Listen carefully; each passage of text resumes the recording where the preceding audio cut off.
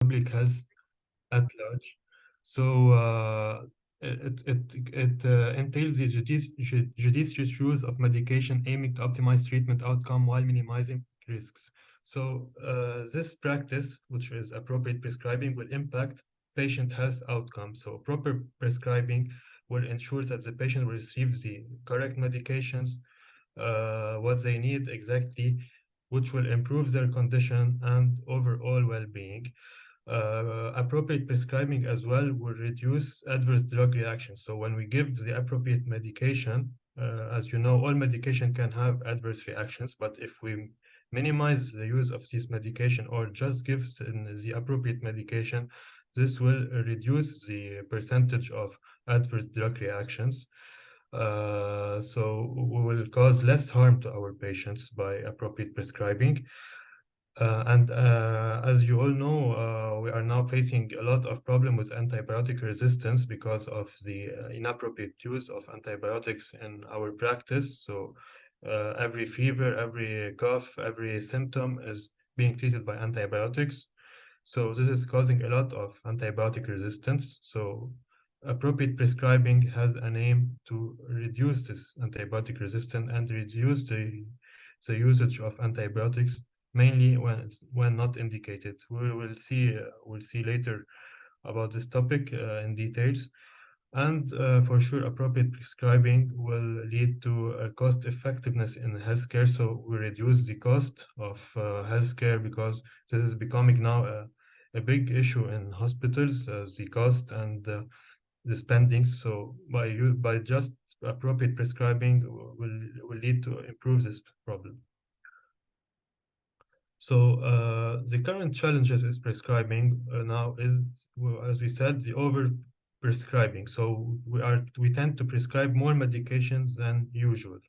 So if you see in this study that was published in 2014 in JAMA Internal Medicine Journal, you can see that for the usage of antibiotics. So you can see for example, for sinus infections, on average, 80% are being treated by antibiotics. For sure, not all of these patients have bacterial infections, so we are treating even viral infections with antibiotics, and 80% of sinus infections. For middle ear infection as well, between 75 to 80%, and for pharyngitis as well, around 55% are being treated by antibiotics. So overprescribing is mainly related to antibiotics use and is leading more and more to antibiotic resistance. We are seeing a lot of antibiotic resistance, especially with beta-lactams. So the antibiotics that we prescribe most frequently, like augmentin, amoxicillin, all of these antibiotics, we are seeing more resistance. You can see on the orange part of this graph. Aminoglycosides come in second. Others are less frequent, but are increasing year after year. It's a big problem mainly for broad spectrum antibiotics like colistin or the antibiotics that we use to treat very severe gram-negative infection. We are now seeing more and more drug resistant for these last resort antibiotics, if we can say, mainly in the intensive care units. So it's a very dangerous situation we are facing, and will increase in the next 10 or 20 years. So antibiotic resistance can be reduced by appropriate prescribing. Here is another study. So this study shows it was about carbapenem. So carbapenem are broad spectrum antibiotics that are used to cover gram-positive, gram-negatives, and anaerobes types of bacteria, and are used also for sepsis and septic shock or for very severe infections. You can see that antibiotic resistant to these carbapenems are increasing from 2014 to 2018. The curve is going up. It's going up more. It's going up in a faster way in non-US hospitals. In US, it's slowed down a bit, but worldwide the problem is a lot heavier than in the United States. So this is due to inadequate prescribing in hospitals and outside hospitals. Another challenge in prescribing is the adverse drug reaction. So inappropriate prescribing will lead to more adverse drug reaction because we are giving medications for patients that are not in need of this medication. The most common medication being prescribed for patients that do not need it is aspirin. Usually, a lot of people are taking aspirin just for protection.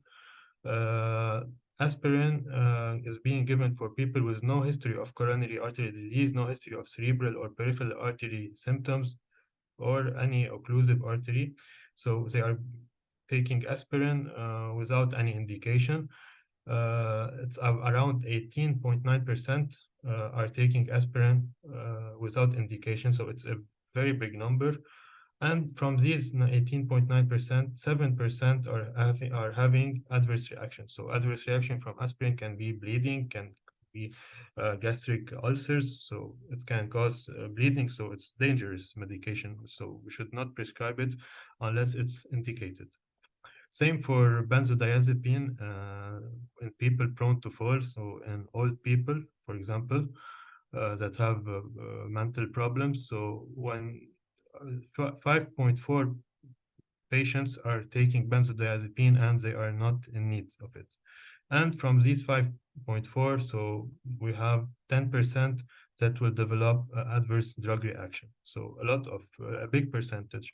Same for NSAIDs in patients with moderate to severe hypertension. As you know, non-steroidal anti-inflammatory drugs can cause high blood pressure. And for patients with tendency to elevate their blood pressure, we have to avoid prescribing anti-inflammatory. And 5% of people are getting anti-inflammatory without inappropriately, so they should not take it. And they will develop a high blood pressure, for example. And you can see in this list we have a lot of examples. Sometimes you can see patients taking a high dose of aspirin, more than 150 milligram per day.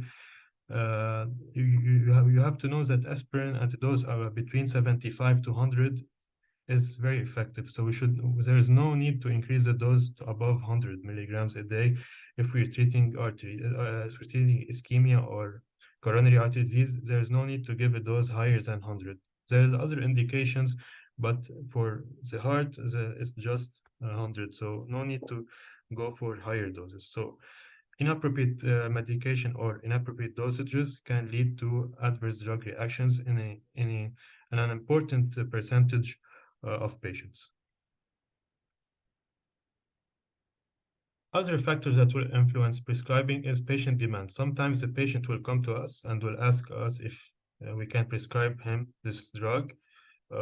We need to make the patient understand and that there's indication to receive the drugs. There's guidelines that we need to follow. So we need to discuss with him about his preferences.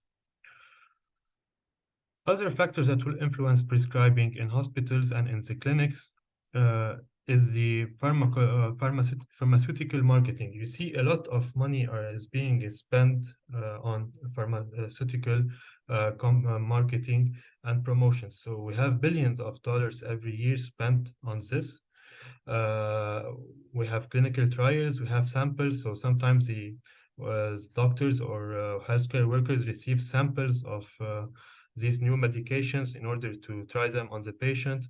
Educational and promotional meetings, promotional mailings, advertisement, direct consumer advertising. So all of this will cause a lot of money. So pharmaceutical marketing is influencing a lot of prescribing, and it's changing year after year, because year after year we have new studies, new drugs being used. So it will affect prescribing for sure.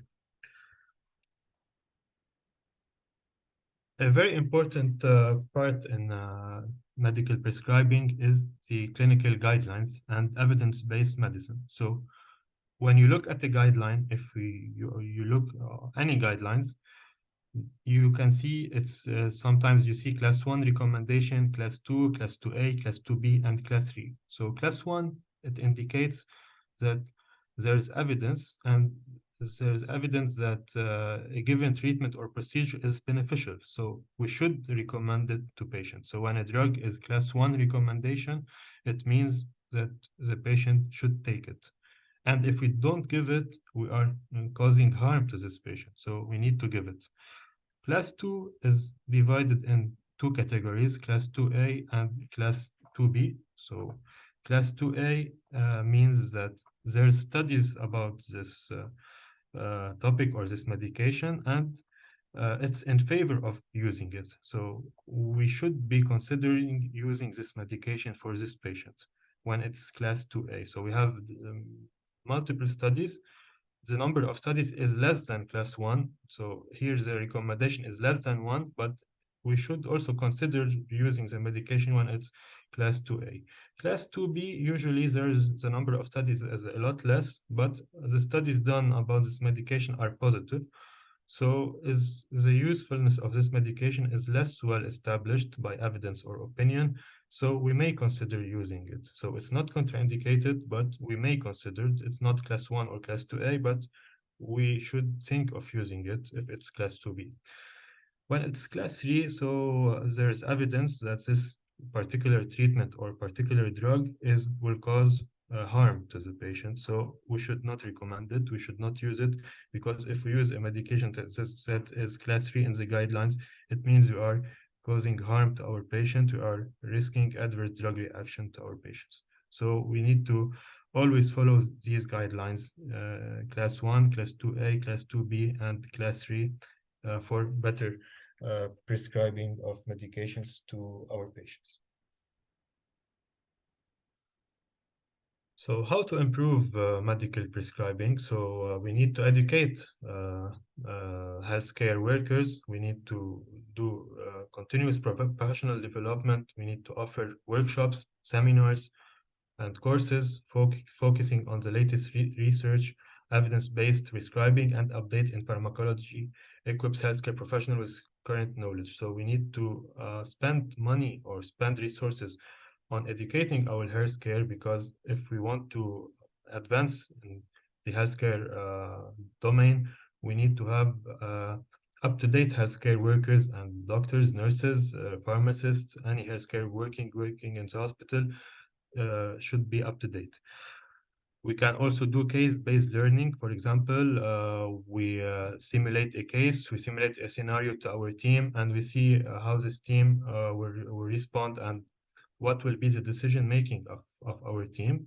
We can also do interdisciplinary training. So we can have doctors, nurses, pharmacists, and together with other healthcare workers, they do collaborative education involving multiple healthcare workers, as we said. So this will encourage interprofessional collaboration, sharing thoughts, sharing ideas on how to improve. So another way to improve the medical prescribing is to use electronic health records. So as you know, before in most hospitals, the health record is written by handwriting on papers. Now it's more and more recommended to use electronic health record in our health systems because it will help us, especially for dosages. It will give us alerts and reminders, mainly when we prescribe two medications that can have drug-to-drug interaction. It will give us an alert or a reminder. It will give us also an alert if the patient, for example, is allergic to a medication that we prescribe. All of these informations will not be available when we prescribe on papers with handwritten papers. So we will not have access to alerts, reminders. So it's very important to try to implement electronic health records in all our hospitals. I will show you here an example of a patient. This is an electronic health record. So this is a medical file, an electronic medical file for the patient. Here, the doctor prescribed two medications. So these two medications, amphetamine and a MAO inhibitor. So These two medications together will increase the risk of hypertensive crisis. So the software or the electronic health record gave us an alert of severity level 3 that these two medications together can interact and can cause a hypertensive crisis. So it's very essential to use such tools in order to minimize drug interactions and to make better medical prescribing. Another example is for this patient. This patient has an allergy to statins, so he already received statins before to treat his hyperlipidemia. At this time, the healthcare worker prescribed statin again, so prescribed atorvastatin per os. And when he did it, the system gave him drug allergy alerts because the patient is already known to have an allergy to statin, so we should avoid using this medication. So it's very practical. It's very easy. It helps to reduce a lot of side effects, to reduce a lot of drug allergies, to reduce a lot of complications by using electronic health records. So in order to prove this, a study was performed in Egypt. So it was about the impact of electronic prescribing on reducing medication error in an Egyptian outpatient clinic. So as you can see, for the clinics that are using handwritten files, the medical errors or inappropriate prescribings were about 4% of cases, while when we use electronic face, we said we minimize drug-to-drug interaction, we minimize the medical allergies, when we minimize giving a drug that causes allergy to this patient. So we reduce it from 4% to 2.8%, which is a significant number. So a lot of studies were performed and all were in favor of electronic prescribing system instead of handwritten prescribing system. Also technology prescribing. So other than the electronic medical file, sometimes we need to do telemedicine and remote prescribing. And this is important, especially in rural areas. So in areas that are not developed, in areas that are very far from the big cities or big university hospitals. So here, telemedicine sometimes can help, and it was proven in this study that was published in 2013. It studied telemedicine consultation and medication errors in rural emergency departments. So it was in a city that is very far from technology. So they found out that pediatric critical care telemedicine consultation were associated with significant reduction in risk of physician-related medication error among seriously ill and injured children in rural emergency departments. So this study was positive, and mainly we're talking here about pediatric patients living in rural areas, so in areas that are underdeveloped. So we found out that telemedicine can be implemented and can help in such situations. Another technologies that we can use for patients, for example, we can encourage them to have mobile phone apps, for example, to track their medications, so they can set reminders in order to always remember to take the medication to prevent skipping dosages. So the app will give him a notification in order to tell the patient to take the medication on time. Also for doctors and for nurses and for healthcare workers, there's a lot of applications. We have the UpToDate application, have the Medscape application, which are the most commonly used applications in prescribing. So this application will give you the appropriate dose, how to dilute the medication, what is the exact dose. So they are very useful. So and we have a lot of reduction in medical errors by using these applications. Pharmacists also have a very important role in medical prescribing, especially in hospitals. So pharmacists will review all the medications being prescribed in the hospital in details. They make sure that all the prescriptions are appropriate, are safe, and they are efficacy to being prescribed. They also offer counseling to patients on proper medication use. For example, if a medication needs to be used in a proper way, the pharmacist should talk to the patient directly and should inform him about the appropriate usage of these medications. For example, a nebulizer or a medication that should be given in the eyes or in the nose, sometimes there's another technique to take it. So the pharmacist can have a role in this. The pharmacist should review all the medications to ensure there's no drug-to-drug interaction, to make sure the dosage is correct, to make sure there's no alternative medications, and to make sure that the treatment is optimal for the patient.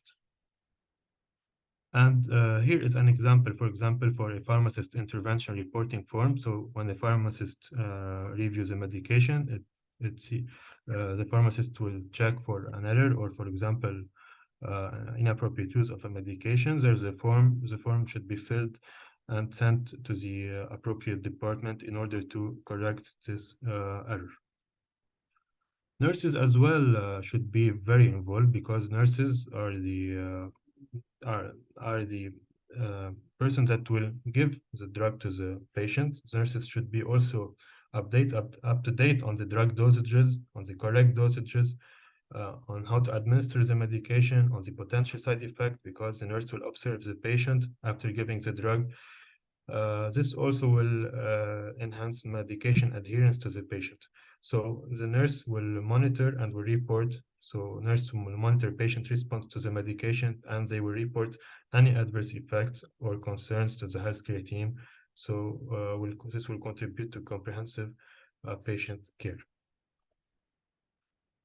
So it's very important also to have interprofessional collaboration. So all of these members, so doctors, nurses, pharmacists, other healthcare workers, they should coordinate together because collaborative effort among healthcare professionals will ensure coordinated care, aligning prescribing decisions with broader treatment goals. So we also need to involve patients in discussions. So when we want to or we want to start a new treatment or long-term treatment for the patient, we need also to discuss with him. We need to explain our decision to the patient, to the family.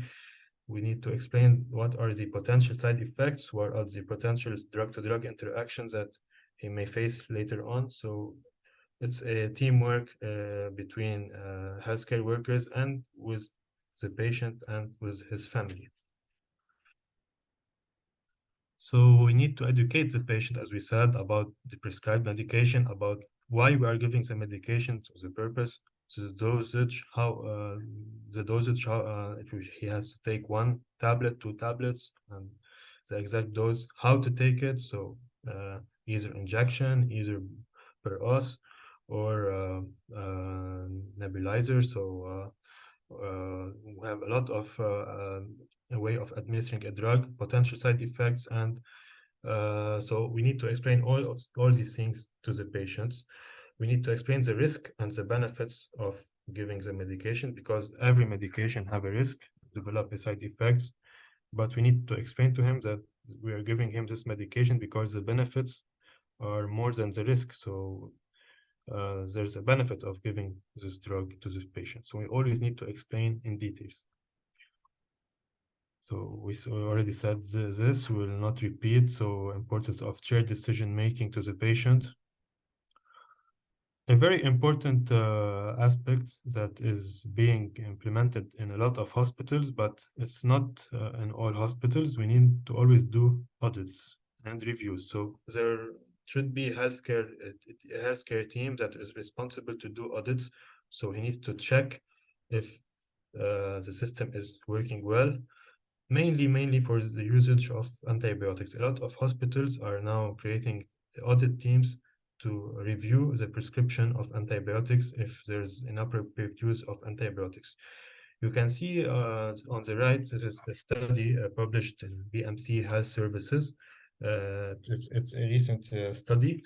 you can see that this study was started in 2010 when the audit team started working. You can see that the usage of antibiotics was about 70%, so it was very big.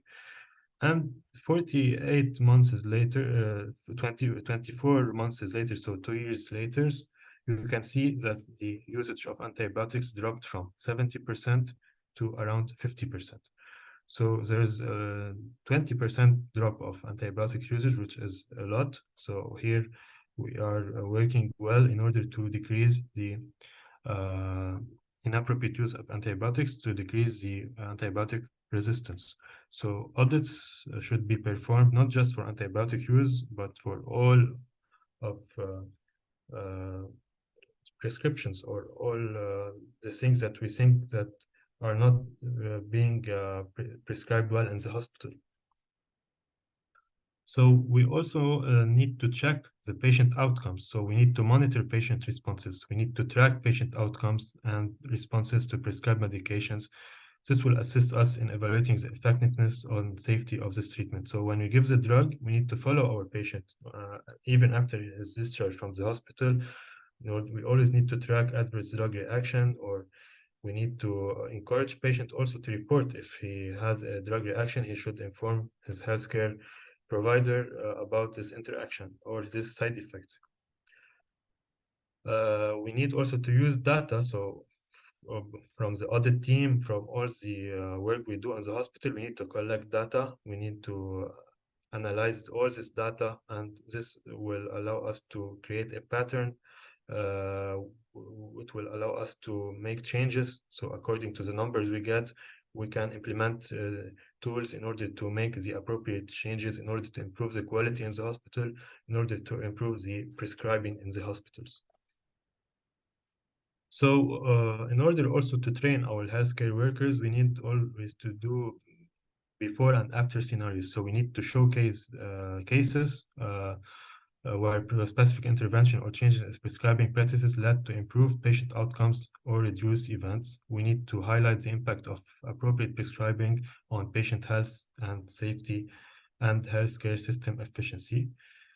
We need also to share success stories. So, for example, share success stories of healthcare facilities or practitioners that implemented a successful strategy to optimize prescribing.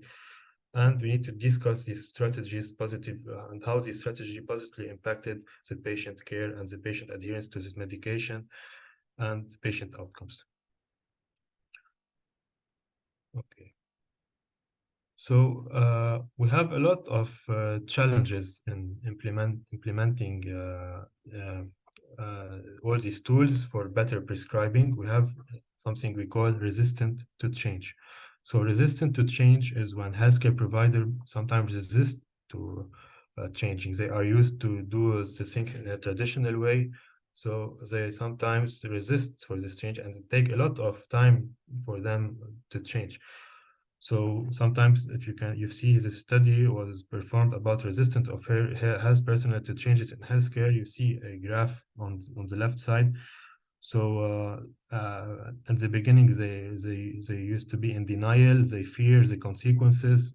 They want to stay in their comfort zone, so they resist. But after the education and after all these workshops and cases they discuss, you see that the acceptance rate is going higher, and now they are eager to change in order to improve the medical prescribing system. Another challenge is the limited resources. So not all hospitals or not all healthcare systems have a lot of resources to spend.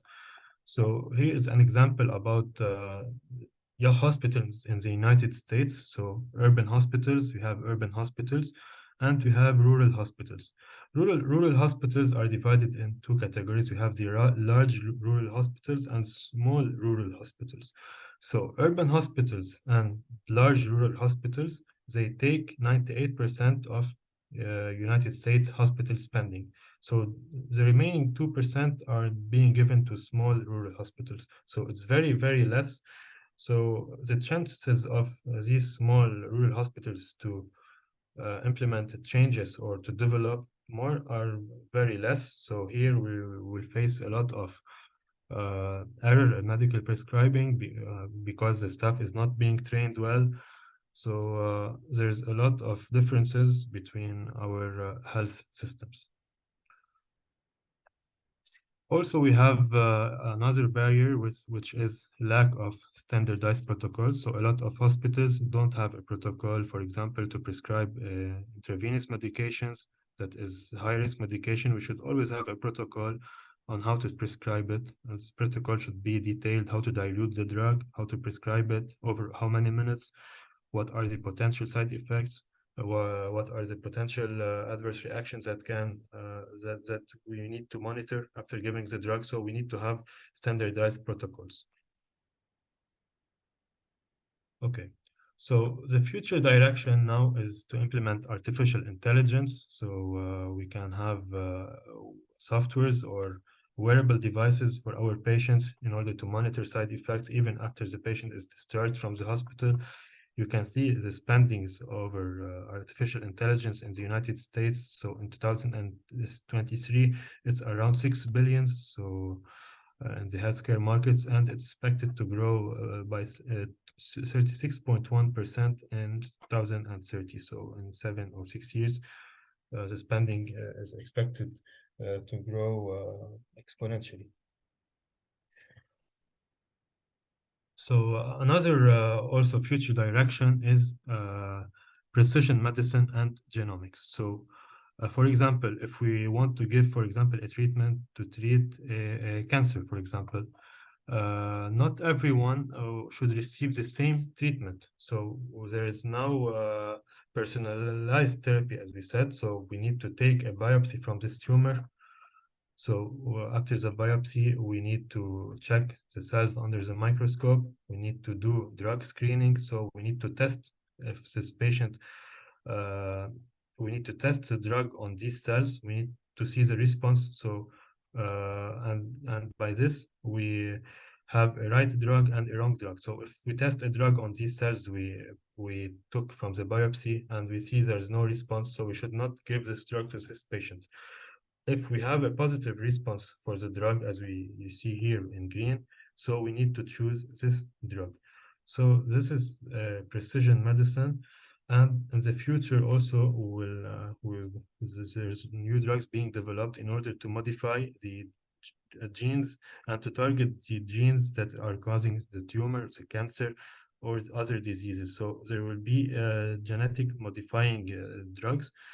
So not just personalized drug based on response to cells we took from a biopsy, but there will be also more and more personalization. So not all patients will respond to the same medication, and each patient will need a different medication in order to for him to being treated.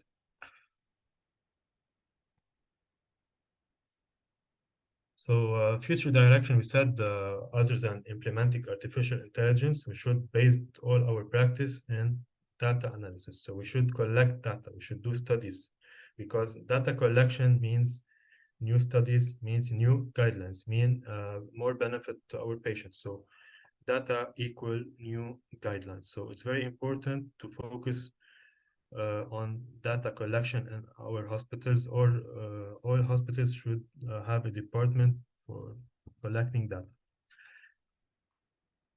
So I will give you now a few cases. So in order to discuss all what we said, we'll give real cases. So the first case is a 35-year-old patient that presented with a persistent cough and mild fever for a week. So there was no alarming sign, and the patient reported a history of similar episodes treated with antibiotics. So do you think this patient needs to be given antibiotics, or there's a chance that this could be a non-bacterial infection? What do you think? Please write in the comment below. Do you think we should prescribe antibiotics directly to this patient, or we should wait?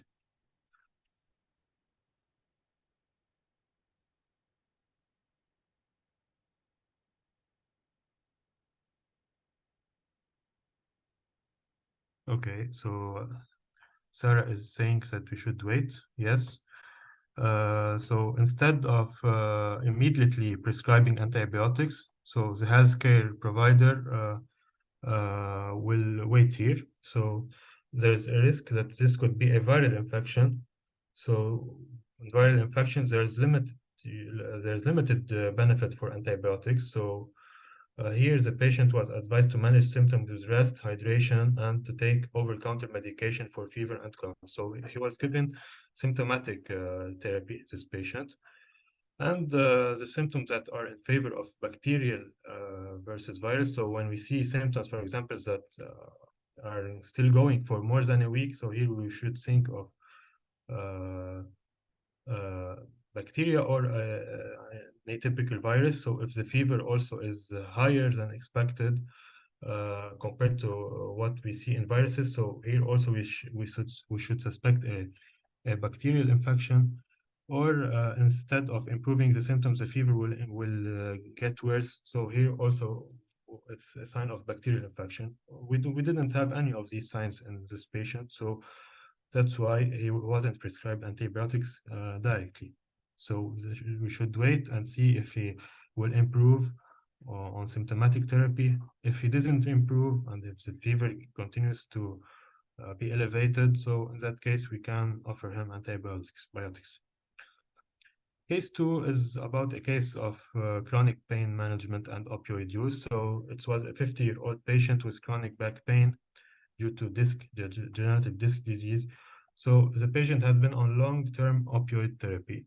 So here the patient was not responding well to the opioids. So they discussed with him alternative pain management strategies, including physical therapy. So physical therapy with non-opioid medications. So they give him a plan and the patient responded well. So we should always, in these cases, underscore the significance of personalized evidence-based approach for prescribing. So not all patients will react the same to the things we prescribe. The third case is about a 45-year-old male that came to the emergency department with acute onset chest pain that started 1 hour ago. So it was a squeezing sensation in the center of the chest, radiating to the left arm. He has shortness of breath as well. On his previous history, he just has hypertension, but not other cardiac issues.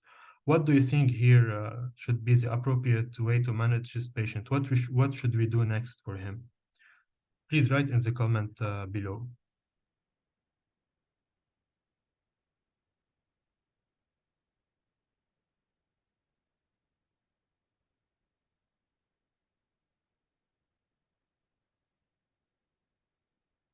Okay, so for this patient, we suspect a coronary artery disease, so a typical chest pain. Yes, so high dose of aspirin and ECG, as Sarah said, exactly. So the next step was to perform an ECG, and this is an ECG. This is not the topic of our discussion, but you can diagnose acute myocardial infarction, ST elevation myocardial infarction on this ECG. And the patient, he had aspirin, 250 milligrams given, and also the patient received nitroglycerin for his pain. So nitroglycerin will relieve his symptoms. So if we follow the guidelines, so any patient presenting with chest pain, we need to do an electrocardiogram. So the electrocardiogram, it will either be normal, will show us ST changes, and the ECG is very useful for the diagnosis in case of chest pain. So it's the first thing to do in these settings. So the guidelines also tell us that we need to give high-dose aspirin intravenously, preferred to per os. And we should also give, in addition to aspirin, a second antiplatelet medication, which is a P2Y12 inhibitor, like ticagrelor. And we should give also proton pump inhibitors when we give dual antiplatelets, especially in high risk of bleeding, gastrointestinal bleeding patients. And the class 1 recommendation, we said class 1, so we should do it. If we don't do it, we are causing harm to our patient. So class 1 recommendation is to send the patient to the catheterization lab in order to visualize his coronaries and to put a stent if needed, because this is a case of myocardial infarction.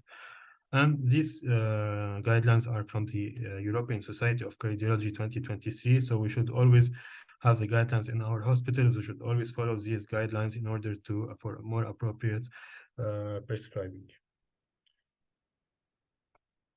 So this patient, as we said, was diagnosed with ST elevation myocardial infarction. He was sent to the catheterization lab, and an emergent coronary angiography was performed.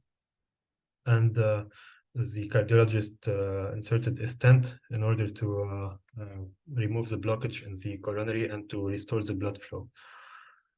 So the patient was followed up after the procedure in the hospitals for a few days, and he was discharged for cardiac rehabilitation. And the patient was maintained on antiplatelets and lipid-lowering medication, and he was very well after the procedure. So following the guidelines will assure us that the patient will improve if we follow the guidelines closely. The last case that we will discuss is about a 28-year-old female.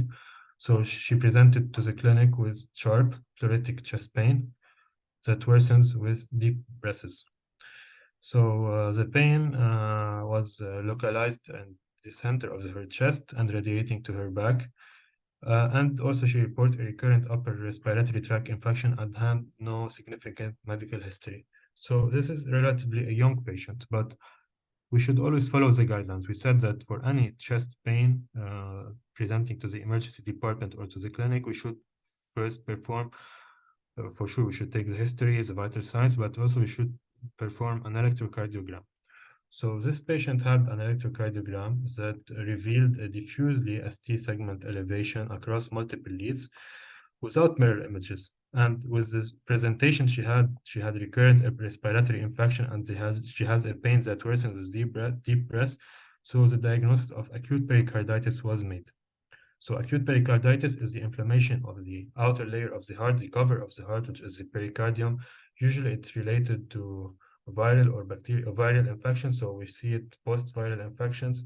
So we should always ask the patient if he has a history of upper respiratory tract infection, for example. It's very common after it. And the guidelines in pericarditis, we have also guidelines from 2015. So it's class 1 to perform ECG, to perform an echocardiography, because patients with pericarditis can have also pericardial effusion. So we need to do a transthoracic echocardiography to check for pericardial effusion. We need to check to do a chest X-ray as well, because we said it can be associated with an infection, mainly a lung or upper respiratory tract infection. We need to do inflammatory markers like CRP, because CRP will be elevated in pericarditis, and we can use it to follow up if the patient is responsive to the therapy or not. Also, hospital admission should be recommended in high-risk patients. If a patient is a low risk, like the patient in our case, we can discharge her and we can start therapy outside the hospital. So no need to hospitalize everyone with pericarditis. As you can see in the guidelines, it tells us that outpatient management is recommended for low-risk patients. So we can discharge them. They should not necessarily be hospitalized. And we need to evaluate for response in 1 week. So we need to see the patient back in 1 week. And the guidelines also tell us that the recommended treatment for this condition is to give aspirin or ibuprofen, one of the above. We have to give aspirin here high dose, so we give 1 gram every 8 hours, so it's a very high dose. So this dose is an anti-inflammatory dose. So here it does not act on the platelets. When we give 1 gram, it will act as anti-inflammatory. So either we give aspirin or ibuprofen for 1 to 2 weeks, and after 2 weeks we should taper down, and we should stop these drugs 1 to 2 weeks later. In addition to aspirin or ibuprofen, we should prescribe also colchicine, which also has anti-inflammatory effects. So colchicine is prescribed based on the weight. So if the weight is less than 70, we prescribe 0.5 milligram once. If the weight is above 70, we prescribe 0.5 milligrams twice a day. And the duration of colchicine therapy in pericarditis is for 3 months. And here, there is no need to taper down the dose. We can stop it directly. Some recommend to taper it, but we generally can stop it without tapering. So the guidelines tell us to do this. So we need to follow the guidelines for any condition or any therapy in our patients. So it's very important. So this patient was advised to rest and to use NSAIDs and colchicine, and he had a positive evolution of his symptoms. So he was symptoms free, and his ECG improved when he came back to see his doctor 1 week later. So every drug in the hospital should have this list. So should the route of administration either oral, sublingual, rectal, inhalation, injection. We need to check if the drug has efficacy if being given in oral form, sublingual form, rectal, inhalation, injection, and topical. So for all drugs we should have this list. We also should know that there is our drug that we should slowly raise the dose for this drug in order to be effective, like antidepressants, anti-epileptics, angiotensin converting enzymes, so ACE inhibitors, alpha blockers. So all these medication we should try to slowly raise the dose in order to reach the appropriate dose for the patient. In contrast, other medications should not be stopped directly. They should be stopped and should be tapered down when we want to stop them, like amphetamines, anti-epileptics, antidepressants, antipsychotics. So anti-epileptics and antidepressant, they should have, when we want to raise the dose, we should also raise it slowly. And when we want to stop the medication, we should not stop it abruptly. We should stop it progressively. And there's also corticosteroids, hypnotics. Corticosteroids should be stopped. We should taper them down, because if we stop them abruptly, the patient has a risk to develop adrenal insufficiency. So it's a dangerous condition. So when we want to prescribe a medication, the prescription should include the name, the address, the telephone of the prescriber. So if a doctor is prescribing it, as you can see on the prescription example here, the name of the doctor is here, the address of his clinic, the phone number, the date, so this was mentioned, the name of the drugs, either a generic or a real name, and the total amount, one in the morning, one at night, per us, intramuscular. So we should always, if we have other instruction, we can put them here, and the prescriptions should be signed as well. So all prescriptions should follow this example. So now when we give the treatment for the patient, and we will see him later on, we need to check if the disease was cured. So if the disease was cured, we then can stop the treatment. Either we stop it directly, or we taper it down for the list of medications that I showed you. If the treatment was partially effective, but it's not completely, so the patient still have symptoms, so in that case, the treatment should be reconsidered, or the dose should be reconsidered. Sometimes the patient will require a higher dose. If the disease was not cured or was not ameliorated at all, so here in that case we should ask if our diagnosis was correct, if we're giving the appropriate medications, the appropriate dose, and if the patient is taking it correctly. So sometimes the patients will not follow our guidance, and he will take the medication inappropriately, a wrong dose or a wrong route of administration. So we need to check all of these questions. I will give you just here examples of protocols that should be present in our hospitals. For example, if a medication should be administered in a subcutaneous injection, so there should be a protocol. So the first step should always be hand washing. So we should wash hands. We need to reassure the patients. We need to uncover the area that should be injected. We need to disinfect the skin. We need to insert the needle in the base of the skin fold. We need to put it at an angle of 20 to 30 degrees, then release the skin. Then we need to aspirate it briefly because we need to make sure that we're not puncturing an artery, for example, or a vein, because here we're giving it subcutaneously, so we should not go in the vein. So we need to aspirate. Then if we don't see a blood, we inject the medication slowly. And then after we inject the medication, we can withdraw our needle. All of this should be performed in a sterile environment.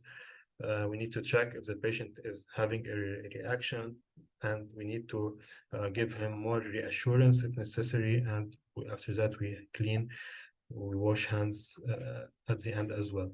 So this is a protocol, for example, for subcutaneous injection that every hospital or every floor in the hospital should have it, and the healthcare workers should be trained to perform the 13 steps as by the protocol. Same applies for intramuscular injection. So here we have 12 steps. We will not go into the details, but the first 2 steps, wash hands and the reassuring of the patient, are the same. Here the angle is different. So here it's a 90-degree angle, but we should not go very deep. We also should always aspirate to check for blood. So we have things in common between intramuscular and subcutaneous.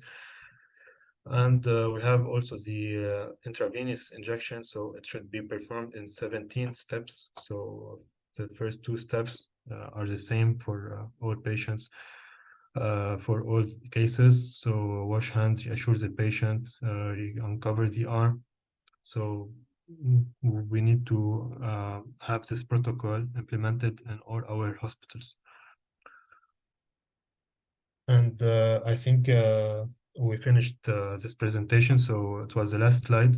So thank you for listening, and if you have any questions, please feel free to ask them in the chat box. We'll have a few minutes to answer your questions.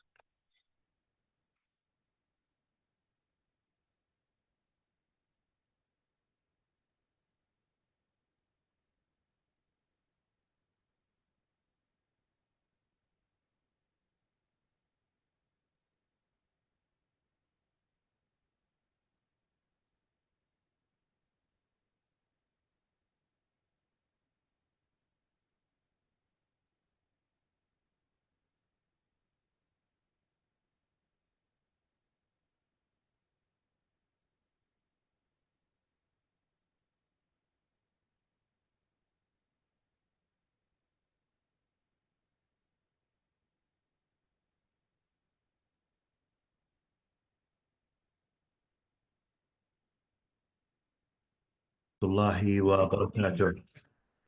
أهلا وسهلا بكم في محاضرتي في هذه الدورة. أنا محدثكم سلطان المطيري، الباحث والمدرب في سلامة المرضى. Welcome and good morning to my presentation. My name is Sultan Al-Mutairi. I'm a speaker in patient safety. الصوت واضح يا أخوات؟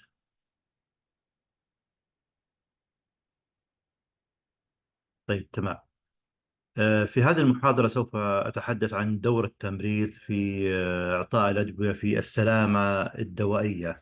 In this presentation, I will talk about the role of nurses in medication administration and safe medication practice.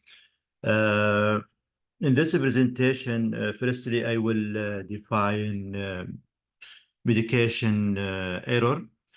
The definition of medication error is any preventable event that may cause or lead to inappropriate medication use or patient harm. طبعا في هذه المحاضرة سوف أتحدث عن دور التمريض في السلامة الدوائية وإعطاء الأدوية، وسوف أبدأ بتعريف الأخطاء الدوائية. الأخطاء الدوائية تعريفها أي حدث any preventable event، أي حدث قابل للمنع، قابل للمنع that may cause or يسبب أو يؤدي إلى أسباب مشاكل دوائية غير مناسبة وتؤدي إلى ضرر للمريض. هنا في التعريف مكتوب preventable event، يعني أحداث قابلة للمنع، هذه هي الأخطاء الدوائية. هل هنالك ما هو الفرق ما بين preventable event و non preventable event فيما يتعلق بالأدوية؟ يعني الأدوية الآن، أضرار الأدوية في أحداث قابلة للمنع وفي أحداث غير قابلة للمنع. القابلة للمنع زي الأخطاء الدوائية، مثل الأخطاء الدوائية، يعني إعطاء مريض جرعة خاطئة، إعطاء دواء خاطئ، إعطاء الدواء للمريض خاطئ. In English, there are two types of events related to medication safety. Number one is preventable event, and number two, non-preventable event. What are differences between preventable and non-preventable? Preventable mean we can prevent, such as medication error, because we can prevent medication error.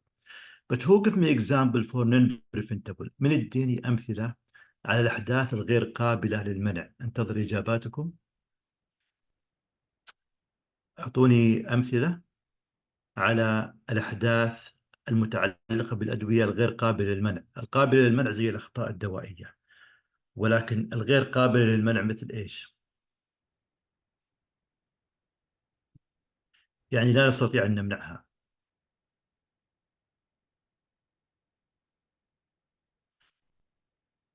انتظركم يا أخوة أخوات، انتظر إجاباتكم. أحداث غير قابلة، أحداث متعلقة الأدوية غير قابلة للمنع مثل إيش؟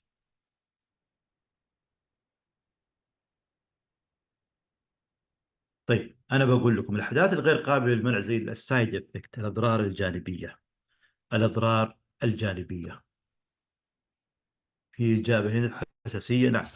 نقول إحنا مثل الأضرار الجانبية، أحيانا لما تفتح علبة الدواء تحصل في ورقة في داخل علبة الدواء فيها معلومات عن الدواء، فيها اسم الدواء العلمي والتجاري وأغراض الاستخدام والأضرار الجانبية والسايد إفكت، الأعراض الجانبية طبعا. ومكتوب فيها إنه هذا الدواء ممكن يسبب دوار، يسبب غثيان، يسبب هذه كلها بيسموها إيش؟ الأعراض الجانبية، السايد إفكت. فهذه الأعراض لا يمكن منعها، ولكن التي يمكن منعها مثل إن ما نعطي المريض دواء بالخطأ. Example for non-preventable events such as side effect: when you open the medication, you will find paper include information regarding the medicine, such as generic name, trade name, indication, side effects. The side effect is example for non-preventable event.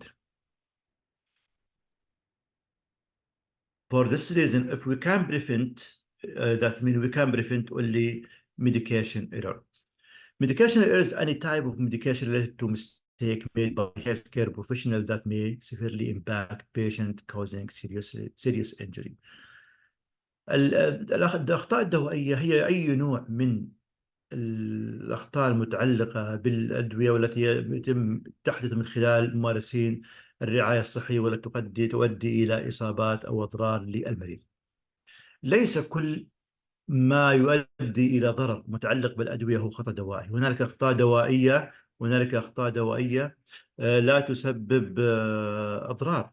فإذا ممكن دعوني أعرف لكم الأحداث المرتبطة بالأخطاء الدوائية.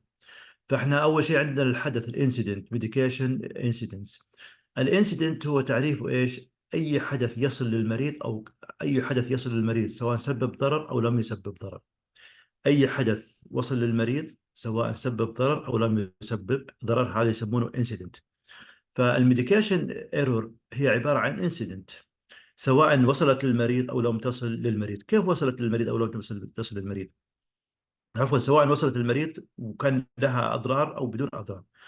وصلت للمريض يعني وصلت للمريض معناها إيش؟ أنه الممرضة حضرت دواء بالخطأ، سواء اسم الدواء أو الجرعة الخاطئة، وأعطت المريض هذا الدواء وحصل أضرار. هذا يسمونه حدث بضرر incident with harm. أو ممكن حضر الدواء جرعة خاطئة أو دواء خاطئ وأعطته للمريض ولكن لم يحدث أضرار، هذا يسمونه حدث بدون ضرر أو incident with harm. There are two types of medication incidents: incident with harm and incident without harm. Incident with harm, for example, a nurse prepare wrong medication, wrong dose, she give the patient this medication and there is harm to patient. This is called incident with harm. The second type is incident without harm. That means a nurse give the patient wrong medication, wrong dose, wrong route, but there is no harm. This is called incident without harm. There is another type also of medication error called near miss. Near miss, what's the meaning near miss? Near miss that means about to happen but didn't happen. اللي يسمونه الأحداث التي على وشك الوقوع أو النير مس، أو له اسم آخر يسموه كلوز كول. هذه الأحداث كادت أن تقع ولكن لم تقع. مثلا في الأخطاء الدوائية، ممرضة حضروا دواء بالخطأ، جرعة خاطئة، دواء خاطئ، أو كادوا أن يعطون هذا الدواء بطريقة خاطئة، عن طريق خاطئ، بدل ما يعطوها عن طريق الانهيليشن كمثال، حضروها في سيرج كانوا بيعطوها من خلال الاي في عن طريق الوريد، ولكن في آخر لحظة اكتشفوا أنه هذا الدواء خاطئ وتوقفوا عن الإعطاء. هذا يسمونه نير مس، كاد أن يقع ولكن لم يقع. Near miss means that mean about to happen but didn't happen. For example, a nurse prepare wrong medication, wrong dose, about to give the medication to the wrong patient, but in the last second the nurse explore this wrong medication, wrong dose or wrong patient, then they stop the administration of this medication. It's called near miss. وthis example for medication error، وهذا أيضا يعتبر من الأخطاء الدوائية. إذا الأخطاء الدوائية أما أنها وصلت للمريض يعني أعطيت، أو أنها لم تصل للمريض. وصلت للمريض تنقسم إلى قسمين: أدت إلى ضرر أو لم تؤدي إلى ضرر. أما القسم الرئيسي اللي هو كادت أن تصل ولكن لم تصل، فهذا طبعا ما راح يكون فيها ضرر ولكن يعتبر من ضمن الأخطاء الدوائية. وفي جميع هذه الحالات يجب أن نبلغ عن هذه الأنواع من الأخطاء الدوائية. حتى نبلغ، لماذا؟ لأن البلاغات يفيدنا كثيرا في التعلم من الأخطاء. It's very important to report incident medication error to learn from this error and prevent in the future. احنا نبلغ عن هذه الأخطاء حتى نتعلم منها ثم نمنعها مستقبلا. السؤال: هل يجب أن نبلغ عن الأحداث الأخطاء الدوائية التي كادت أن تقع ولكن لم تقع؟ سؤال لكم: هل يجب أن نبلغ عن الأخطاء الدوائية التي كادت أن تقع ولكنها لم تقع، اللي هي نير مس؟ هل يجب أن نبلغ عنها؟ نعم أو لا؟ انتظر إجاباتكم.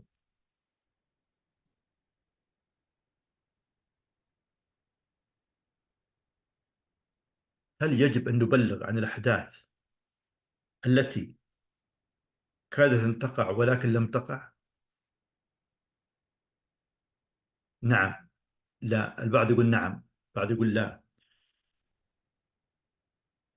ماريا تقول لا، باسل تقول نعم. Do we have to report near miss by reporting system؟ نوف علي تقول نعم. نوف say yes. نعم، ليتعلم الغير أو نتعلم من الأخطاء بشكل عام. مداوي عبد العزيز. طيب، فعلا الأخطاء الدوائية التي كادت أن تقع ولكن لم تقع يجب أن نبلغ عنها. It's very important to report near miss. Why? Because if it didn't happen now, it may happen in the future. يجب أن نبلغ عنها. لماذا؟ لأنه إن لم تحدث الآن قد تحدث في المستقبل، فالإبلاغ عنها ضرورة.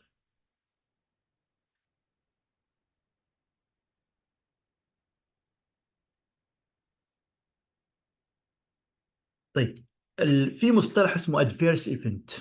adverse event. adverse event means incident with harm. It is another term for incident with harm. الادفيرس ايفنت هو مصطلح آخر للحدث بضرر، يعني إذا تم إعطاء الدواء وصدر عنه أضرار نسميه adverse event.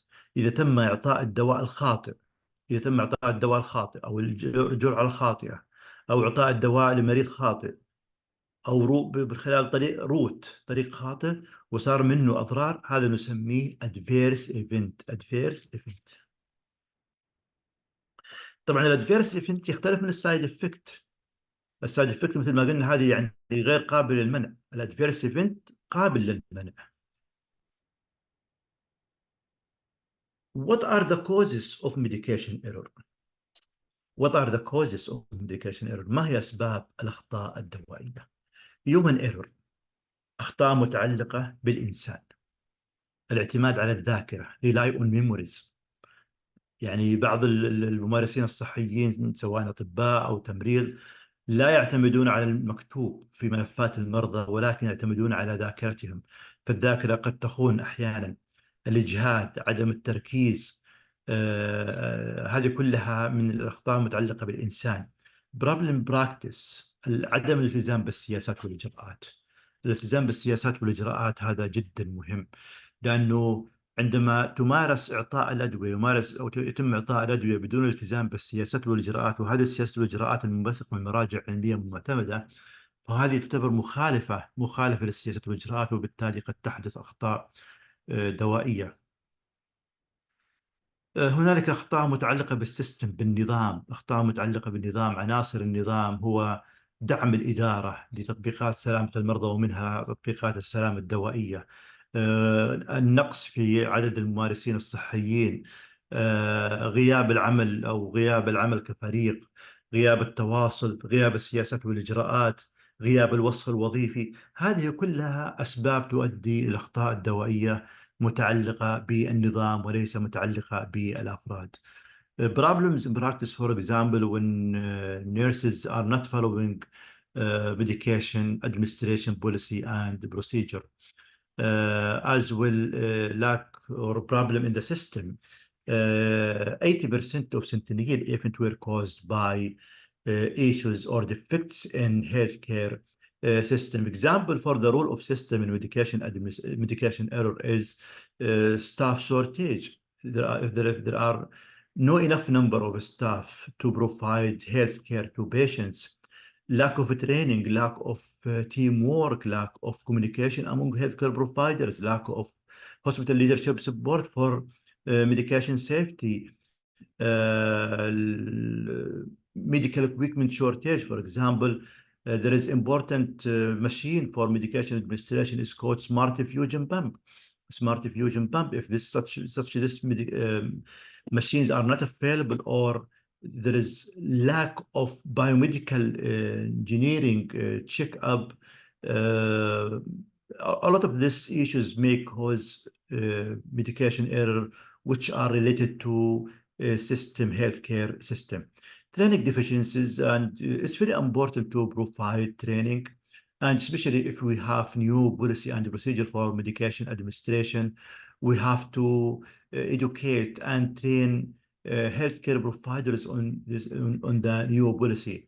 If we have a new policy, we have to give three months, which is time for training, because some hospitals, they make new policy and they ask healthcare providers to practice this policy as soon as possible, and this is completely wrong. We have to give orientation period for the new policy, at least 3 months, to teach and orient the nurses or healthcare providers about the new policy. And we have to give them time to adopt the new policy.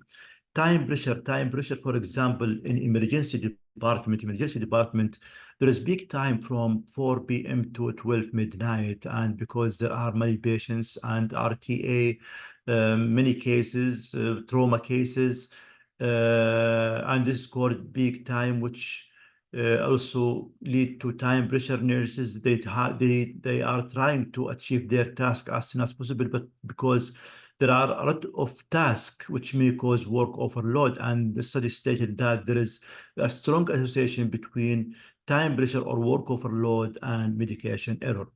Poor perception of risk is another cause for medication error. باللغة العربية طبعا هنالك أسباب الأخطاء الدوائية، هنالك أسباب متعلقة بالإنسان. أحد هذه الأسباب الاعتماد على الذاكرة. بعض الموظفين الممارسين الصحيين يعتمدون على ذاكرتهم وليس على ما هو مكتوب في ملفات المرضى. إن الاعتماد على الذاكرة قد يؤدي إلى حدوث أخطاء دوائية، إعطاء أدوية بالخطأ، إعطاء جرعات خاطئة، إعطاء دواء صحيح إلى مريض خاطئ. المشاكل المتعلقة في الممارسات مثل ما ذكرت في مخالفة السياسة والإجراءات، غياب التدريب وضغط الوقت. ضغط الوقت دائما بنشوفه مثلا في نهاية الشفتات. في نهاية الشفتات التمريض يحاولون ينجزون أعمالهم بأسرع وقت ممكن. ونشوف التايم بريشر كمان في قسم الطوارئ، خصوصا في حالة الذروة من الساعة 4 العصر للساعة 12 منتصف الليل. والسبب يعود إلى كثرة الحالات التي تزور الطوارئ وإلى حوادث السيارات وإلى حالات الإصابات الأخرى. بالتالي هنا يزيد الورك اوفرلود ويزيد اللي هو التايم بريشر، انه التمريض يحاولون اعطاء الادويه وتغطيه جميع المرضى الموجودين وانهاء جميع المهام التمريضيه. واعطاء الادويه ممكن يكون بشكل سريع، والاعتماد على الذاكره بدون اعتماد على ملف المريض. وفي الحاله هذه قد تحدث الاخطاء الدوائيه.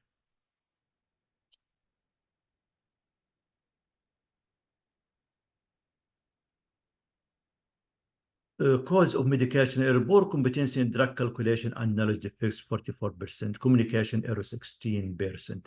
هذه أحد الدراسات التي وضحت بأن كفاءة الممارسين الصحيين فيما يتعلق بحساب الأدوية يعتبر 44% من الأخطاء الدوائية. والأسباب المتعلقة بالتواصل 16%. ما هو المقصود بالتواصل؟ التواصل هنا المقصود فيما بينه هو التواصل ما بين الممارسين الصحيين، وينقسم إلى 3 أقسام: التواصل الشفوي وبالهاتف والمكتوب. طبعا الاتصال بالهاتف، عندما الطبيب يتصل بالهاتف على التمريض لإعطاء دواء مقبول، ولكن يجب أن يكون مبني على سياسات وإجراءات. ويجب أيضا عدم قبول الأدوية عالية الخطر مثل الأنسولين والهيبارين من خلال التليفون، أو الأدوية المتعلقة بالكيموثيرابي العلاج الكيماوي. ولكن يمكن القبول بعض التعليمات الطبية من خلال الهاتف، مثل الأدوية الخاصة بتقليل الألم.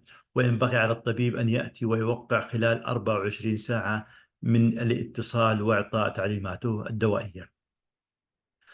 وهنالك أيضا التعليمات الشفوية verbal order. التعليمات الشفوية تقبل في حالات معينة مثل حالات توقف القلب والتنفس، كما أنها تقبل في حالات معينة أخرى عندما يكون الطبيب في غرفة العزل isolation room.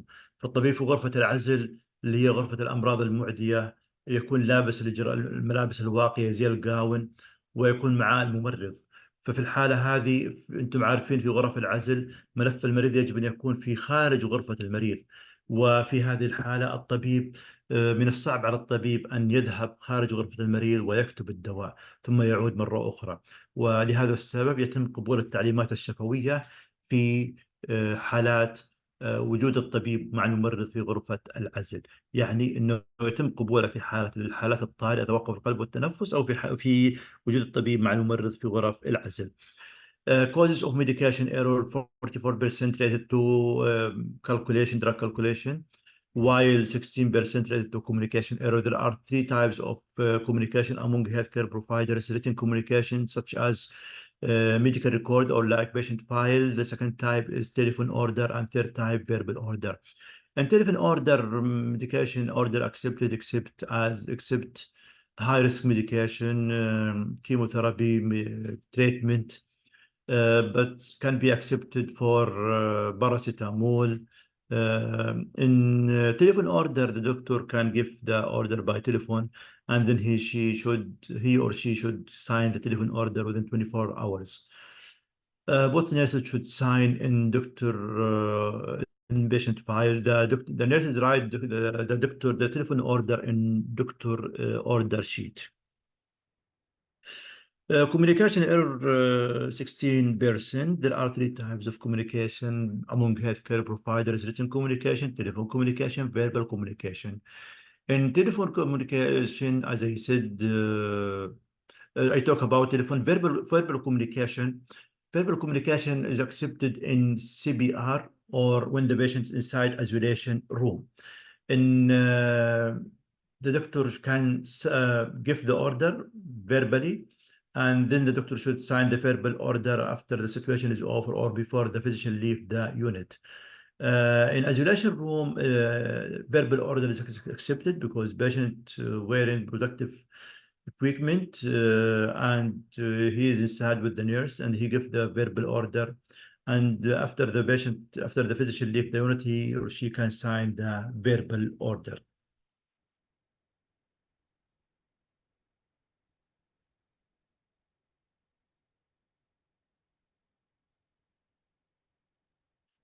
Types of human communication.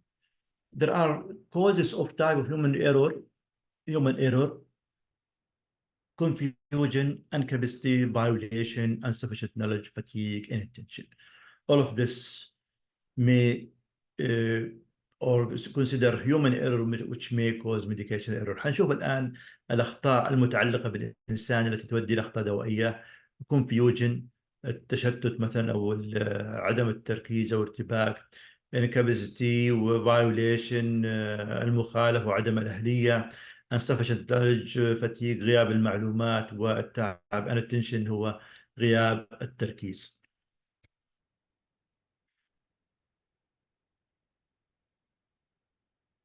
Environmental factors, for example, poor lighting, noise, interruption, too much workload, heat, confused space.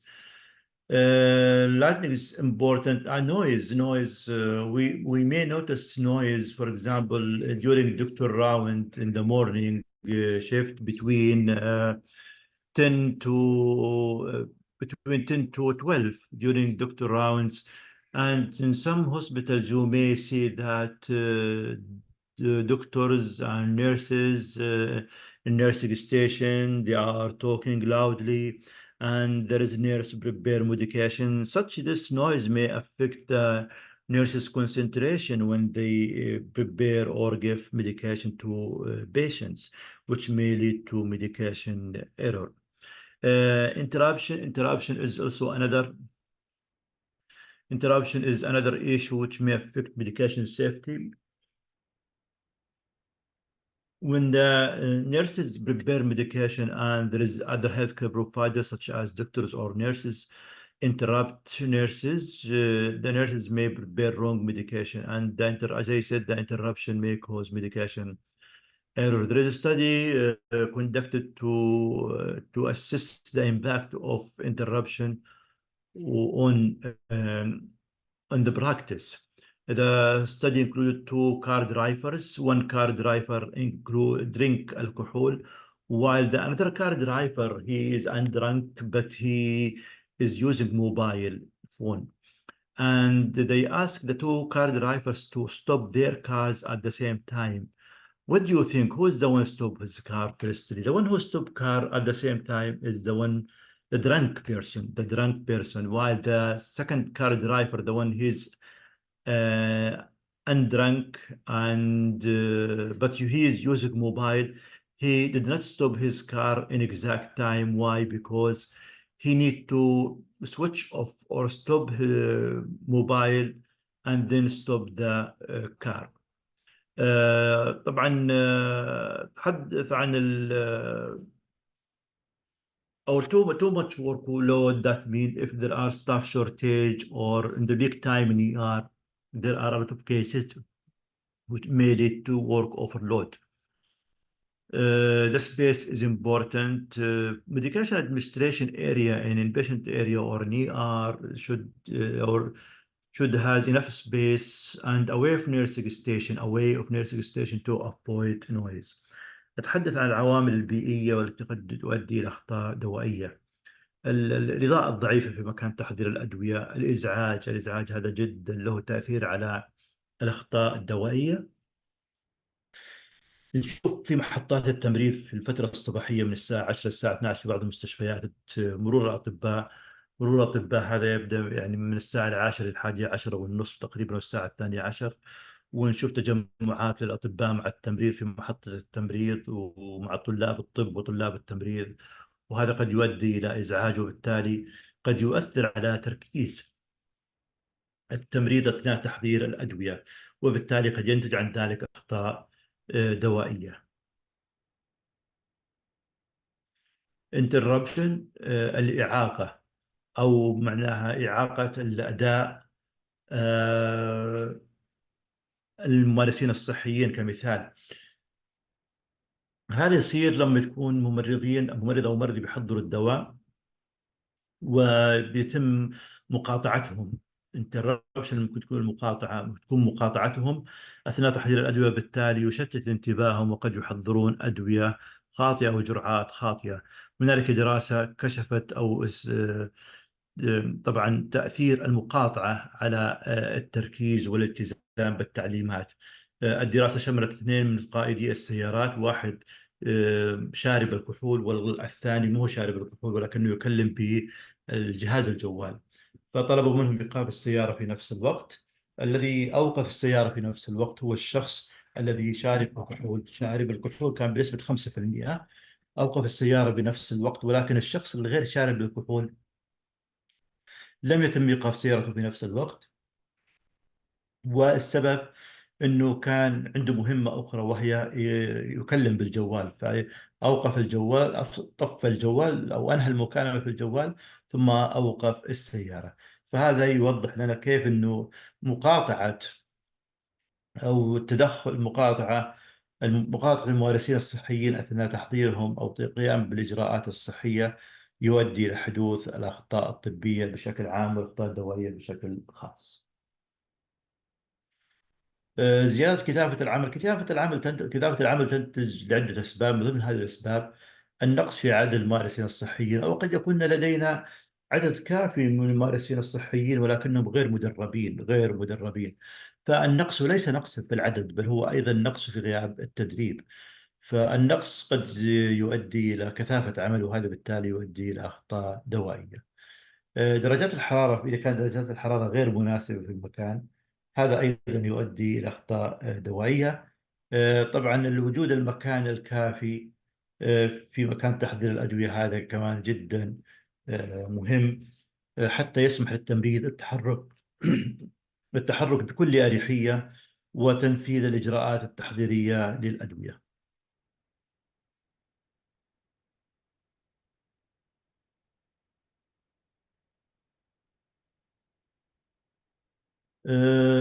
أيضا هناك المشاكل المتعلقة بالأجهزة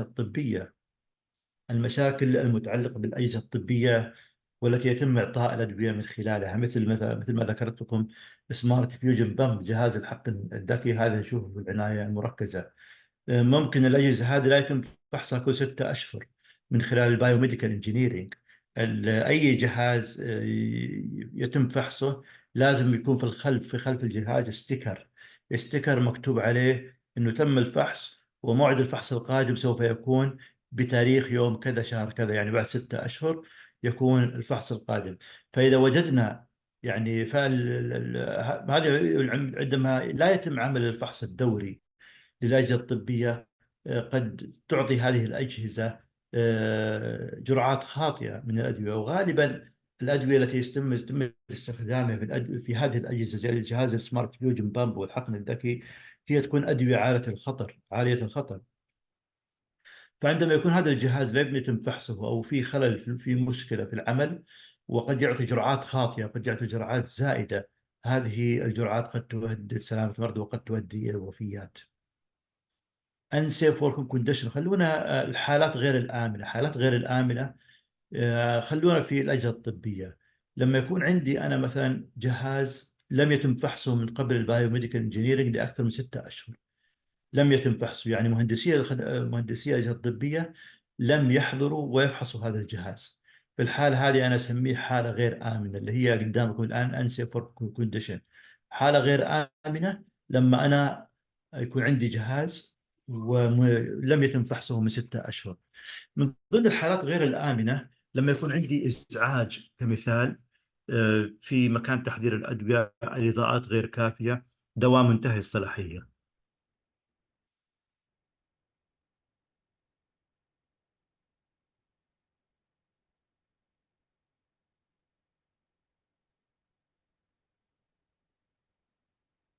نشوف الآن مصطلحات متعلقة بالأخطاء الدوائية. We'll see now terms related to medication error. Omission error, failure to administer prescribed medication. Omission error, failure to administer prescribed medication. Improper dose, medication dose strength or quantity different from the prescribed. Unauthorized drug error, the medication dispensed and or administered was not authorized by the prescriber. هذه مصطلحات متعلقة بالأخطاء الدوائية. مثلا omission error إنه لم يتم إعطاء الدواء في الوقت المطلوب، هذا يسمونه omission error. كلكم عارفين إنه الدواء يجب أن يعطى خلال 30 دقيقة قبل أو بعد. إذا أعطي قبل 30 دقيقة يعتبر خطأ دوائي، وإذا تم التأخر إلى بعد 30 دقيقة يعتبر خطأ دوائي. Medication error should be given within 30 minutes, either before or after. If the medication given before 30 minutes is considered as a medication error, while when the medication given 30 minutes after the more than 30 minutes, it's considered as medication error. Inappropriate dose, medication dose, wrong dose, strength, quantity, different from that prescribed. Authorized drug, the one who prescribed medication, in some medication required that the one who prescribed this medication should be consultant in specialized area. For example, psychiatric medication. Psychiatric medication should be prescribed by psychiatric physician, consultant. It is depend on the type of specialty. Classification of medication error. Physician related to medication error, pharmacist related to medication error, nurse related to medication error, patient related to medication error. تقسيمات المتعلقة بالأخطاء الدوائية. هنالك أخطاء دوائية مرتبطة بالأطباء، يعني حدثت بسبب إجراءات الأطباء، إجراءات خاطئة للأطباء. هنالك أخطاء دوائية متعلقة بالعاملين أو الممارسين الصحيين في قسم الصيدلية. هنالك أخطاء دوائية متعلقة بالتمريض، وهنالك أخطاء دوائية متعلقة بالمرضى. بعض المرضى أحيانا ما يستجيبون للتثقيف الدوائي أو تثقيف المرضى، فقد يعني يستخدمون أدوية أخرى بدون وصفات طبية، يستخدمونها مع الوصفات مع الأدوية الموصوفة طبيا، وهذه قد تؤدي إلى تفاعلات دوائية. فالمرضى أيضا لهم دور في تحقيق السلامة الدوائية. إذا السلامة الدوائية دورها ليس حصرا على الممارسين الصحيين أو على نظام الرعاية الصحية أو ليس الممارسين الصحيين، بل على المريض. والمريض كما تعرفون يا أخوة أخوات هو عنصر مهم في نظام الرعاية الصحية. This is the causes related to classification of medication error. Physician, pharmacist, nurse, and patient. Patient, they have important role in patient safety. And in medication, example for the role of patient in medication safety, some nurses, they don't bring their list of medication when they have appointment in the hospital or when they admitted to hospital, and they continues and using this medication. And when the doctor prescribe new medication and the patient use the previous medication without notifying the physician, this may lead to medication or drug-to-drug interaction.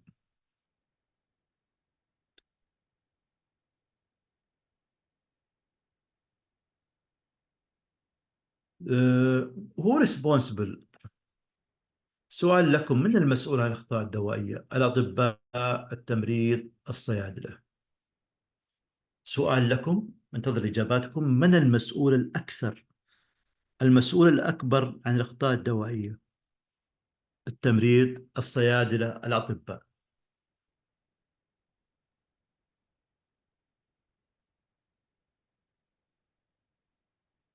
سؤال لكم، من المسؤول؟ التمريض. في واحد أو واحد يقول التمريض هنا.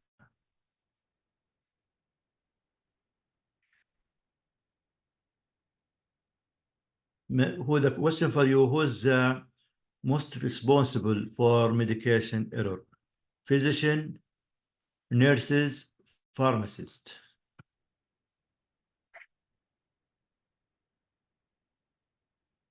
روان تقول التمريض، زاهية تقول الجميع مسؤول. هو الجميع مسؤول، لكن من هو الأكثر مسؤولية؟ حنشوف الآن. هذه بناء على دراسة. physician order، تعليمات الطبيب، تشكل 39 إلى 49%. تعليمات الطبيب ممكن يكون الخط ما هو واضح، ممكن يكون الدكتور كتب الدواء الصحيح والجرعة الخاطئة ولكن الخط ما هو واضح، التمريض ما هو قادر يقرأ هذه التعليمات، فتشكل أكثر شيء 49%. ترانسكريبشن 11 إلى 12. نيرسينج ادمنستريشن 26 38. فارماسي ديسبنسنج 11 إلى 14%. يعني شوف الآن أكثر ممارس صحي وممارسين صحيين لهم علاقة بالأخطاء الدوائية هم الأطباء، حيث أشارت الدراسات أن 49% من الأخطاء الدوائية متعلقة بوصفات الأطباء. يعني ممكن يكون الخط ما هو واضح، الطبيب كتب الوصفة الصحيحة واسم الدواء الصحيح والجرعة، ولكن ممكن يكون خط الطبيب ما هو واضح. ممكن الطبيب يكون كتب وصفات خاطئة أو أدوية خاطئة أو جرعات خاطئة أو طريق خاطئ. الترانسكريبشن 12%. إعطاء الأدوية من خلال التمريض 38%. يعني الممرضة أعطت المريض دواء بالخطأ أو جرعة خاطئة أو طريق خاطئ. فارماسي ديسبنسنج، صرف الأدوية من الصيدلية، شكل كحد أقصى 14%. في الحالة هذه يعني أن الصيدلي قد أعطى المريض دواء خاطئ.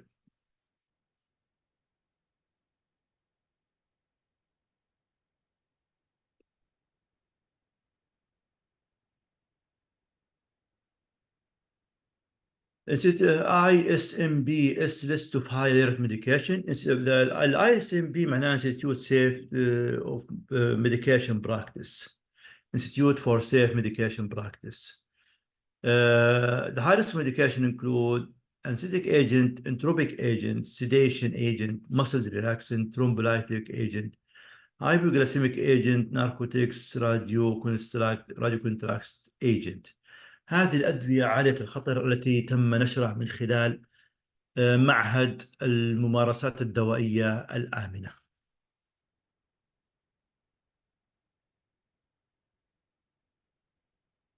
How to prevent medication error, reduce the reliance on memory, reduce the need of calculation. That means reduce the reliance on memory. That means when you give the patient medication, you have to read from patient file and don't rely on your memory.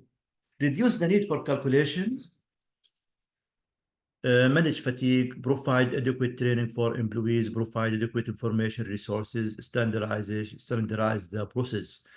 It's very important to standardize the process in the hospital or group of hospitals. And now we have GCI and Sibahi. There are some hospitals they accredited by GCI or Sibahi, and this accreditation, but they have unified standard. This will help standardizing the process. And also in one hospital, if we have medication administration policy in medical ward, we have to use the same policy in the other hospital department. Technology has important role in medication administration. For example, CBOE, Computerized Physician Order Entry، هذا اختصار. التكنولوجيا لها دور أيضا في إعطاء الأدوية الآمنة، ومن ضمن الإعطاء التكنولوجيا اللي هو بما يعرف بالCBOE، إعطاء اللي هو Physician Order Entry System، وصفات الأطباء إلكترونية.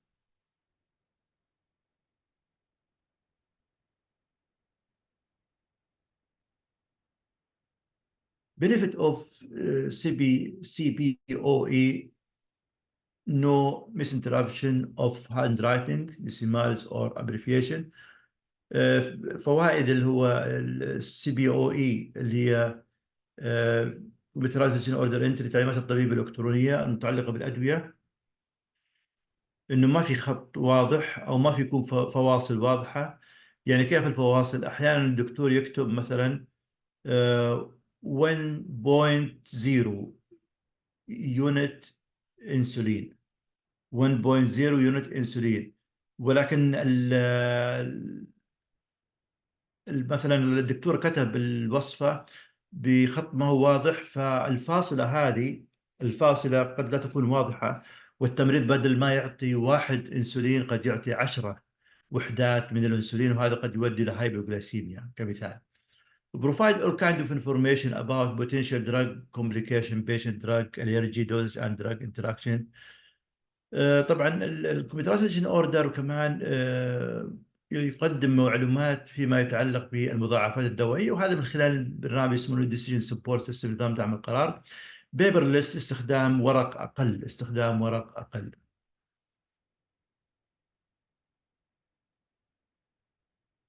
استخدام الباركود سيستم، واحنا ما زلنا في استخدام التكنولوجيا في السلامه الدوائيه. We are using I'm talking about using information technology in medication safety. Using barcode technology, as you see, the nurse put the barcode on the ID band. In the ID band there is barcode, and the barcode scanner identify the right name and the right patient and the right medical record. And this play important role in identifying the right patient. Identifying the right identify patient correctly is one of the international patient safety goals. And goal number 1, identify patient correctly. Why this goal is number 1? Because 80% of centennial events were caused by patient misidentification. And we can use barcode to identify the right patient, to identify the right medication, instead of traditional practice. And such this technology will prevent the medication error.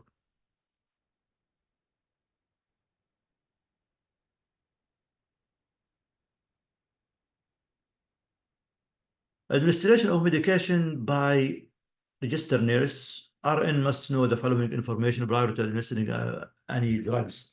Patient diagnosis is very important to know patient diagnosis. Usual doses, common side effect, expected therapeutic action. قبل إعطاء الأدوية التمريض لازم يعرفون التشخيص المريض والجرعات الغير عادية والأضرار الجانبية وحالات المتوقعة العلاجية. Medication are not given without physician order. Order for medication are written. يجب عدم إعطاء أي دواء بدون تعليمات الطبيب، ويجب أن تكون هذه التعليمات مكتوبة في ملف المريض، ما عدا الحالات التي يمكن من خلالها قبول تعليمات التليفون والتعليمات الشفوية. The nurse who pours or sets up medicine must administer the medication to the patient. الممرض الذي بياخذ الدواء من العلبة خاصة فيه هو الذي يجب أن يعطي هذا الدواء للمريض. Medication are administered only from the probably labeled container. دائما الأدوية لما تعطيها للمريض لازم تتأكد أنه الكونتينر أو علبة الدواء عليها معلومات كاملة عن الجرعة وعدد المرات واسم الدواء. Nurses not about medication from one bottle to another. ينبغي على التمريض أن لا ينقلون الدواء من علبة إلى علبة أخرى، لأنه البعض لا يعرف أن هذا الدواء منقول فيقرأ المعلومات على العلبة الأخرى فقد يعطي جرعات خاطئة. فيجب أن نضع الأدوية في عبوات مكتوب عليها معلومات كاملة عن الدواء. Medication are not to be left on trays beside tables. Don't put the medication on tray beside the patient and ask the patient to take medication. بعض التمريض يضعون الأدوية على طاولة المريض ويقولون له خذ الدواء، فيحطه بالقرب من المريض، وبالتالي المريض قد لا يأخذ الدواء، قد يرميه في سلة المهملات أو لا يستخدمه. فينبغي على التمريض يتأكدون بأنه يعطوا الأدوية بأنفسهم ويتأكدوا بأن المريض أخذ الدواء. Each nurse should know common dose, maximum dose, and how to compute dose if necessary. Drug information manuals and hospital formatly are available.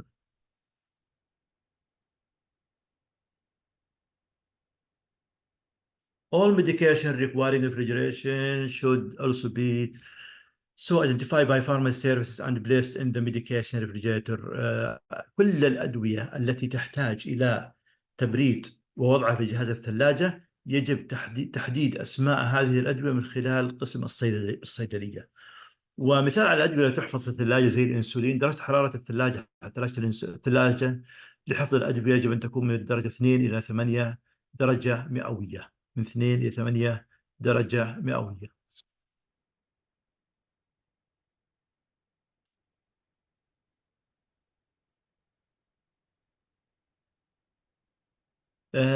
There is medication called narcotics. Narcotics should be in box with double lock. Box with double lock, and the key of this box with the head, with the charge nurse, and when the charge nurse is busy or went to outside the unit, for example, to attend meeting, she or he give the key to another available nurse. الأدوية عالية الخطر زي الأنسولين، الأدوية عالية الخطر زي الأدوية المخدرة مثلا، هذه تحفظ في صندوق،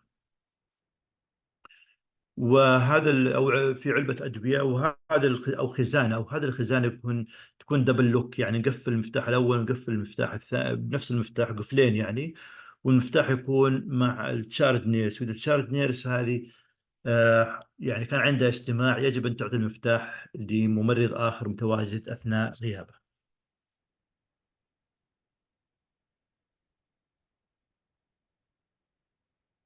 الأدوية المخدرة في خزنة الأدوية يجب أن يتم التحقق من وجودها وعددها كل مناوبة، لأنه هذه الأدوية تعتبر مهمة جدا، خصوصا في حالات توقف القلب والتنفس.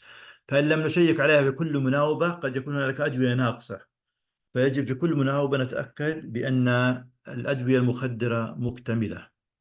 ويوجد نموذج يتم تعبئته من قبل التمريض، ومكتوب في كل الأدوية وفي علامات صح أو خطأ، حتى نؤكد بأن جميع هذه الأدوية تم التحقق منها. The medication card must be remain locked when not in use or to be under the constant supervision. الأدوية أو عربة الإنعاش القلب الرئوي،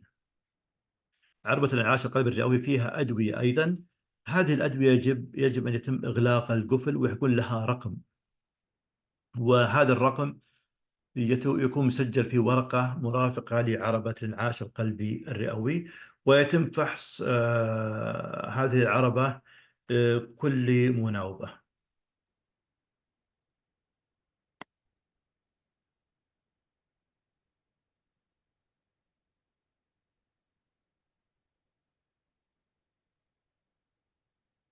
monitoring first dose of medication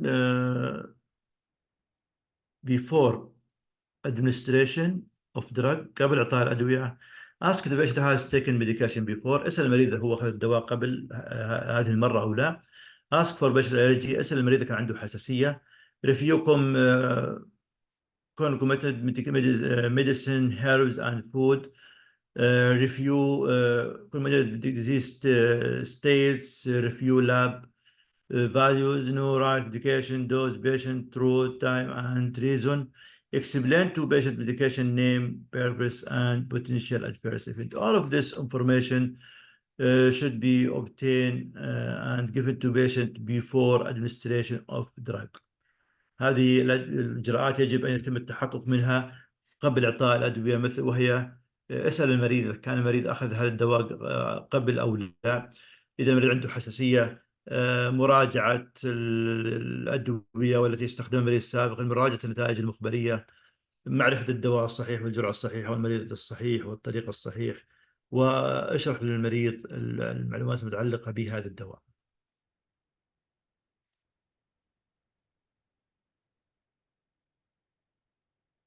During administration، أثناء إعطاء الأدوية observe for change in clinical status, adverse reaction and allergy reaction when visited for the family and monitoring the patient.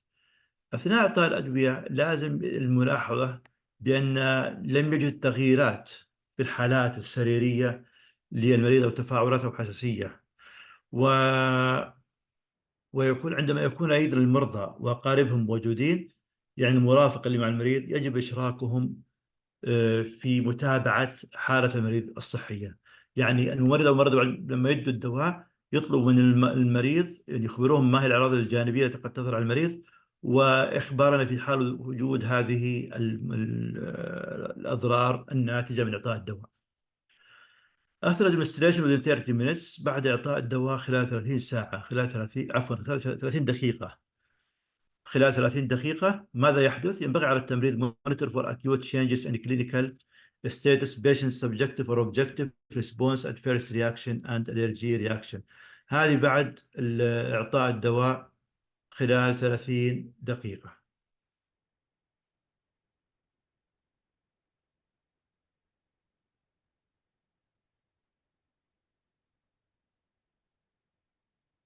If medication error happen, it's very important to use the reporting system policy and the procedure to notify, to report by incident report or وقاية, and this report should be sent to total quality management.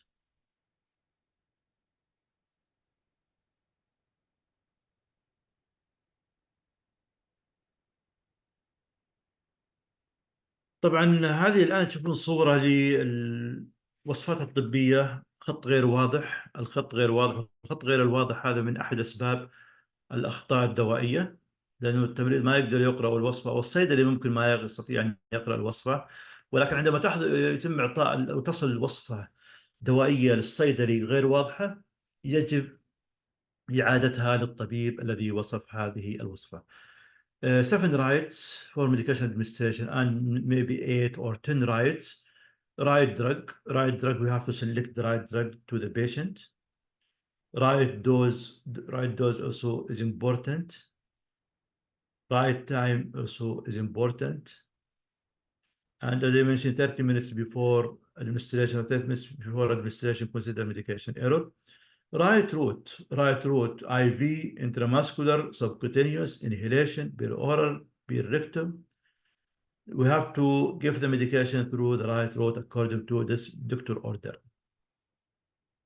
Right patient, we have to identify the right patient. How to identify the right patient? By checking the information ID band, patient name, medical record number, and ask the patient about his name. Right documentation, right frequency. التوثيق الصحيح وأيضا التكرار الصحيح، يعني التكرار الصحيح إذا المريض يعطى مرتين 3 مرات في اليوم، يجب نعطيه 3 مرات في اليوم، مرتين في اليوم نعطيه أيضا مرتين في اليوم. وشكرا إلى استماعكم. Thank you for your listening. Any question please؟ إذا عندكم أي سؤال نرحب بأسئلتكم. If you have any question for medication, for the role of nurses in medication safety.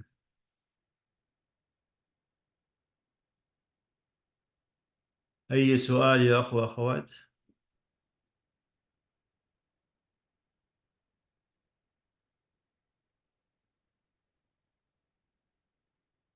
الله يعافيكم. يبدو أنه ما في أسئلة. طيب شكرا مرة أخرى، ونلتقي على خير بإذن الله. في أمان الله.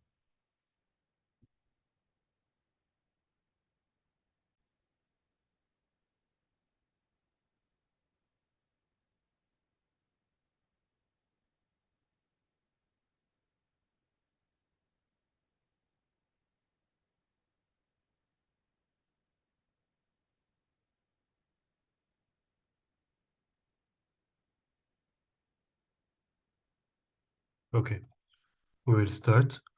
So our next topic is about the usages of inotropes and vasopressors in the hospital settings. So we'll show here severe cases because, as you know, inotropes and vasopressor are reserved for patients that are in critical conditions like heart failure, septic shock. So we'll see a few cases and then we'll discuss. So the first case is a case of a 51-year-old male patient. He has a history of diabetes, treated with medications, not on insulin. He has a coronary artery disease. He has 3 stents placed before. He has a heart failure with reduced ejection fraction. So he is known to have all these 3 conditions. He presented to the emergency department for severe dyspnea, so acute onset dyspnea. associated with lower limb swelling and edema and orthopnea. So orthopnea is when he try to sleep at night.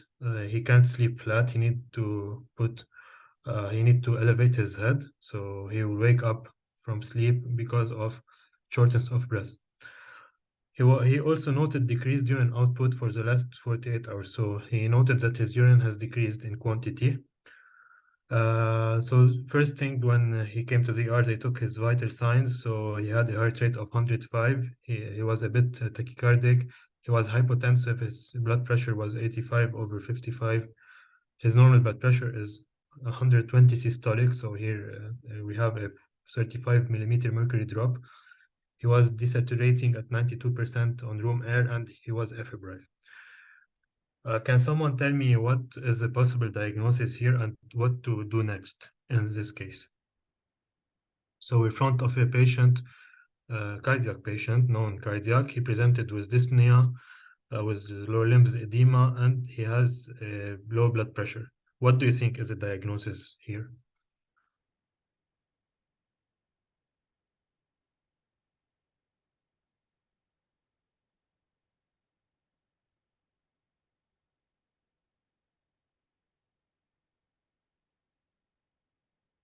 Okay, so and this is a cardiac patient, so and with known heart failure. So when the patient comes with dyspnea and lower limb swelling, so we need to suspect heart failure or decompensation of his heart failure.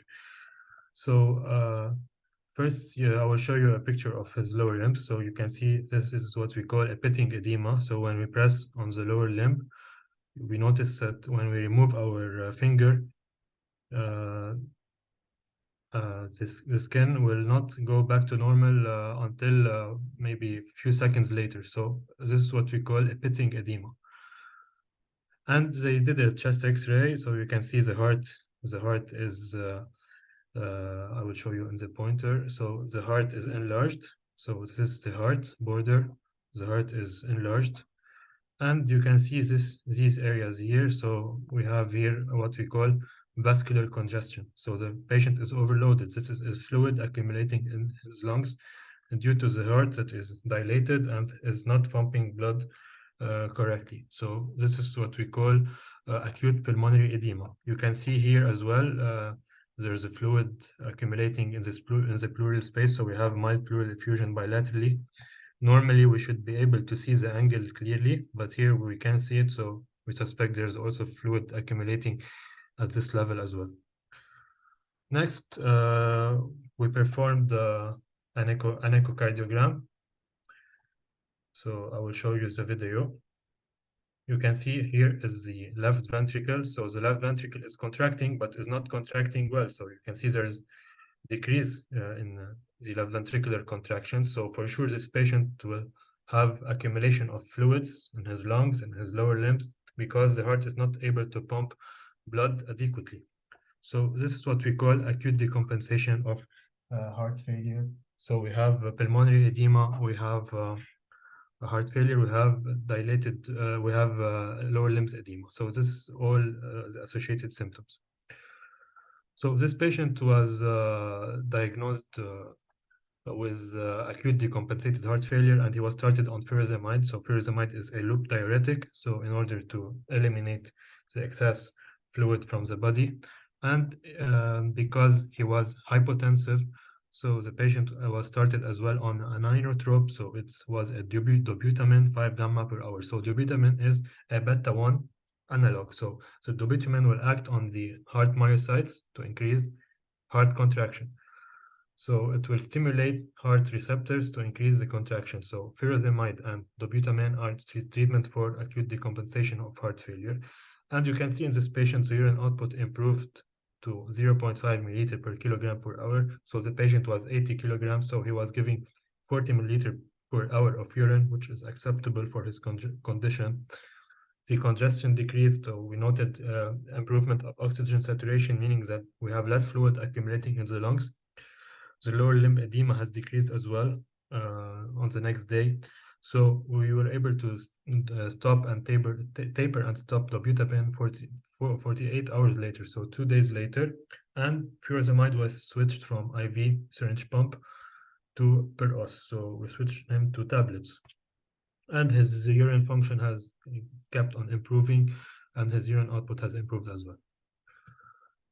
So this is the summary of our case. So what does the guidelines say? So we said in the first lecture today that we always need to follow the guidelines for appropriate prescribing. So the workup for acute heart failure. So first of all, we need to check the history. So if the patient is known to be a cardiac patient or not to be a cardiac patient, if he has comorbidities, if it is his first episode or not. So symptoms and physical examination are very important to diagnose heart failures. We should do these things first. Then we do an ECG, electrocardiogram. We measure the saturation by pulse oximetry. We do an echocardiography like we did in our case to check if the left ventricle is pumping blood or not. We do lab tests, regular lab tests. We do a chest X-ray and lung ultrasound. So chest X-ray and lung ultrasound to look for pulmonary edema, to look for pleural effusion. And in all patients presenting to the emergency department with dyspnea, we need to do a specific lab test, which is anti-proBNP level. So it's a brain natriuretic peptide. So it's a peptide that is secreted when the heart cavities are stretched. So when the anti-proBNP level is less than 300, so here, when you see the anti is less than 300, so that case is not a cardiac case, so we can rule out heart failure. So in front of any dyspnea, and we're not sure if it's from cardiac origin or from respiratory or other origin, we do the anti-proBNP. If anti-proBNP is less than 300, then we can rule out heart failure. But when anti-proBNP is above 300, so in that case, we can confirm the diagnosis of acute heart failure.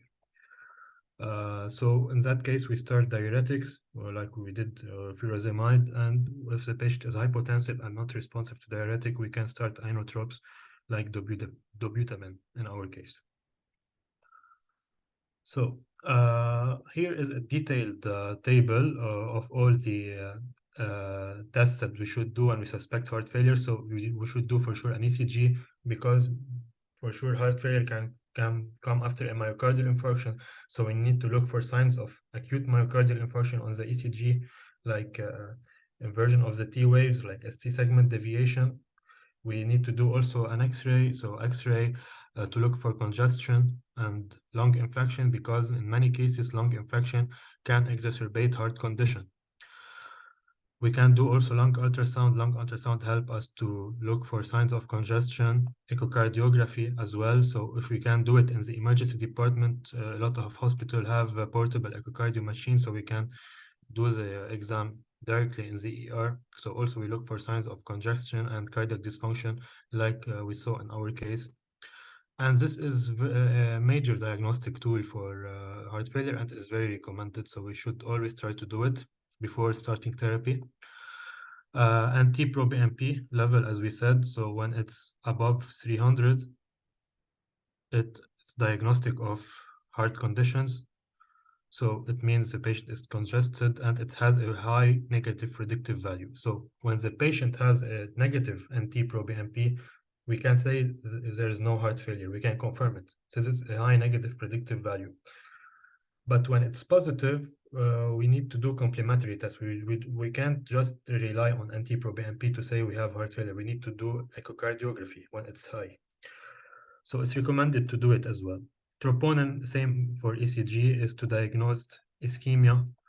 So we need to exclude acute coronary syndrome in that case. Creatinine, because a lot of patients with heart failure will have decreased blood perfusion to the kidneys, so they will have elevated creatinine and decreased renal function. So we should always do it. Electrolytes as well. TSH, because hypothyroidism or hyperthyroidism can exacerbate heart failure because of associated conditions. D-dimer, we do D-dimer if we're suspecting pulmonary embolism. For example, sometimes pulmonary embolism can mimic the symptoms of acute heart failure, so we do it to rule out pulmonary embolism. Procalcitonin as well, like we said in chest X-ray, we need to look for signs of lung infection. So when procalcitonin is high, it indicates that, for example, we have pneumonia. So it helps us. lactate is when we have signs of shock. So the patient is hypotensive, we think he has poor organ perfusion, so we ask for lactate, and if it's elevated, it's a lactic acidosis, so we can confirm that the patient is in a state of shock. So either a cardiogenic shock or a septic shock, all cause of shock will elevate the lactate level.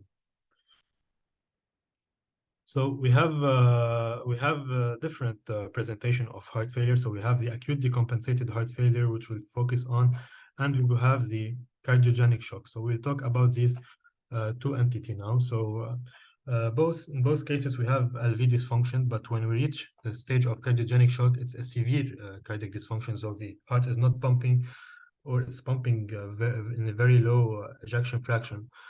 And we have sodium and water retention. So a lot of patients will consume excessive salt or will drink a lot of water. So they will be in a state of heart failure because of fluid accumulation, and the heart will not be able to pump the excess fluid. So the main symptoms will be due to increased fluids, as we said. So the patient will have dyspnea, hypoperfusion. Acute decompensation heart failure is gradual in onset, so it will take a few days for the symptoms to appear, while in cardiogenic shock it's very rapid. So the symptoms usually appear within hours. So in both cases, we have increased left ventricular and diastolic pressure. So because the fluids cannot be ejected outside the heart, so the fluid will accumulate in the left ventricle, so the pressure will go up. In early stages, we have normal blood pressure, but when we progress to acute cardiogenic shock, so the blood pressure will drop in that case because the heart has failed completely. And the treatment in both cases is to start with diuretics, if possible, if the patient is not very hypotensive. And if the patient is hypotensive or deteriorating, we need to start inotropes directly. And if the patient does not respond to inotrope, we start vasopressors. We will see it. We'll see the order of giving medication on the next slide. So it's very important in heart failure. We always have to give diuretics, and we have to give inotropes if the patient is not responsive. We should never give fluids, because even if the patient is hypotensive, we should not give him fluid, because the problem here is that the patient is overloaded. So we should eliminate fluids and not give fluid to increase the blood pressure. If you want to increase the blood pressure, here we should use inotropes or vasopressors and not giving him bolus of saline, for example. So here is also a nice diagram published by the ESC, European Society, in 2023. So on how to manage patient with acute decompensated heart failure. So when we have congestion and hypoperfusion, so hypoperfusion means directly diuretic and inotropes. Hypoperfusion means that the heart is not able to pump blood to the systemic organs. So in that case, we are obliged to give inotropes. If the patient remain in the hypoperfusion state after giving these two drugs, in that case, we need to give a vasopressor. So we start with an inotrope. Inotrope will increase the myocardial contraction, increase the heart contraction. But if this doesn't help, in that case, we need to start giving vasopressors like norepinephrine. Norepinephrine will cause systemic vasoconstriction, so it will elevate the blood pressure a bit, and this will try to preserve organ perfusion. So it's like a cycle. So we move from one point to another. So if the patient improved after giving him inotropes at the beginning, we move to this side. So the congestion has relief. So in that case, we can keep him on diuretics alone, increase or decrease dose of diuretics, and it depends on how the patient will progress. So when we have pulmonary edema, so we said that acute decompensated heart failure will have fluid accumulating in the lungs. So if the blood pressure is preserved, in that case, we give diuretics and vasodilators. But if the blood pressure is low, so we have signs of hypoperfusion, in that case, we just give loop diuretics with inotropes in order to relieve the congestion and try to elevate the blood pressure. So when the volume of congestion drops, the blood pressure automatically will increase because the heart will be relaxed a bit, so the heart will be able to pump more blood. So right ventricular failure, we'll skip it. Now we'll talk about, so when we talk that if the patient with acute heart failure is not treated well, the patient will progress very fast to cardiogenic shock. So here we're in a state of shock. So the patient is very hypotensive. The patient has altered mental status. This patient has elevated lactate level, so he is acidotic. So in that case, we need to see if we can transfer the patient to the cath lab, because in the cath lab, we need to check the coronary arteries, because we need to check why the patient has decompensated this rapidly. So maybe he has a myocardial infarction. So we try to treat it. If the patient is unstable and we cannot put him on the table, we should start directly by oxygen, by inotropes, or vasopressors, or both. And when the blood pressure increases a bit, we should start him on diuresis in order to decrease the volume overload. Okay, so when we see the patient in the emergency department, so let's say the patient that we saw is not on diuretics at home. So what dose of diuretics to start? So if the patient is not on per us diuretic at home, so we can start by a dose of 20 to 40 milligram IV of furosemide. But if the patient, for example, is on 40 milligrams per us at home and they presented to the ER with signs of heart failure, so we need to double the dose and give it IV. So either we give 80 milligram IV once. So this is the initial dose if the patient is already on loop diuretic. So we give 2 times the daily oral dose and we give it in IV. And then we need to check the urine output 2 hours and 6 hours later. And if the urine output remains low, so in that case, we need to double the dose of diuretic. So we have to increase to 160 milligrams. So here we started with 80. Then we need to move to 160. If the patient had a good urine output after the initial 80 milligrams, so we continue the same dose. So we continue with 80 every 12 hours. So we put him on 80 Q12 hours. Then we check the same urine output. So the goal is to have a urine output of 100 to 150 milliliter per hour. So if he has 100 milliliter per hour, so in 24 hours, we should expect him to have a urine output of 2.5 liters. So we need to know which dose to give. For sure, we always have to follow the guidelines. So as for the inotropes now, so we said the inotropes are medications that acts on beta-1 receptors. For example, for dobutamine, it acts on the heart myocardium in order to increase the myocardial contraction. So it's a beta plus medication because it acts on beta receptors. So we have dosage from 2 to 20 microgram per kilogram per minute. So we call it gamma. Dopamine is not very used in case of heart failure. We use more dobutamine. Dopamine has different dosages, so it depends on the dose. If we give a low dose of dopamine, it will have an effect like dobutamine, so it will act on beta receptors. But if we increase the dose to high dosages, it will start to have alpha receptors. So alpha are located on blood vessels, so we'll have vasoconstriction in that case. So it will not have inotropic effect, it will have vasoconstriction effect. Others inotropes, we have Mirinon, we have levosimendan, we'll discuss them later. Vasopressors like norepinephrine, so we have it's very frequently used. Noradrenaline or norepinephrine, so 0.2 to 1 microgram per kilogram per minute, or we call it Levofed in the hospitals. And we have epinephrine as well, which is a vasopressor as well, so like norepinephrine, but it has different dosages. And in order to dilute the dobutamine, we need to dilute it in a 50 milliliter of solution, or usually we dilute it in dextrose 5% water. I have a question. Is above 10, it has better receptor effect, right? You're asking about dopamine. So yes, when we go to 10 and 15, and then we'll start to have alpha effect as well. So we have beta and alpha effect for dopamine, if you're asking me about dopamine. So inotropes, they are necessary for treating patients. So what are the indication? We said, as in our case, acute decompensated heart failure with signs of hypoperfusion, so with sign of shock, hypotension, and we're unable to start furosemide due to fear of increasing the hypotension. So we start him on inotrope very rapidly. We should not wait here.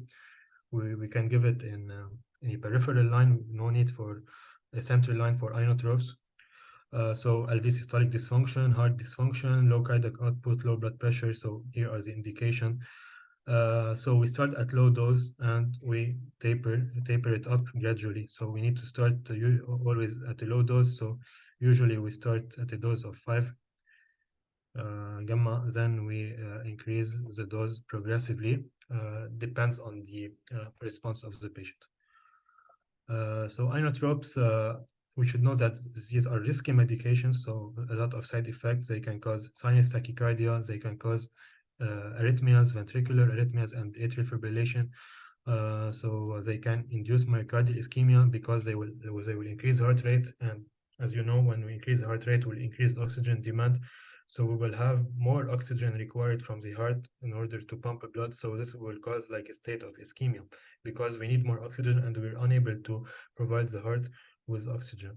And it's associated with mortality. So we should know that when the patient is on inotropes, just this is associated with increased risk of mortality.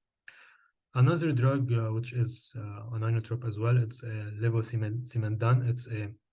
It doesn't act here on like dobutamine. It's a type 3 phosphodiesterase inhibitor. So sometimes we prefer it over dobutamine, especially in patients that are using beta blockers, because beta blockers and dobutamine have opposite action. So beta blocker will inhibit beta-1 receptors, while dobutamine will stimulate beta-1 receptors. So beta blocker will need time to be removed from the body. So dobutamine will not be able to work rapidly, especially at low doses. So we need higher doses in these cases, or else we can use another drug which is levosimendan, but we should be careful with this drug because it causes a lot of hypotension. So the risk of hypotension is very high with levosimendan because it inhibits the phosphodiesterase 3. So there is a high risk of hypotension when using it. So vasopressors are not used initially in heart failure because vasopressor will not act on the heart, will act on the vessels. So they will cause vasoconstriction. So when the patient is not responsive to inotropes and to diuresis, in that case, we start norepinephrine. So just for severe refractory hypotensive cases, and sometimes we can combine the norepinephrine, which is levo-fed, or noradrenaline. It depends on the hospital you work on. We can combine it with other inotropic agents like dobutamine and norepinephrine together in refractory cardiogenic shock. So norepinephrine is preferred to high-dose dopamine and to epinephrine because studies showed that it was associated with better outcomes and less mortality. So if we need to use a vasopressor, the first one to use is norepinephrine, noradrenaline, or levo-fed. So it's the same drug. So this was it. So now I will show you a bit what the guidelines say about treating acute heart failure. So all patients with saturation of less than 90% and pressure of dissolved oxygen less than 60 millimeter mercury, these patients should be put on oxygen. It's a class 1, so we need to put it. We need to intubate the patient if the patient drops his saturation or is in respiratory failure, is in decreased mental status. So in that case, we need to intubate the patient as well. It's also a class 1. If not, so if the patient is still stable a bit, we can use non-invasive positive pressure ventilation. So we can use BiPAP in that case, or CPAP. So we use usually BiPAP in order to keep the alveoli open in order to facilitate gas exchange and improve the saturation and the and decrease the carbon monoxide and the acidosis. Class 1 recommendation as well is for intravenous loop diuretics. So all patients with decompensated heart failure, even if hypotensive, should be put on IV loop diuresis in high doses as well.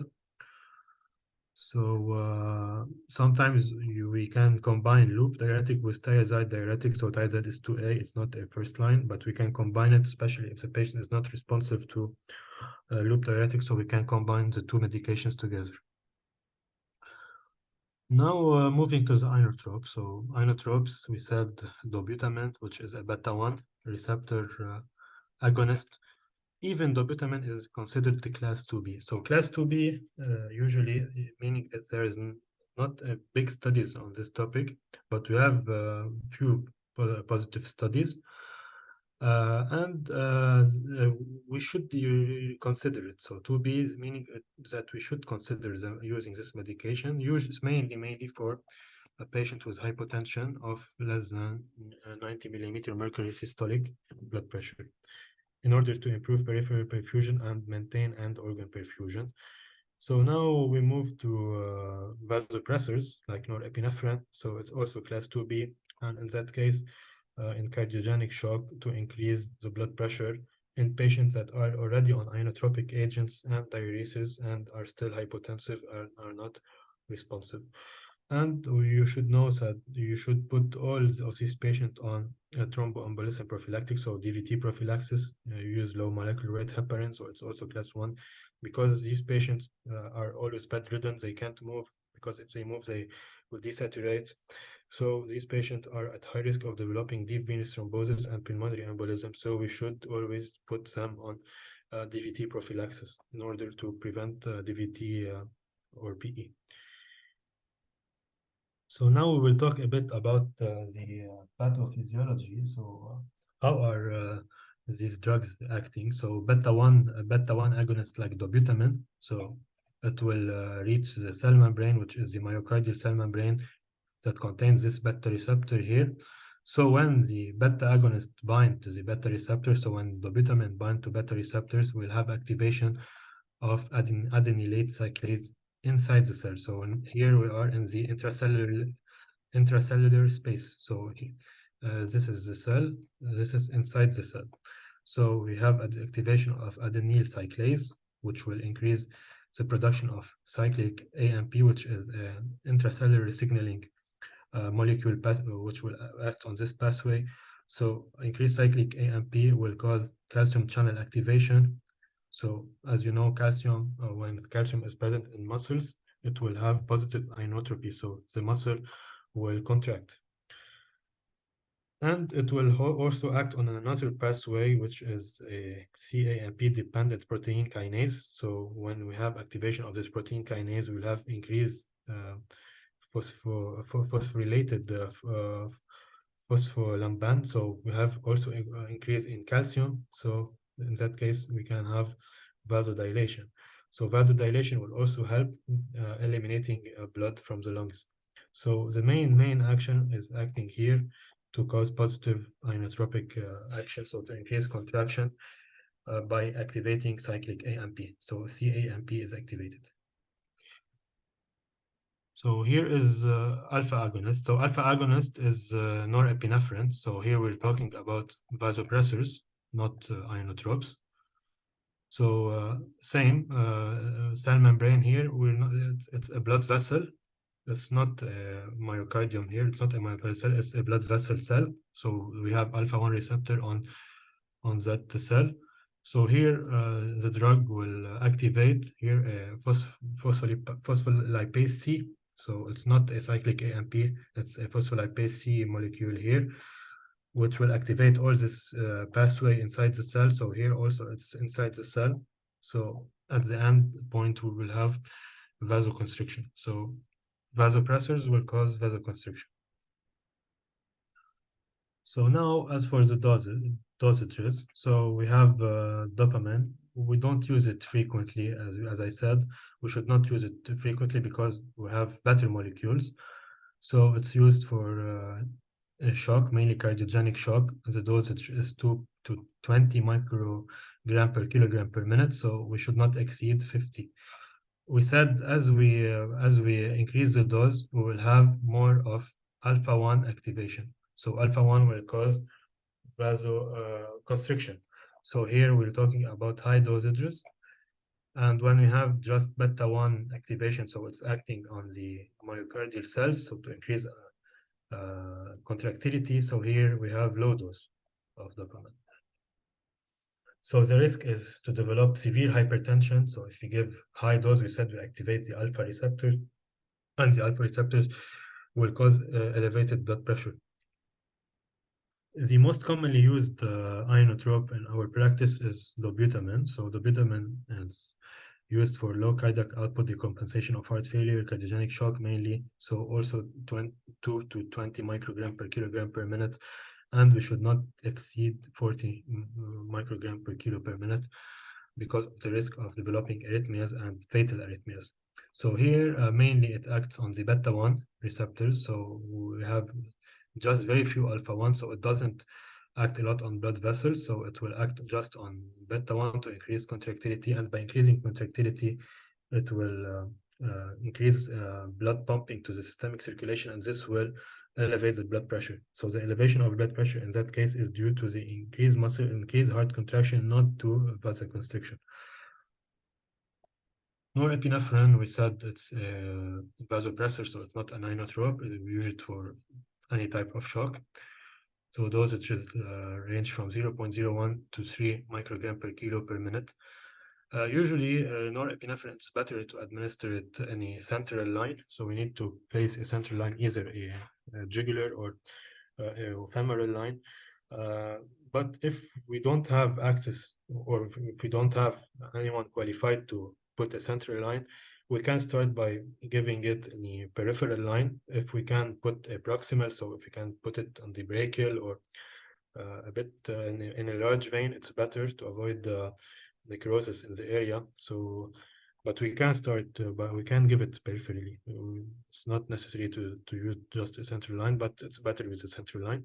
So as we said, it has an alpha-1 receptor, so act on vessels, and by acting on blood vessels, it will cause vasoconstriction, and it will elevate the blood pressure. And because it also has beta-1 activity, so it can cause arrhythmias, it can cause tachycardia, it can cause any type of arrhythmia. Epinephrine is usually used in cardiac arrest. So always, if you assist in cardiac arrest or CPR cases, you see that epinephrine is given every 2 to 3 minutes. So we give 1 milligram bolus. So it's reserved more for cardiac arrest cases or for refractory cases. We don't give it routinely in case of cardiogenic shock.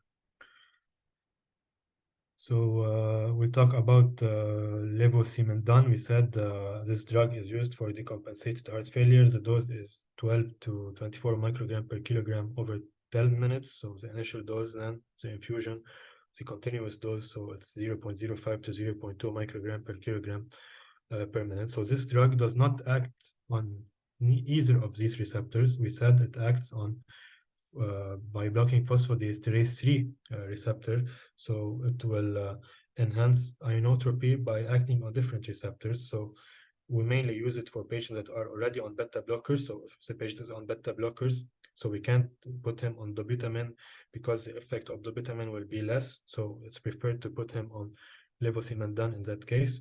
But the risk here is to develop severe hypotension, which is a major side effect of this medication. So we need to be very careful when giving it. You can see here are the structures. So all of these medications come from a precursor, which is phenylalanine. This is this chemical structure. So it has oxygen and OH also, and nitrogen. So we see that a few modification of this molecule will transform it into dopamine, into norepinephrine, into epinephrine, and into dobutamine and isopretinol and phenylephrine. So we add, or this is how we produce such molecules. So this is the chemical structure. So you need to know that it's very important it's better to use smaller combined dose of inotropes and vasopressor instead of using just one at a high dose. Because if we use high dose of a single medication, there is a risk of developing side effects. So it's better to use combination. So use, like, for example, dopamine and norepinephrine together at low dose. It's better to give, for example, dopamine at a high dose, for example, at 15 gamma. So it's better to combine with low dose. Okay, so and in cardiogenic shock, complicating acute myocardial infarction, for example, which is very frequent. Dopamine is first line, should be used to treat hypotension, not norepinephrine. Okay, so all cases that are originating from the heart, it's better to start with dopamine or a beta-1 agonist instead of using a alpha-1 antagonist. Okay, so just this, we need to focus on these points. So we finished our first topic on acute heart failure, decompensation now, and usage of inotropes like dopamine and norepinephrine.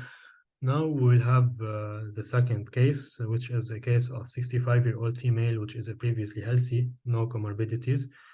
She had high fever and cough since 3 days. So her doctor gave her amoxicillin, which is an antibiotic, but the patient did not respond. So she presented again with fever, hypotension, and decreased mental status. So she was tachycardic, 120 beats per minute. She was very hypotensive, and she was febrile. Her temperature was 39.5, and her saturation was 88%. Can someone tell me here what is the possible diagnosis for this patient, or what is her condition? Please, if you can write in the chat if someone knows, and then we will continue.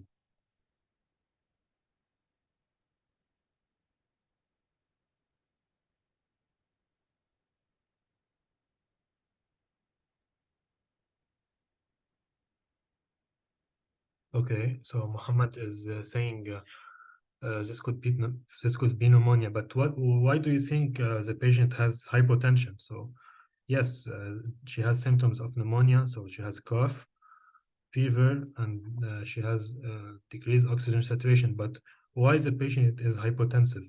Why do you think the patient is hypotensive? True, it's pneumonia, but it's more complicated because of the hypotension and the tachycardia.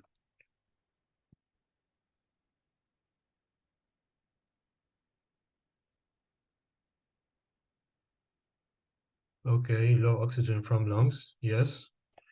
Okay, yes, it can be associated with this. So low oxygen will cause a decrease in heart function. So, but in that case, this is a case of sepsis. So the bacteria from the lungs is now present in the blood. So the bacteria, we have a condition called bacteremia. So the bacteria moved from the lungs to the blood to the stomach circulation. The bacteria contains toxins inside, so the toxins were liberated from the bacterial cell. So we now have the toxin will cause vasodilation of the vessels, so the blood pressure will drop. So this is her chest X-ray. You can see the heart is here. The heart is not dilated, so it's less likely to be a case of cardiogenic shock. The pleural spaces are clear, so we don't have a pleural effusion, so no fluid overload here. But if you look here, we have this consolidation.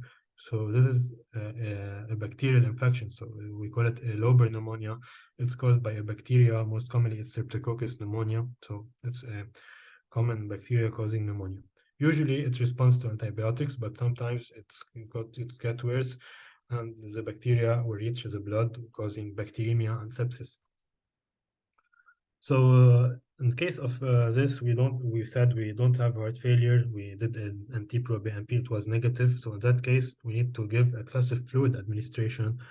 So we gave her normal saline, but she remained hypotensive. So broad spectrum antibiotics were started. We started her on carbapenems, so at a high dose.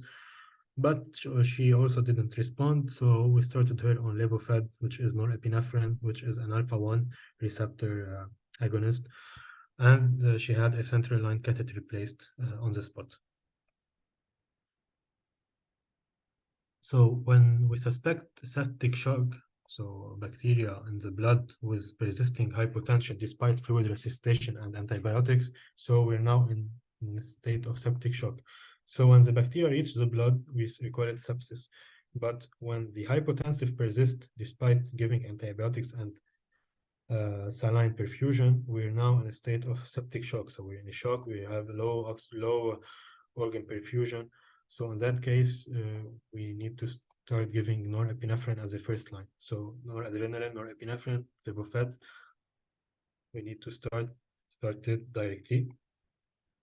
And we should target a mean arterial pressure. So MAP should be above 65 millimeter mercury in order to have a positive response. And we start with a dose. We need to put him. We already talked about the dose, so it's also in gamma microgram per kilogram per minute.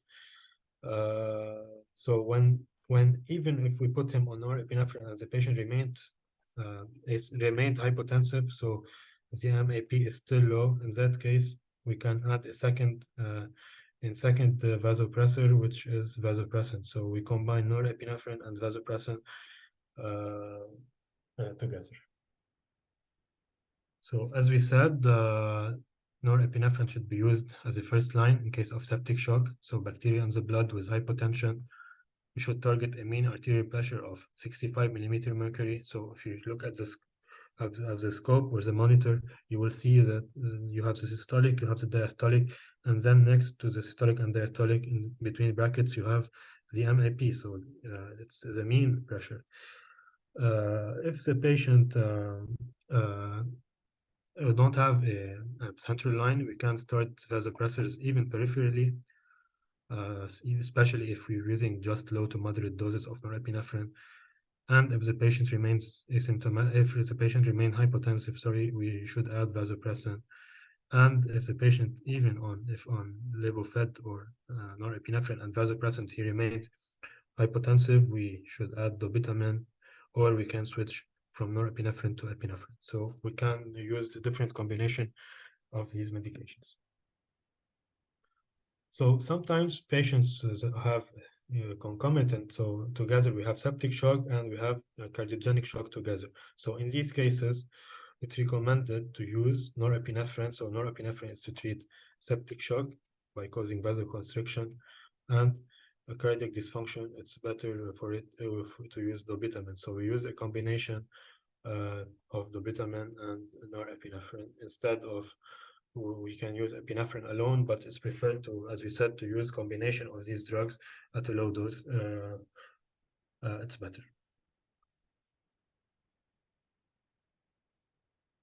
Okay, so we should try to put an arterial line to monitor the blood pressure invasively. So we put a catheter inside the artery in order to monitor the blood pressure.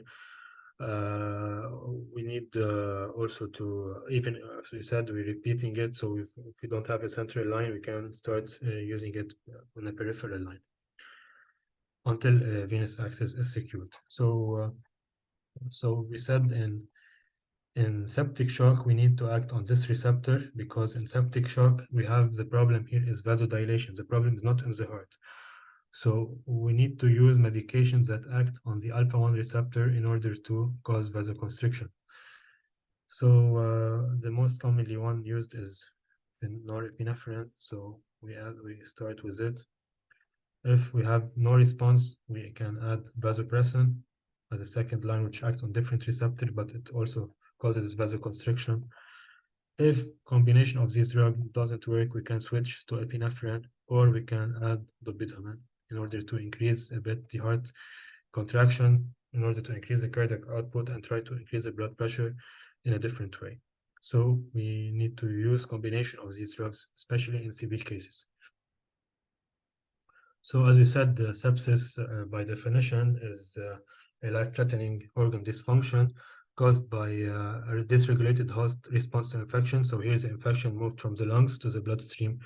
So here the infection became uncontrolled and it reached the blood. So for the septic shock, so we need to have the bacteria in the blood but also we need to have persisting hypotension. So despite using the vasopressors, despite using the fluids, despite using antibiotics, so we still have mean arterial pressure at less than 65. And we should have as well a serum lactate level of above 2 millimole per liter. So serum lactate elevated means we have a state of shock. So we have lactic acidosis. So when we have persisting hypotension with lactate elevated, so now we're in a state of septic shock. And when we reach septic shock, the hospital mortality becomes so high, and sometimes it exceeds 40%. Okay, so we have different scores. We'll not go to the details. So we have we should know that we have a score called quick SOFA and SOFA score. So this score is used to quantify the sepsis and to put the patient on low risk or high risk or moderate risk case. Okay, so we'll not go into the details. You should know that when you suspect septic shock, first you need to measure lactate level, because when it's above 2, we're in a state of shock. We need to obtain blood cultures before starting antibiotics, because if we give antibiotics before taking blood cultures, sometimes we'll have negative cultures because of the administration of antibiotics. So we will not be able to detect the bacteria in order to give the appropriate targeted therapy, because we start with a broad spectrum antibiotics. So the cultures needs 3 to 4 days to have a result. So we start with a broad spectrum, and when we have the culture, we can de-escalate the antibiotic in order to just target the bacteria that we have. So we use antibiotics with, you need to use fluids, excessive fluids. So we use 30 milliliter per kilogram of crystalloid. So we need to give high doses when we have hypotension or when we have lactate above 4. So we need to give excessive fluid administration. And if the patient remains unresponsive, so remains hypotensive or remains with high lactate level, in that case, we need to add vasopressors. So we need to add vasopressors in order to reach a mean arterial pressure of about 65. So it's very important. When the patient arrives, we measure lactate, we take blood cultures. This should just take a few minutes, not more. Need to give broad spectrum antibiotics directly after taking the cultures. So we take urine culture, we take blood cultures, then we start broad spectrum antibiotics. After starting antibiotics, we start a high dose of perfusion. So we give him fluids at a dose of 30 milliliter per kilo. And then if the patient remains hypotensive, or if the patient remains with a lactate of above 4 millimole per liter, then we need to add vasopressors, like norepinephrine. So all of this should be completed within 3 hours. So we need to measure lactate, we need to do blood culture, we need to start antibiotics, we need to start fluids within just 3 hours. We should not wait more. And then the vasopressor, we should start it within 6 hours. If we wait more, each hour is associated with increased risk of mortality. So we should be very fast in treating these patients, because the mortality rate here is very high. So we need to, as we said, first hour measure lactate, take blood culture. It's better to do it in 1 hour, not 3 hours. Administer antibiotics, fluids, vasopressors. So if we do it within 1 hour, do all of this, in that case, the mortality will be much, much lower, because each hour will increase the mortality by, I think, 5%. So we need to be very aggressive. So fluid therapy, we said we have crystalloids like normal saline. So we said we have to give 30 milliliter per kilogram. So if the patient is 100 kilo, so sometimes he needs 3 liters. Lactated rangers, so either saline or lactated rangers, or we can give colloids like albumin or hydroxyethyl starch. It's not frequently used nowadays, but we can use any of these 4 drugs. And the goal is to have a mean arterial pressure of above 65 and a urine output of more than 0.5 milliliter per kilo per hour. So if a patient has 80 kilograms, he should have more than 40 milliliter of urine per hour. And if the pressure remains less than 65, or if the patient develop pulmonary edema because of the excessive fluid we're giving them, in that case, we need to initiate vasopressor. So we should not wait. We should do it within the first hour. It's better not to wait. It's better to be aggressive in order to avoid later on complication and in order to avoid mortality. So we said norepinephrine, we start with it to increase the systolic the mean arterial pressure to above 65. If we can't do this, we need to add vasopressin. And if with vasopressin it doesn't work, we need to add epinephrine in order to achieve a mean arterial pressure of above 65. And even if these drugs we can't reach this target, we need to add another vasopressor, which is phenylephrine, to achieve mean arterial pressure target. So now we have just few slides remaining. We'll discuss the last case. So this is a patient, a 70-year-old male, previously healthy. He presented with syncope. So he lost conscious completely. He was on a sitting position. He suddenly lost consciousness. And on his arrival to the emergency department, he has a heart rate of 30 beats per minute and a blood pressure of 90/50 millimeter mercury. So what do you think here? This is his ECG. What do you think here is the condition? What can cause syncope with bradycardia? Anyone can tell me the differential diagnosis in that case?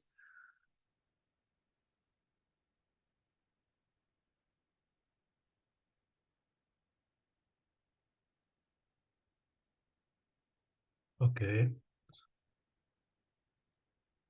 So when the patient is bradycardic with syncope, so for sure here we need to do an ECG first. So the ECG will give us an idea about the underlying condition that the patient has. So this was the ECG.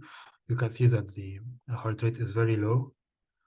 The heart rate is very low. So, and we have P wave here unrelated to the QRS.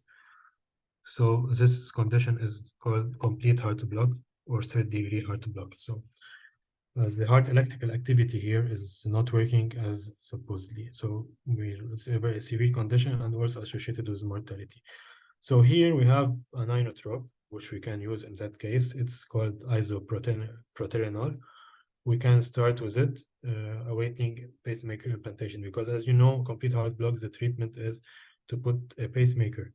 But we can start the isoproterenol if the patient is unstable, just as a bridge to pacemaker implantation.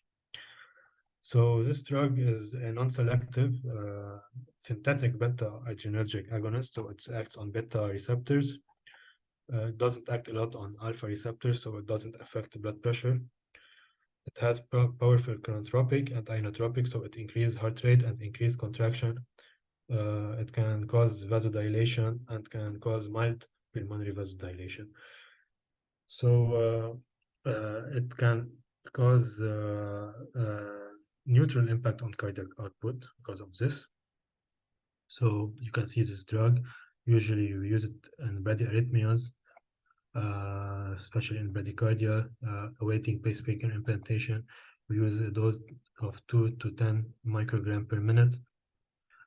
As we said, it acts on the beta-1 and beta-2, so it's a non-selective. It causes increase in heart rate and increase in contractility by acting on beta-1, and it causes hypotension or vasodilation by acting on the beta-2 receptor. So there is a risk also of developing ventricular arrhythmias and life-threatening arrhythmias, hypertension as well, and hypotension. So it can cause a lot of side effects. So beta agonists, dopamine, and isoproterenol, all of these are beta agonists. So they can be used to treat bradycardia-induced torsade point. So it's we'll not go into details, but you should know that we can use them for bradycardia. Most commonly for bradycardia, we use isoproterenol. More commonly, then we use dopamine as a second line, or dopamine, but as a first line, it's this one, isoproterenol. So that was it. So I showed you 3 cases, and we discussed cardiogenic shock, we discussed septic shock, and we discussed severe bradycardia and the usages of inotropes and vasopressors in all these 3 conditions. Thank you. I hope it was clear, and if you have questions, I'm ready to answer.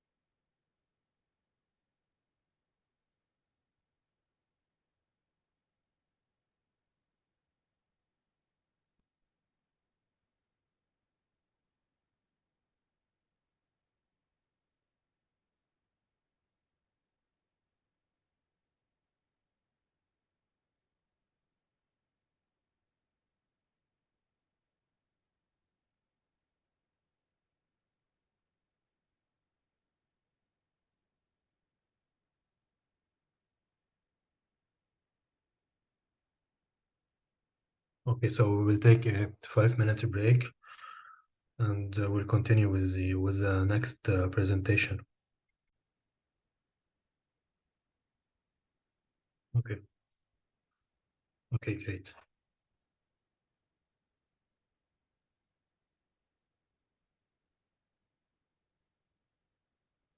So moving now to the next lecture, which is about reporting medical errors and improving patient safety.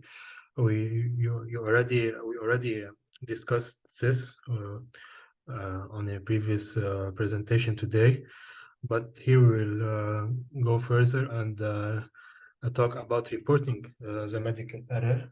So we're not just talking about medical errors. We need to talk about how to report it and what are the barriers. So why sometimes we don't report it, and why healthcare workers do not report it frequently. So we'll try to talk about this as well. So we'll start by talking generally about medical error. So you need to know that anyone can make mistakes. So it's a human behavior. Human behavior, the mistakes are human behavior.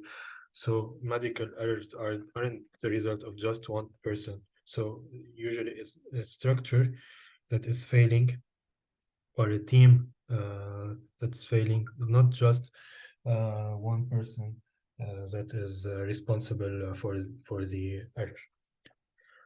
So medical errors, they refer to preventable. So things that we can do in another way, adverse events or mistakes that occur in health settings.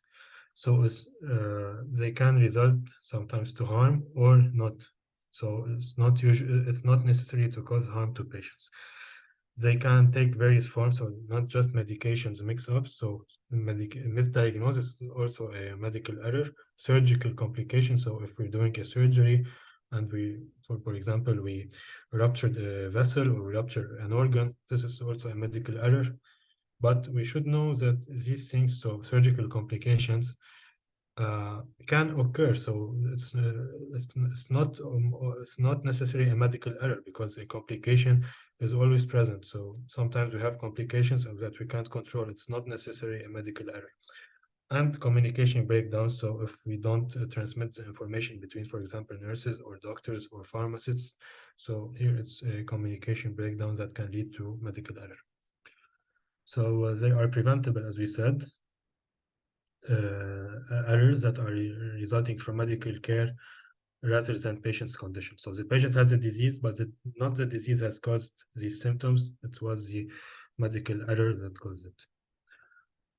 So patient safety is very important, because patient safety is the paramount in healthcare. It's not only preserves lives, but also enhances the quality of care and builds trust between patient and healthcare providers. So patient safety is very, very important.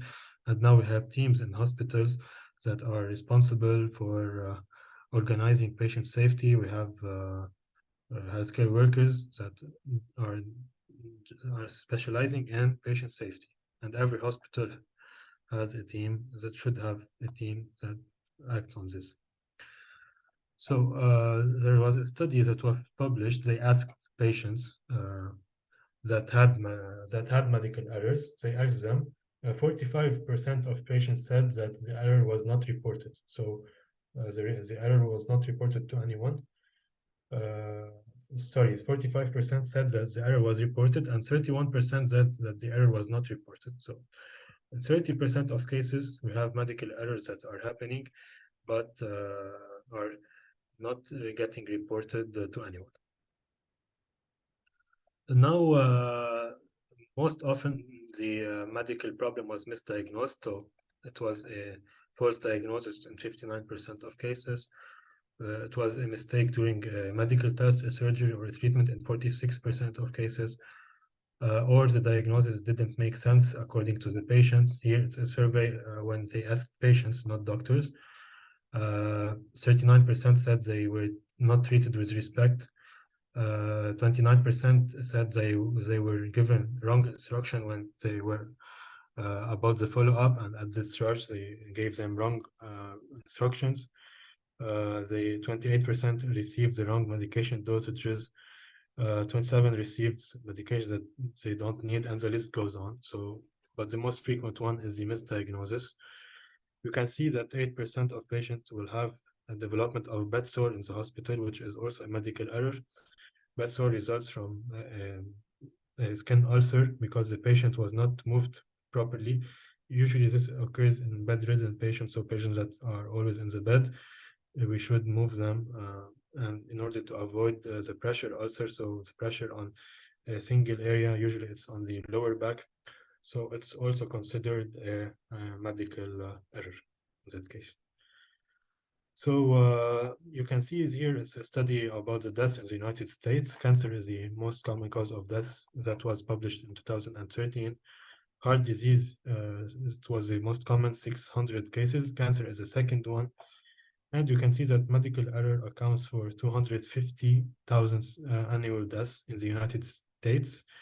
So it's a very, very big number. So we need to be careful about it. So when you have a lot of, here we're talking about surgeries. So the problem can be with surgical mesh, the hip prosthesis, the spinal stimulator, the defibrillator, the insulin pump. And so we can have the materials that cause the medical errors. So it's not necessarily a false diagnosis or a wrong medication or a wrong dose. So we can have materials that are causing the medical error. Okay.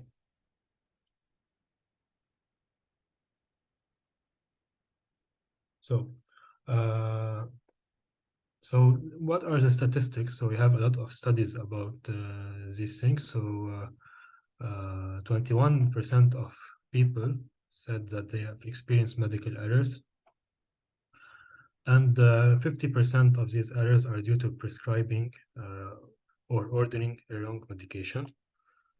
We have nearly about 4,000 surgical errors each year in the United States.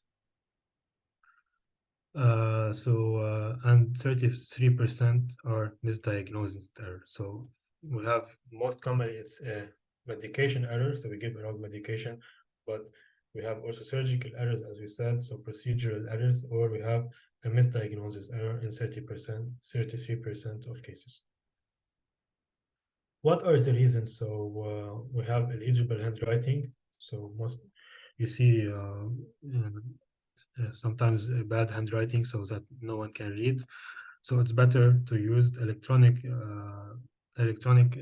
softwares in order to prescribe the medications. Also failed communication. So when we use abbreviations, for example, we use HS, we use AAM. So it's better to replace these with Q 24 hours, meaning we use it once every 24 hours. Once daily, twice daily. It's better to write it fully and avoid abbreviations, especially when we use handwriting tools, not electronic tools.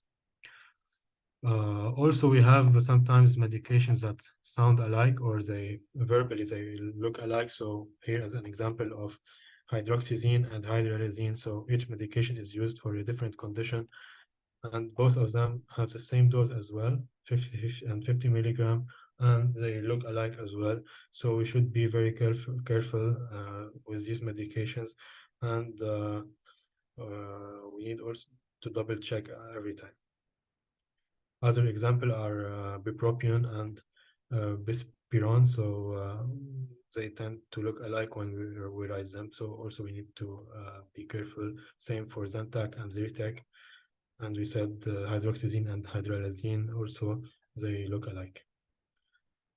So failed communication, we should avoid the verbal and telephone order as much as we can. We should not, the nurse or the healthcare worker or the intern or the resident should not take the order by the doctor over the phone. The order should be written down on the medical file either by handwriting or electronically. And because sometimes, for example, the doctor tells the nurse to give 40 of K, so it's 40 mg of potassium, but sometimes the nurse or the intern hears it in a different way. So we could have a lot of miscommunication in that case, or for example, run the IV at 20 per hour. So the nurse can understand it in a different way, or gives the kid 0.8 of morphine. So as well here, there is no, he didn't mention if sub-Q or IV, or so we should not do this. For sure, we should be careful. So here is another example of medications that look alike. So here we have the same box. So this one is cyclopentolate hydrochloride, and this one is tropicamide. So they look alike, but the inside is different. Same for these examples, and same for this perfusion as well. So we need to always check the box of the medication to make sure. So the medical errors should be prevented because they cost a lot. So in the United States, for example, in 2008, this was published in a journal. $19.5 billion cost from medical errors. So we have mortality, we have short-term disability costs, we have total medical costs. It costs 19.5 billions. And for each patient that is diagnosed with a medical error, this patient will cost $30,000. So it's a big number as well. The patient will not be able to work because of his medical error. So this will cost the government as well $10 million as a cost of missed days at work annually. We're talking here annually for sure. And we'll have increase in number of deaths. So due to medical errors. So we have different type of medical errors. We have medication errors. So we give a wrong medication. We write it. We give a wrong prescription. We give a wrong dose. We write a wrong administration route. So instead of writing IV, we write Peros, for example. So these can cause incorrect dosages, drug interaction, or allergic reactions. So it's very important. It's the most common cause of medical error, as we said. It's a medication error. So it's either a name, a dose, a route of administration. So we need to check all of these. The second most common type of medical error is diagnostic error. So for example, if a patient presents with chest pain, we say that the patient has pulmonary embolism. In fact, the patient has coronary artery disease. So here it's a misdiagnosis and it's a medical error. And here it can lead to mortality, it can lead to delay in treatment, it can lead to inappropriate treatment, it can lead to a lot of side effects. The third most common type of error is surgical error or procedural error. So when we are doing a procedure, we're doing a surgery, we're doing an interventional procedure, we can have unplanned complications. So for example, here we're not talking about the complications that are associated with the act, because every act, as we said, is associated with a complication. Here we're talking about, for example, we did a surgery, for example, for the left knee instead of doing it for the right knee. So here it's a wrong side surgery. Sometimes doctors forget foreign object. It's very rare, but sometimes we forget materials inside. Or sometimes we can have complications due to anesthesia errors. So the anesthesiologist will give a wrong medication, for example. So all of these are classified under surgical errors. Communication errors, as you said, is the fourth most common cause. So when doctors, nurses, or residents, interns don't communicate between them with the pharmacist. So here we have misunderstanding, lack of information transfer, and inadequate documentation are common issues. So it's very frequent. We see it frequently. If you work in the hospital, you will notice this. A sixth cause of medical errors is healthcare-associated infections. So the patient comes to the hospital, for example, for a surgery or for any other condition. Then during the hospital, the patient acquires an infection. We call this a nosocomial infection. So it's acquired in the healthcare setting.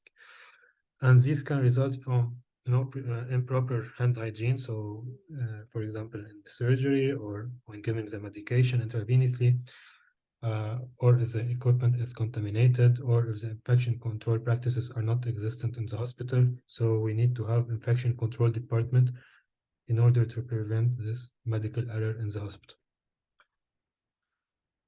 Other factors, so we have contributing factors, we have the human factors. So human errors, they are part of healthcare. So due to fatigue, stress, distraction, burnout, because sometimes we have people that works, for example, 5 or 6 days a week. They do night shifts, they do day work. So it's a very high risk of burnout and fatigue. So we'll have impairment of judgment and decision making. So it will contribute to furthermore to errors. We have also system factors. So when we have in the organization is bad. We have inadequate staffing, so we have shortage of nurses, of doctors, and the hospital administration does not want to solve it. They don't increase the number of staff, so this will cause a collapse in the healthcare system and will create an environment for a development of error. So the errors here are more likely to occur as compared to a hospital staffed with nurses or doctors. So we need to have a number of people that can work. So communication, already discussed it. So we don't communicate between us, between nurses, between doctors, between pharmacists. So it's a cycle. We should avoid it. Lack of standardization. So we should have protocols. For example, we already discussed in a previous lecture about dobutamine or norepinephrine. Every hospital should have a protocol on how to administer this medication, which dose, how to dilute. The nurse will look on the protocol and will see that the dobutamine, for example, should be diluted in 50 milliliter of dextrose saline, for example. So we should have standardization, we should have protocols, we should follow the guidelines in order to ensure the patient safety. So as we said, we're repeating it, standardized protocols, guidelines. I showed you a lot of guidelines in the previous presentations. I showed you saw the SESC, sepsis guidelines. So we should have these guidelines in the hospitals. We always have to treat the patient by following the guidelines. If we don't follow the guidelines, then the patient can sue us.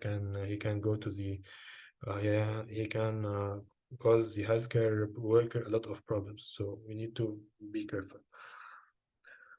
Medication reconciliation is very important. So every week or every few days in the hospital or every day, we should recheck all the medications and rewrite them down if we're using a handwriting program, handwriting papers, or we're using electronic system. We should make sure the patient still needs this medication, if the dose is correct, if for how many days we should continue. So it's very important, the medication reconciliation. We should always do a comprehensive review of all the medication that are taken by the patient. Okay. Sorry. Okay, so how to reduce medical errors? So to reduce medical errors, we sometimes need the help of technology. So we said before that electronic health records are very important. So instead of writing the medication on a paper and risking to write it wrong, or risking to write it in a bad handwriting, so the nurse or the healthcare worker will not understand it, it's better to have electronic health records. So in that case, we avoid any medication being written in the wrong way. We avoid route of administration errors. We avoid dosages error. So also the electronic health record will give us alerts if we have drug-to-drug interaction. This will not be possible if we write the medication on a paper, for example. The system will also give us alerts if the patient is allergic to the medications that we prescribed or not. We should have also barcode scanning, so each drug should scan it and can be a link to automated alert system, which can enhance the accuracy and safety of healthcare processes. So it's very important to try to add technology to our hospitals in order to reduce the medical errors. So teamwork and collaboration as well. So we need to work between us. All the staff should know how to communicate. Appropriate prescribing and risk assessment, medication review by the nurse, by the doctor, not just by the nurse. The doctor also should review the medication. Dispensing, preparation, and administration. So Communication and patient engagement should always explain to the patient and to the family what we're doing, why you are prescribing this drug, why not the other drug. And we should do medication reconciliation at care transition. So when we transfer the patient from its floor to another floor, for example, from the intensive care to a regular floor, we should do a medication reconciliation. We should recheck the medication. We should re-prescribe them in order to make sure there is no error at all. So education and training is very important. We should do continuous education for the healthcare workers. So in order to improve their skills and keep it up to date and enhance their awareness and patient safety principles. Another important thing to do in the hospital, sometimes we need to use the independent double check system. So most of floors in the hospital, we have multiple nurses, not just one. So two licensed caregivers, usually two registered nurse, they has to independently determine the correct drug dosage prior to administering the medication. So when you have two nurses, the second nurse will, the first nurse will ask the second nurse to double check. They will check the prescription, will check the correct dose, and will adjust it to patient weight.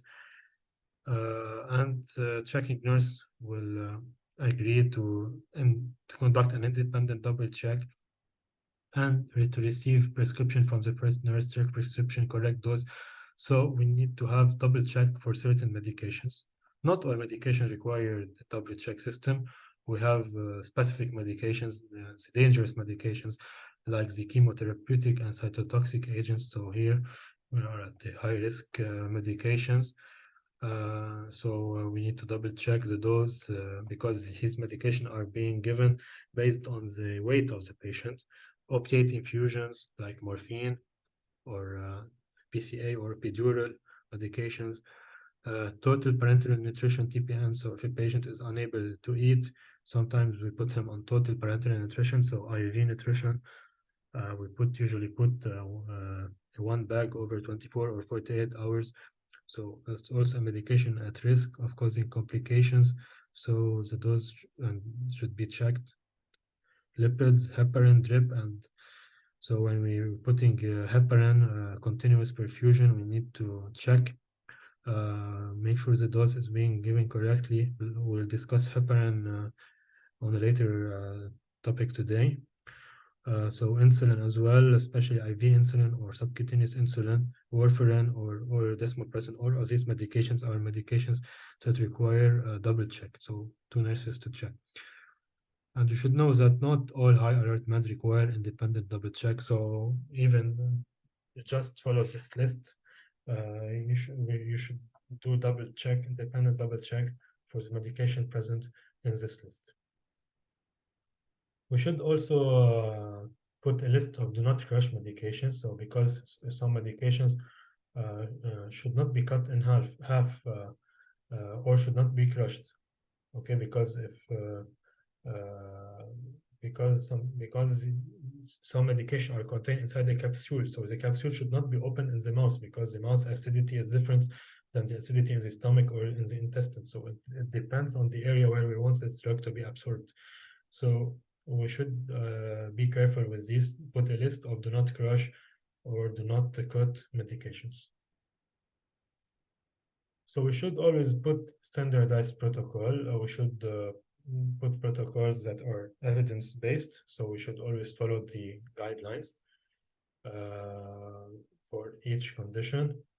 I will give you a few examples of standardized protocols that we all have them in the hospitals. For sure, you already heard about acute ACLS. So when a patient presents with cardiac arrest, we have the ACLS protocols and the BLS protocols. So advanced cardiac life support and basic life support protocols. These are very clear protocols. They come with a step-by-step instruction for healthcare provider and are used during cardiac emergency and during mainly cardiac arrest situations. So this protocol should be present in each hospital, mainly in the emergency department and in the critical care units. So it indicates that when a patient presents with cardiac arrest, we should directly start CPR. and attach the patient to monitor and the defibrillator and give oxygen. If the patient has a shockable rhythm, so when the patient have ventricular fibrillation or ventricular tachycardia, we should administer a shock for this patient. Then after this, we continue CPR for 2 minutes. And after 2 minutes, we assess the rhythm, if it's shockable or not shockable. If the rhythm is shockable, we shock, and then we continue CPR. If the rhythm is non-shockable, we continue CPR. It's very important to know that we need to give here epinephrine every 2 to 3 minutes. So there should be a team and a protocol, a team leader administering medication. So epinephrine should be given every 3 to 5 minutes. We should have people to do the compressions. We should have people to administer oxygen, someone to intubate. So we need to be familiar with how to prepare epinephrine, how to administer it. So we give it an IV, push situation. Sometimes we can use amiodarone or lidocaine if the patient has refractory ventricular arrhythmias. So this protocol should be followed step by step in all hospitals. We should have this protocol attached in critical care units and in the emergency department, because it's the most frequent areas of cardiac arrest. Another protocol that we should follow is acute chest pain. So a lot of patients present to the emergency department with acute chest pain, not only in the emergency department, but also sometimes we have patients on the regular floors that develop acute chest pain. So if the patient has acute chest pain, so history, physical exam, ECG is class 1 of recommendation. We should do it because it gives us a lot of clues about the diagnosis. If the ECG does not give us a clue, or the history and physical exam as the ECG don't have a clue, we should look here for non-cardiac causes of chest pain. But if we have sign on the ECG of a cardiac problem like ST elevation or STEMI, so it's a myocardial infarction, so here we should follow the STEMI guidelines. So STEMI guidelines meaning that we should send the patient directly to the cath lab to open his blocked artery and restore blood supply and oxygen to the myocardium. And we should administer medications like antiplatelets and anticoagulation. If the patient does not have ST elevation on the ECG, then we need to suspect non-ST elevation in myocardial infarction, so NSTEMI. Here it's less urgent situation, so we're not obliged to send the patient directly to the cath lab. Here we can start by giving the medications and then plan it later on. We can have aortic dissection like acute aortic syndromes causing chest pain, pulmonary embolism, acute myopericarditis, and valvular heart disease. So if you follow this diagram for any chest pain, for example, here we can eliminate a lot of medication misusage or medication errors. It gives us a lot of help in order to make the correct diagnosis. So if we follow it step by step, there is less likely to do a medical error by following it. So we should always follow the guidelines. Every medical condition has a guideline, so we should follow all the guidelines. Another guideline that also should be present in hospitals, so it's the case of acute pericarditis. We discussed already a case of acute pericarditis on the first lecture. So we should have 2 of the 4 clinical criteria to diagnose it. So we should have a chest pain, typically a chest pain that increase with positions by bending forward or by returning backwards, so it will change. We can have pericardial rubs on the stethoscope. We can have ECG changes. We can have pericardial effusion. If we have 2 of the 4 clinical criteria, we can make the diagnosis of pericarditis. And we should start the patient on aspirin or NSAID plus colchicine. We said NSAIDs for 2 weeks, aspirin for 2 weeks, high dose, and colchicine we give it for 3 months depending on the weight. So if the weight is less than 70, we give it once daily, 0.5 milligram. If the weight is above 70, we give it 0.5 milligram twice daily. And we should tell the patient that he should stop exercising until the episode resolves. If it doesn't respond, we have other medications. We can restart the same medication for recurrent pericarditis, but we give them for a longer interval. And if it doesn't respond, we can give low-dose corticosteroids. We can give IV immunoglobulins for as a third line for refractory cases, anakinra or azathioprine. These are medications that are working on the immunity. And the fourth line, we can do a pericardiectomy, so we remove the pericardial space, and then we treat the patient and we avoid recurrences. Same applies for cases of pneumonia. So when a patient comes for pneumonia to the ER, for example, or he is hospitalized and we don't know how to do, so we have a score called the CURB 65 score, which is a score that has a lot of factor inside. So if the patient is confused, he takes 1 point. If the patient is uremic, so the urea is above 7 millimoles, we have also 1 point. If the respiratory rate is above 30, it's also 1 point. If the blood pressure is low, it's 1 point. If the age above 65, that's also 1 point. And when the score is low, so 0 to 1, here the risk of mortality is 1.5%, so we can consider sending the patient home. No need to hospitalize him. When the score is 2, so the score, when we add these and we have 2, the mortality is 9.2% at 30 days. So here it's better to admit the patient, or if we want to discharge him, we should be closely followed up. So by telemedicine, or should be closely followed up. If the score is 3 to 5, here the mortality rate is at 22%. Here we should admit him mainly to the intensive care unit. And the antibiotic treatment differs from one group to another. So here we can start with for example, if we had 3 to 5, we need to give a broader spectrum antibiotics as compared to the score to 0.1, we can give a less broader antibiotic. The last protocol that we'll discuss is when we suspect pulmonary embolism. So patient comes to the emergency department with acute dyspnea. We have no signs of heart dysfunction. So here we need to suspect pulmonary embolism. So we have also an algorithm. If the patient is in shock, if the patient is hypotensive, we need to send the patient directly to the thrombolysis. We need to do thrombolysis, so reperfusion. I'll give him an IV medication to remove the clot that is located in the pulmonary artery. If the patient is not hypotensive, so here it's a low or intermediate risk. So here we have time, we start the anticoagulation. We can propose early discharge, and home treatment is possible as well, depending on the score. We have a lot of protocols that we should follow closely. What are the benefits of doing all of this? So what are the benefits of standardization? So standardized protocol help ensure that all patients receive the same high quality care, regardless of the healthcare provider or facility. So depending on the hospital, depending on the patient origin, depending on everything, the patient, if we follow the protocol, the patient should receive the same treatment as another patient. This will promote consistency, will reduce the risk of errors, and will enhance patient safety.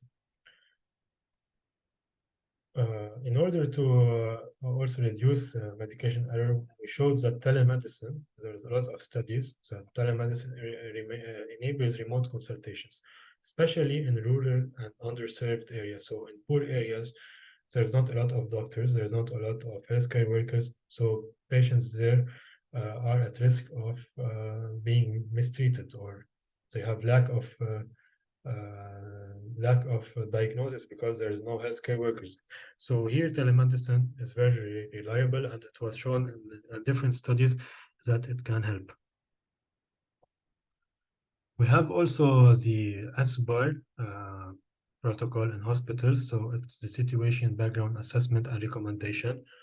It's this paper. So each time it's like a structured communication tool used in healthcare. So when we want to transfer a patient from one unit to another, we need to fill this paper. So the situation of the patient, the background, the assessment, and the recommendation.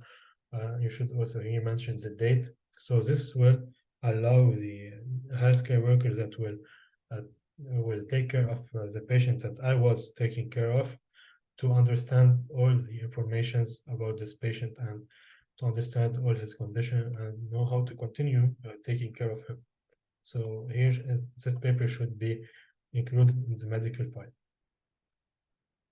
So training of healthcare workers is very important. We should put them in simulation scenarios, so realistic scenarios like cardiac arrest scenarios, like acute chest pain scenarios, so they can practice and refine their skills in a controlled environment. So here the healthcare worker will learn and will be able to start implementing the things he learned in front of real patients. We should also involve patients and families, so we should educate the patients and their families about their condition, treatment options, and the importance of adherence to therapy in order to prevent medication error. So patients should understand what are the potential error or medication side effects that can be caused by the medications they are taking. They should know for how much they should take the medication. They should understand their conditions. So we need to have this done for patients and their families as well. So how to report? Now for the reporting of the medical errors. So when the medical errors occurs, so the strategies to learn from the medical errors is to do constructive feedback. We should not blame the other person, because we should not blame the person that did the medical errors. We should do something called constructive feedback. So we should discuss what happened, why the error occurred, and how to prevent it for the next time. And here it's very important to have mentorship. So an experienced nurse or an experienced doctor here can be a mentor for junior doctors or for junior nurses. This is very important. They should not feel guilty. They should not feel that they did something wrong. They should use this as a tool in order to progress and to prevent it next time. So we should have debriefing, should have education on patient safety. We should have simulation of clinical scenarios, as we said. All of this comes from reporting of this error. We'll have all this cycle. So important of reporting near misses. So the healthcare organizations to identify and address issues before they lead to actual harm. So near miss is when an error occurs, but the patient is not, there was no harm for the patient. So we need to try to detect these near misses before reaching the patient. So it's very important. We need also to we need to do a root cause analysis. So we need to see why this error occurs. So we need to go back to the root of the error. So we need to investigate the factors that contribute to error. So we said burnout, we said fatigue, we said lack of nurse staff, communication, lack of communication, or individual action. We need to identify the roots of the origin of this error. Okay. So we need to have quality improvement. So the quality department in the hospital should take care of this. So learning from errors. We need to gather information from near miss in order to prevent a medical error to develop in the future. So here it's a nice diagram taken from a study. So you see these are the different scenarios. So for example, we have action 1 that was correct. Action 2, the action 2, there was a mistake here. So we have an error. This error was transmitted to the patient, for example, a wrong dose, a wrong medication, a wrong route of administration, or a wrong diagnosis. And we have harm for the patient. So here we have error with harm. So we have a problem with the patient. As opposed to the second condition, so we have also an error that was transmitted to the patient. But here, for example, the medication that we gave him in the wrong way does not cause any harm or no side effects. So here we have error without harm. The third action here is we detected the near miss, so we have an error here, but we prevent the transmission of the error to the patient. So this is a better scenario as compared to the previous two scenarios, because here we were able to identify the error before reaching the patient. So here it's called an intercepted error. Okay, so this first type of error is when we have the actions, but the two actions were correct, and we didn't have an error here. So no error, so no harm to the patient. So this is a potential error. So for example, the doctor wanted to give a wrong medication, but then corrected in the last minute before prescribing it to the patient. So here it's a potential error, maybe due to lack of information, due to lack of experience, or due to fatigue. So it's called a potential error. So we have four types of medication errors that we should report. We should report all these four types, because even the third one, which doesn't cause harm to the patient, we should report it, because in order to prevent it for the next time. So I will show you, before we finish, a few articles about barriers of reporting medical errors. So we have a lot of barriers. Not always the medical errors are reported. So here is a nice article published in 2001 in the Scientific World Journal. So this article, they used a lot. It's a meta-analysis. They used 755 articles talking about these topics. So articles, you can see we have articles over the years. So they selected these articles, and they found out that the main cause of lack of reporting the error by the healthcare worker is fear of consequences. So if you do an error, sometimes you will start to think that they will make you feel guilty, or they will, for example, there's a lot of consequences. So the healthcare worker that commits the error will not talk, or his colleagues will not also report it, because of this fear of consequences. There's also another cause, which is lack of feedback. So sometimes we report a medical error, but we don't receive a feedback in return. So the person which is in charge of organizing this does not care, or does not give any feedback. Work climate, work culture, so depends on the culture of the hospital. It's different. Sometimes the healthcare working does not understand the medical error, or they did not make, they have lack of knowledge, so they do not report it. It's time consuming, especially when you have shortage of nurses or doctors.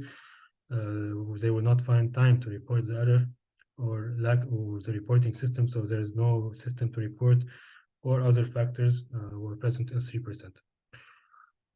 So it's less common in the fear of consequence is an important barrier. So in the United States, it's less common than the international population. So here, it's the percentage of fear of consequence. You see that it's more important in the international hospitals. This is just due to the mentality and the hospital administration. So it's different from a place to another. So as we said, fear of consequence is the primary reason for underreporting, and 19 out of 30 studies indicate that this was the most common cause. We should work on it, and even if we put anonymously reporting, so if you see an error, you can report it anonymously, so no one will know that you are the person that reports it. But even with this, in these articles, they found out that even with this, the fear of reporting still exists. So we should keep working on this aspect. Lack of feedback, as I told you, so when you report the medical error, but the person that is responsible for taking care of these situations does not give you a feedback. So here, for the next time, it will be a barrier for reporting. So poor understanding of the medical errors here is due to lack of definition of medical errors, lack of protocols, lack of following the guidelines. insufficient comprehension of the significance of reporting an error. So it's a lack of knowledge and lack of experience most commonly. Time consuming, we said that we have high workloads, significant factors, so busy work schedules. So we have burnout, the healthcare workers. So even if paper or electronic reporting system are time consuming. So and physician more than nurse report time constraint as a barrier to reporting medication errors. So they found out in the study that nurses used to report medical errors more than doctors, because doctors, and in these studies I'm talking, so it's not in general, they were more busy as compared to other healthcare workers. So lack of reporting system, and especially in underdeveloped hospitals, there is no reporting system, so we can't report errors. So it's very important also to implement this. Personal factors, sometimes if the healthcare worker is young or unexperienced, they tend to report less frequently as compared to an experienced or older nurse or doctor. And a longer employment period. So if the worker is present since a long time, it was found in the statistics in the study that they used to report errors more than younger generation, and personal experience with medical error affects reporting rates as well. So it depends on experience. So experience is everything. It's very important in hospitals, experience. So here is another study. It was published in 2020. So this study, they asked physicians and they asked nurses as well. So if you see that most commonly these categories of nurse and physician, most of them have already witnessed at least one time a medical error. So it's either a medication error, a dose error, a diagnosis error. So most of them have already experienced. But the reporting of these errors, for example, if you see 50% of doctors and 35% of nurses never reported the errors that they witnessed. So it's a very big number. It's the people that don't report are higher than the percentage of people that report the error, are higher than the percentage of doctors, for example, that reports. So this is very dangerous. We should work on it in order to prevent further medical errors. We should not feel guilty. We should just accept the fact that the error occurred and to work on avoid it in the next time. Here is also another it's the same study, but here they checked where the medical error caused by what. So the wrong dose, most commonly 16.8%, wrong patient. So they gave the medication of a patient to a wrong patient, especially with room that contains 2 beds. So wrong time. They, instead of giving the medication in the morning, they give it at night, for example. This was the most common error, not the dose. So this was the most common error. Wrong route, wrong drug, wrong infusion rate, without physician order. So all of them were above 10%. So it's a significant percentage. But also it depends on the hospital. Some hospitals are more developed than others, so you will not see these same numbers maybe in the hospital where you work. So it will differ from a country to country, from hospital to hospital. This study was published in 2013 in the Middle East Journal of Scientific Research. It was a study done in Saudi Arabia. So it was done, they included nurses, just nurses here. There's no doctors in the study, it's nurses. So they were trying to see why there's barriers in reporting medication administration error in Saudi Arabia. So here it was about medication administration errors. So they wanted to check what are the most common causes of barriers for reporting. And they found out as well that here fear of consequence was the most common. So nurses, they fear the adverse consequences from reporting. They feel the guilt. They are afraid the physician will reprimand them for a medication error, so they will not talk about it. and they believe that other nurses will think they are incompetent if they make medication errors, and the patient or family might develop a negative attitude towards the nurse or may sue the nurse if a medication error is reported, and the response by nursing administration does not match the severity of the error. So all of these factors were reported by nurses in the study done in Saudi Arabia. So fear of consequences, it was the same found in different studies. So it was the most common cause of low reporting of these errors. So the second cause is administrative response. The administration, they were focusing on this individual rather than looking on the error, on the root of this error. So why the error occurs? So they tried to, for example, to sue or to feel they gave negative attitude to this healthcare worker. So this is second most common cause.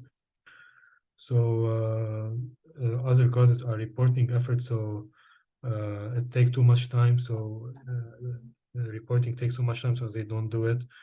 And filling out an incident report for medical error take too much time as well. So time consuming, as we said. And if you look on this graph about this study, so most of the participants were females, so 293 females as compared to 14 males. The average age for the participants were most commonly between 20 to 40 years of age.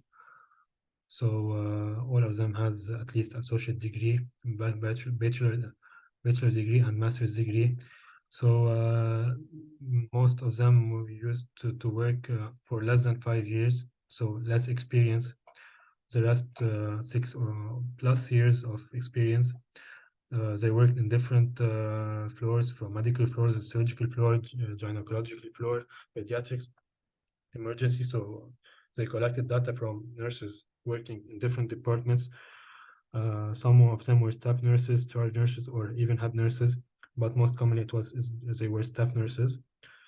So just between 0 to 20% reported medical errors. So this was a very interesting study. It was Saudi Arabia. So if you want to read it, this is the title. You can find it for free on the internet.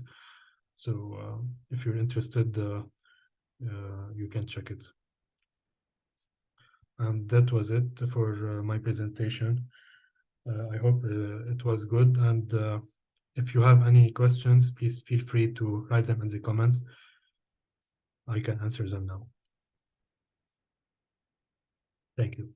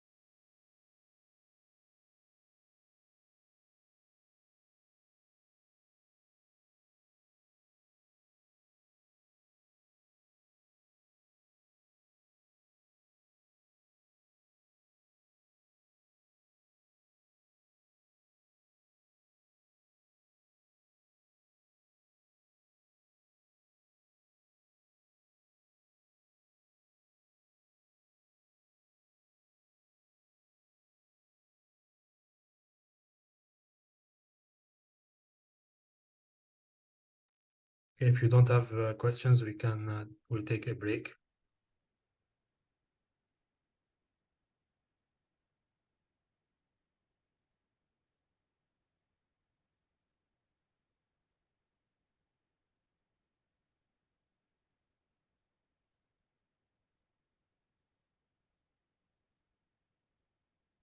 Can you hear me? I'm not sure if you're hearing me.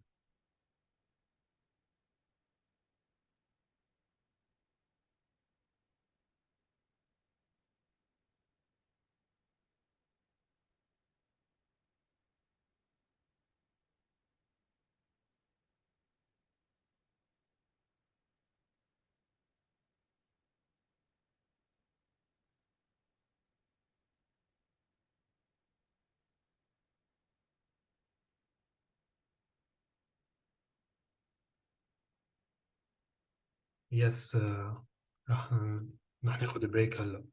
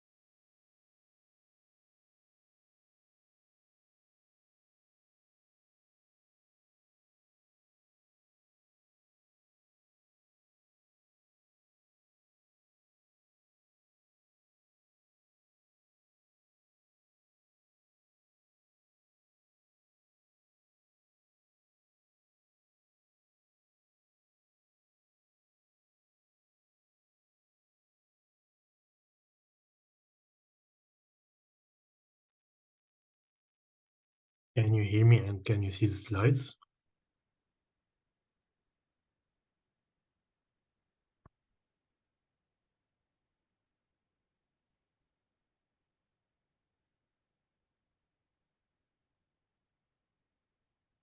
Okay.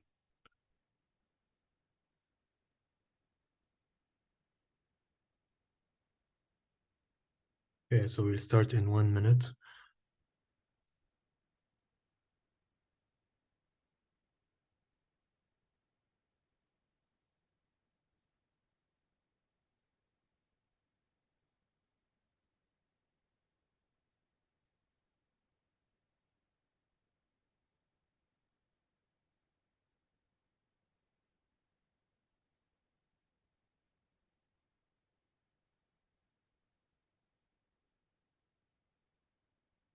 Okay, so this next lecture is about, we'll discuss two main drugs that we use in hospitals. So we'll start by discussing heparin.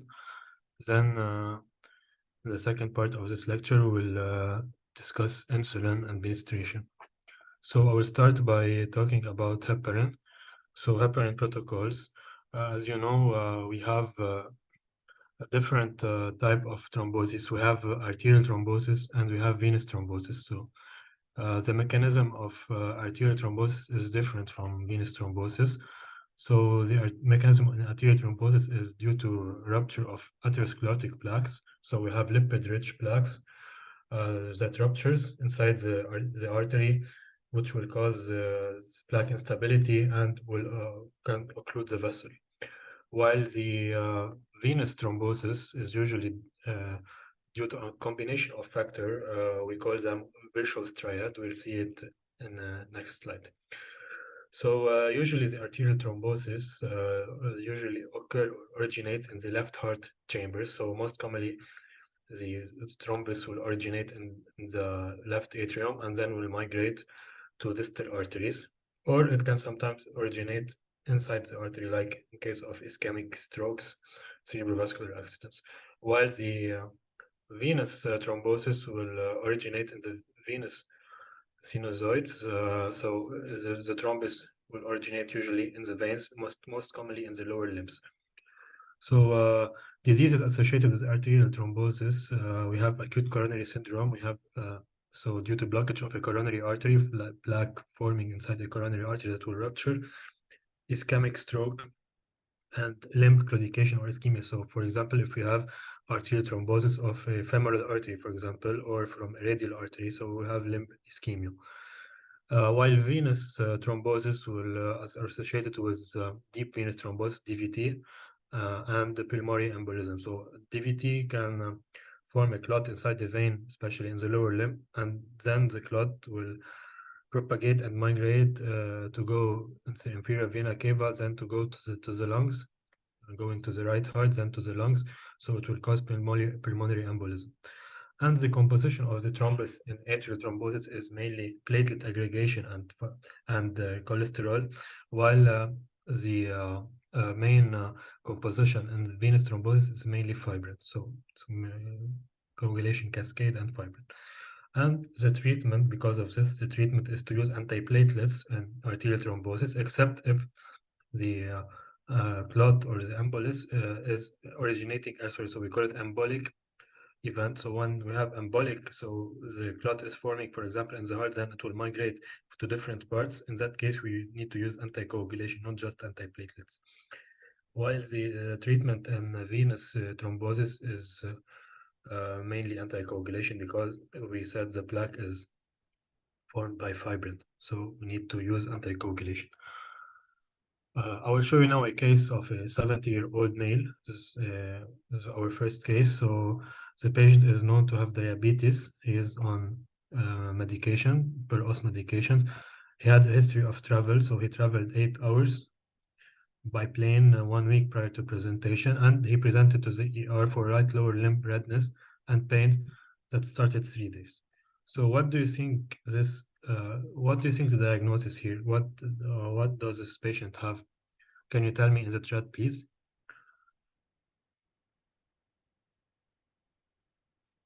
Yes. DVT, true. So this is a typical presentation of a deep venous thrombosis. So the patient, you always need to look at the history. So the patient had a travel history. So immobilization for 8 hours in the plane is a risk factor for a 78-year-old. So age also is a risk factor. Then he presented for unilateral. So just one leg is swollen and red. So we need to suspect deep venous thrombosis in this case. So we need to put the patient, we need to do labs for sure to look for renal function, to adjust the dosage of the medication. We hospitalized the patient and they started him on enoxaparin, so Lovenox, low molecular weight heparin, 1 milligram per kilogram subcutaneously every 12 hours. So this is the dose of low molecular weight heparin in patients with normal renal function. So back to the virtuous triad. So we said for the plaque to form inside the vein or the thrombus to form inside the vein, we need to have three components. So we need to have endothelial damage. For example, if the patient is smoker or hypertensive, so he have endothelial dysfunction, so the vessel wall is dysfunctional. Other causes are surgery or use of catheters or trauma trauma, so any orthopedic trauma can cause it. We have also to have a hypercoagulability, so it's either hereditary or acquired. So hereditary, it's due to factor V Leiden mutation. So these are mutations that have a risk of increased thrombosis, prothrombin mutation, and protein C and protein S deficiency. Because protein C and protein S, they inhibit the coagulation factor. So when they are not present, the other coagulation factor will always be activated. So there will be a risk of thrombosis in that case. Other hypercoagulated state are cancer. So cancer patients are at risk of developing deep venous thrombosis and pulmonary embolism. Chemotherapy, hormone replacement therapy, pregnancy, obesity, and heparin-induced thrombocytopenia. We'll discuss it later on. It's also a acquired hypercoagulable state. The third factor of this triad is stasis, so immobility or polycythemia. So our patient here has immobility. So 8 hours of travel is considered a risk. And he was also, he had obesity, so he had two risk factor. And I forgot to mention that he was a smoker as well. So he had endothelial dysfunction. So he had the three factors of this triad. So how does cancer, for example, we'll just give you example, cause prothrombotic state? So the cancers will have expression of procoagulant protein by cancer cells. So each cancer cell will start by expressing and producing procoagulant protein in the circulation. So these procoagulant proteins, they are like tissue factors. So they directly activate factor 10 via complexing with factor 7. So they will stimulate the coagulation cascade by activating factor 10 directly. And we have also another one, which we call a procoagulant secreted by the cancer cell, which will directly also activate factor 10. Cancer cells will also release microparticles, which are soluble fragments of tumor cell membranes. So when the cell will release parts of its cell membrane, so this part of the cell membrane will attract platelets, will attract coagulation factors. So this will also induce a systemic hypercoagulability. So chemotherapy as well. Chemotherapy, when chemotherapy acts on tumor cells, they will release tissue factor. So these tissue factor, we said here that will activate factor 10 and will induce the coagulation cascade. They downregulate protein C and S because we said protein C and S, they inhibit the rest of the coagulation cascade. So when we downregulate protein C and S, the rest of the cascade will be always activated. So it's a hypercoagulable state here. Chemotherapy can also cause direct endothelial damage to the vascular endothelium. So it's part of the virtual triad. They will cause platelet activation because they will trigger platelets to aggregate and to activate. And we have anti-angiogenic agent like bevacizumab, which is a drug that we used for lung cancer mainly. It's a immunotherapy type of medication. It's not a chemotherapy. It's more an immunotherapy. So this drug will act on platelet activation, will promote platelet activation. It's a risk of thrombosis, and will cause endothelial activation because they activate endothelial cell, contributing to a prothrombotic state as we said. So we have different factors. So mainly we have secretion of tissue factors, we have platelet activation, we have downregulation of protein C and S, which will contribute to the chemotherapy and immunotherapy increased risk of thrombosis. We have some medications that can cause deep venous thrombosis, like oral contraceptives. So when a female is on oral contraceptives or hormone replacement therapy for various medical conditions, so we'll have hyperestrogenemia in the blood. So this is estrogen is a procoagulant factor. So we have decreased synthesis of anticoagulation, coagulant factors, and fibrinolytic proteins, so it will increase the risk of thrombosis as well. Same for pregnancy and postpartum period, because in pregnancy we have high estrogen levels, so it's like hormone replacement therapy due to elevated estrogen level. Another factor in pregnancy is when we have the fetus and the placenta, so we can have compression on the inferior vena cava, and this compression will cause blood stasis, which is a part of virtual triad, and blood stasis when blood is not circulating. So there is a risk of a clot forming, and this clot can migrate to reach the lungs, for example, in case of pulmonary embolism, or it can remain in the veins and cause deep venous thrombosis. So now, when we have also central obesity, which is a risk factor for developing DVT, because we have cytokines we call adipocytokines secreted by the fat cells. So leptin and adiponectin contribute to procoagulant effect as well. So we have three molecules contributing. Which all of these factors will increase the activity of the coagulation cascade. So we have more inflammation, more oxidative stress, and more endothelial dysfunction. So more of this virtual triads that we already talked about. So now I will show you tables and information from an interesting paper which was published in the American Heart Association, which is a guide to anticoagulant therapy. It's a very nice paper that talks about all types of heparin that we use in our practice. It's from the American Heart Association, as we said.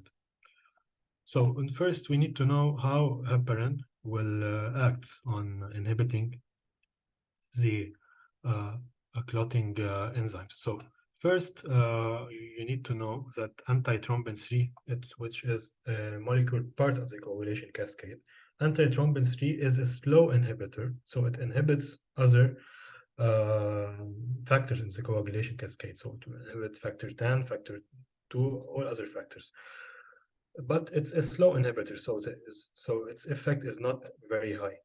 But when we have heparin that comes and bind to antithrombin 3, then we will have this will induce a conformational change in antithrombin 3. So the shape of antithrombin 3 will change, and this will allow it to bind directly to the clotting enzyme you can see here. So I will show you the pointer. So here, before heparin, you see the shape was like this. With heparin, you have a change in shape. This is a pentameric shape. So now it binds more effectively with other clotting factors. So when this happens, we will have a rapid inhibition of this clotting enzymes. So we'll have less coagulation and we'll have increased risk of bleeding. So that's why when we have a thrombus formation, heparin acts on antithrombin 3 to increase the inhibitory effect of antithrombin 3 on other clotting enzymes, and that's how we have the mechanism of action of heparin, and that's how heparin is effective in treating venous thrombosis. So we said that heparin binds to antithrombin 3, so it will inactivate factors 2A, 10A, 9A, and 12A. all of these are coagulation factors that increase thrombosis, but when they are inactivated, so we have less risk of thrombosis. And if we have already a thrombosis, there's a high chance of a thrombus disappearance when we use heparin. This is the major mechanism of the heparin effect, but it also has a different mechanism of action. So heparin, it can bind to heparin cofactor 2, so it will inactivate factor 2. So it acts on factor 2 in two mechanisms, by acting on antithrombin 3 and by acting on heparin cofactor 2, which is present on the factor 2 directly. So factor 2A will be mostly inhibited by the usage of heparin. The third mechanism of action is when it binds to platelet as well, so it inhibits platelet function, so which will increase the anticoagulant effect of heparin. So it binds to antithrombin 3, it binds to heparin cofactor 2, which promotes inhibition of coagulation factor 2, and it binds to platelets. So all of these mechanisms will lead to a disappearance of the venous thrombus. So here is another figure that will show you the same things. So will heparin antithrombin 3 combined will inhibit all of these factors. Heparin as well work directly on factor 2A. So we have less fibrin production. So we have less thrombus. The thrombus will decrease in size, because the thrombus, we said, it's mainly formed by fibrin. So we are decreasing fibrin, also we are decreasing the thrombus. And this is how we treat DVT, for example. You need to know that heparin molecule is heterogeneous. So we have different sizes of heparin. So we call it, we have the sizes ranging from 3,000 to 30,000 in size. So we call high molecular weight heparin and low molecular weight heparin. It's important to differentiate between both, because you see here, this is the high molecular weight heparin. So before in the past, we just had this heparin. We didn't have low molecular weight heparin. So you see here, it's low molecular weight heparin. You see the weight of the particle is between 2,000 to 10,000, while the regular heparin or the conventional heparin, it's between 5,000 to 30,000 in weight. So we have different types. You just need to know this, as you have low molecular weight heparin and we have the regular type of heparin. In all cases, the heparin will enter the circulation. So this is a blood vessel here. This is a blood vessel. So heparin will bind to different proteins, will bind to endothelial cells, will bind to macrophages, and most importantly, it will bind to antithrombin 3, as we said.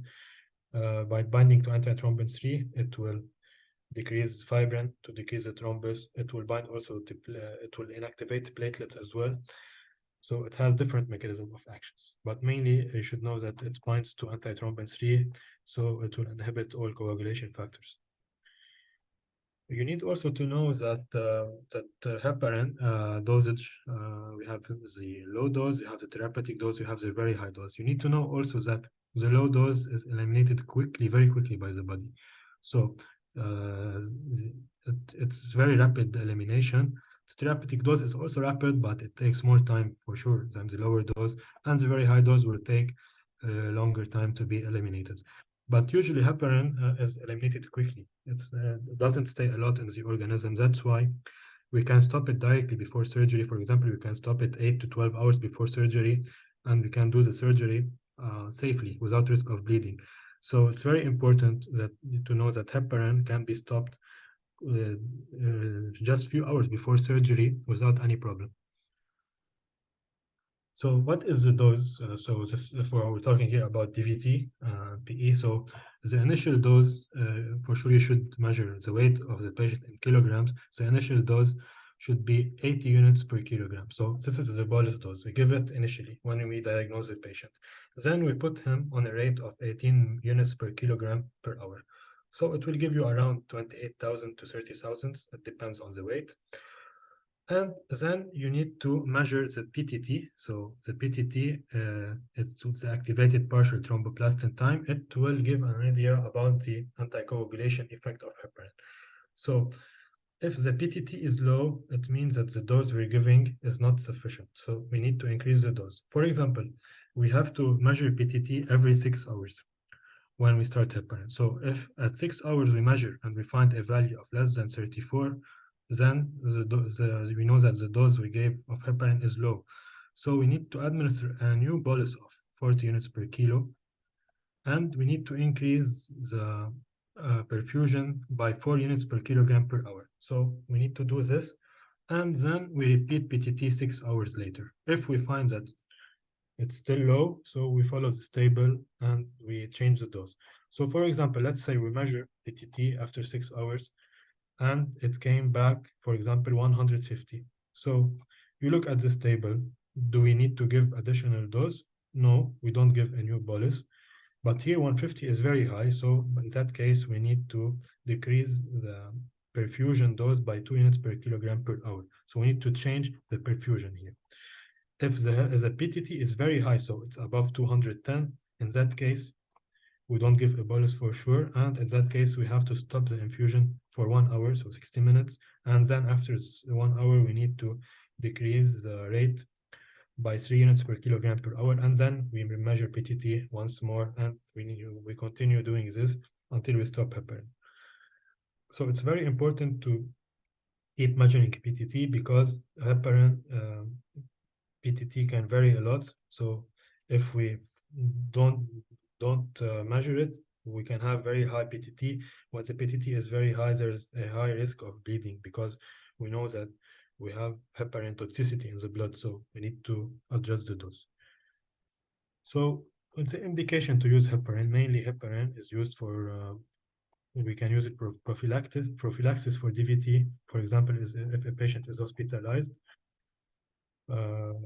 If a patient is hospitalized and is bedridden, so we use it as a prophylaxis. We use here we're talking about the regular heparin, not the low molecular weight. We use a dose of 5,000 units sub-Q every 8 to 12 hours. And if we want to give the therapeutic dose, so we said we will follow this. Table. So it's very easy. You just have this table, you follow it, and you adjust the dose, you adjust the bolus dose, you adjust the rate of the continuous dose. We use also heparin, so unfractionated heparin. We use it for coronary artery disease. For if a patient is coming from myocardial infarction, we can use unfractionated heparin. So usually we give 5,000 units intravenously on diagnosis, and we can give additional dose when we are putting a stent to prevent stent thrombosis. So, and we then continue. We continue the treatment. If we want to continue heparin, usually we don't continue it after putting a stent, but if we continue it, we need to follow this table as well. So DVT, PE for prophylaxis and for treatment. So we have prophylactic doses, we have therapeutic dose, and for coronary artery disease, mainly myocardial infarction, we use the therapeutic dose and we give the bolus of 5,000 unit IV. You just need to know that the prophylactic is given subcutaneously, while the therapeutic dose is given intravenously. We're talking here about the unfractionated heparin, not the low molecular weight heparin. So sub-Q for prophylaxis and IV for the therapeutic. It was proven in this study also that was published in Circulation Journal that when we add heparin to aspirin in patient with coronary thrombosis, so you see that we have a risk reduction when we add the two drugs. So it's way better when adding aspirin to heparin. So we should not use it alone in myocardial infarction because we said in coronary artery disease, it's arterial thrombosis. So here we need to use antiplatelets, not just anticoagulation. So we need to use both in that case. And it was proven you can see the p-value is very significant. So using aspirin with heparin is very effective, and the sample size here is very big. So it's around 70,000 patients. So it's a very significant study. So we need to add both, and you can see that even when we add aspirin, the major bleeding is not has not increased, so it's safe to add aspirin to heparin. There's no increased risk of bleeding in this study. There's a side effect that we commonly see with heparin. So we can have heparin-induced thrombocytopenia. So when heparin circulates in the blood, we can have antibodies forming in the circulation. These antibodies are called HIT antibodies, so heparin-induced thrombocytopenia antibodies. These antibodies will bind to monocytes, will bind to platelets, will bind to neutrophils. So they will mainly bind to platelets. And when binding to platelets, they will cause platelet hyperactivation. So we'll have consumption of platelets, and this will induce thrombocytopenia. So it's an autoimmune mechanism. So when we have antibodies will bind to platelets, hyperactivation of platelets, and destruction of platelets. So the antibody is IgG type. So we have multiple types, IgG, IgM. So here it's just IgG antibody. It will bind to heparin PF4 complex. So we'll have immune complexes. These immune complexes will activate platelets. So hypercoagulable state and thrombocytopenia. So anytime you see a patient treated by heparin and that develops thrombocytopenia, you need to suspect heparin-induced thrombocytopenia because it's a very dangerous condition. It can lead to hypercoagulable state because of the immune complexes activation, and it can lead also to bleeding because of the platelet consumption. So, and you need to know that we have two types. We have two types of HIT, heparin-induced thrombocytopenia. I have type 1 and type 2. Type 2 is more dangerous, but is less frequent, so 1 to 3% of cases. The onset is 5 to 10 days after starting heparin, while type 1 is just 1 to 4 days after starting heparin. In type 1, the drop in platelet is not very severe, just mild, so the platelets will drop to 100 thousandths per micromole, while in type 2, you can see the platelets drop to 20,000, so it's very low here. It's antibody mediated in type 2. Type 1, it's not mediated by antibodies. So it's high risk of thrombosis, 30 to 80% of thrombosis in type 2, and hemorrhagic complication can exist but are rare. So the treatment here is to immediately stop the heparin, and you need to use other alternative types of molecules to anticoagulate. You have the argatroban molecule and you have the fondaparinux. We'll discuss them today as well. So now we move to low molecular weight heparin. We said we have the unfractionated heparin. We have also the low molecular weight heparin. So most commonly used is Lovenox, so it's an enoxaparin. It's most commonly used in hospitals. So it was developed many years ago. It's very effective medication. So you can see here that they did a study about low molecular weight heparin in patients undergoing total knee arthroplasty to check if this patient if they put them on low molecular weight heparin, if they develop DVT less or more as compared to a control group being on placebo. So I just want you to look at this one, the Leclerc et al. Trial. So they used enoxaparin. As you can see, all these patients underwent surgery, total knee arthroplasty, and they compared a group that used low molecular weight heparin and a group that used placebo instead. And they checked if these two groups developed DVT, so divided in DVT and in proximal DVT. Proximal DVT is more dangerous because the clot is higher and can migrate to the lungs more easily. And they found out that patients with that used Lovenox and enoxaparin had just 90% of cases had DVT, as compared to 65% of patients that did use just placebo. And proximal DVT was 0%, so low molecular weight heparin here was very effective, as compared to 20% of proximal DVT in patients that didn't use low molecular weight heparin, that used placebo. And you can see that the 0% of the total patients had hemorrhagic complications. So low molecular weight heparin here did not increase hemorrhagic risk, but it decreased the thrombotic risk mainly the proximal DVT risk, because proximal DVT is more dangerous, and this is essential for us. We need to decrease the most dangerous things. Okay. So now they try to compare low molecular weight heparin with unfractionated heparin to see if it's effective or if it's less effective.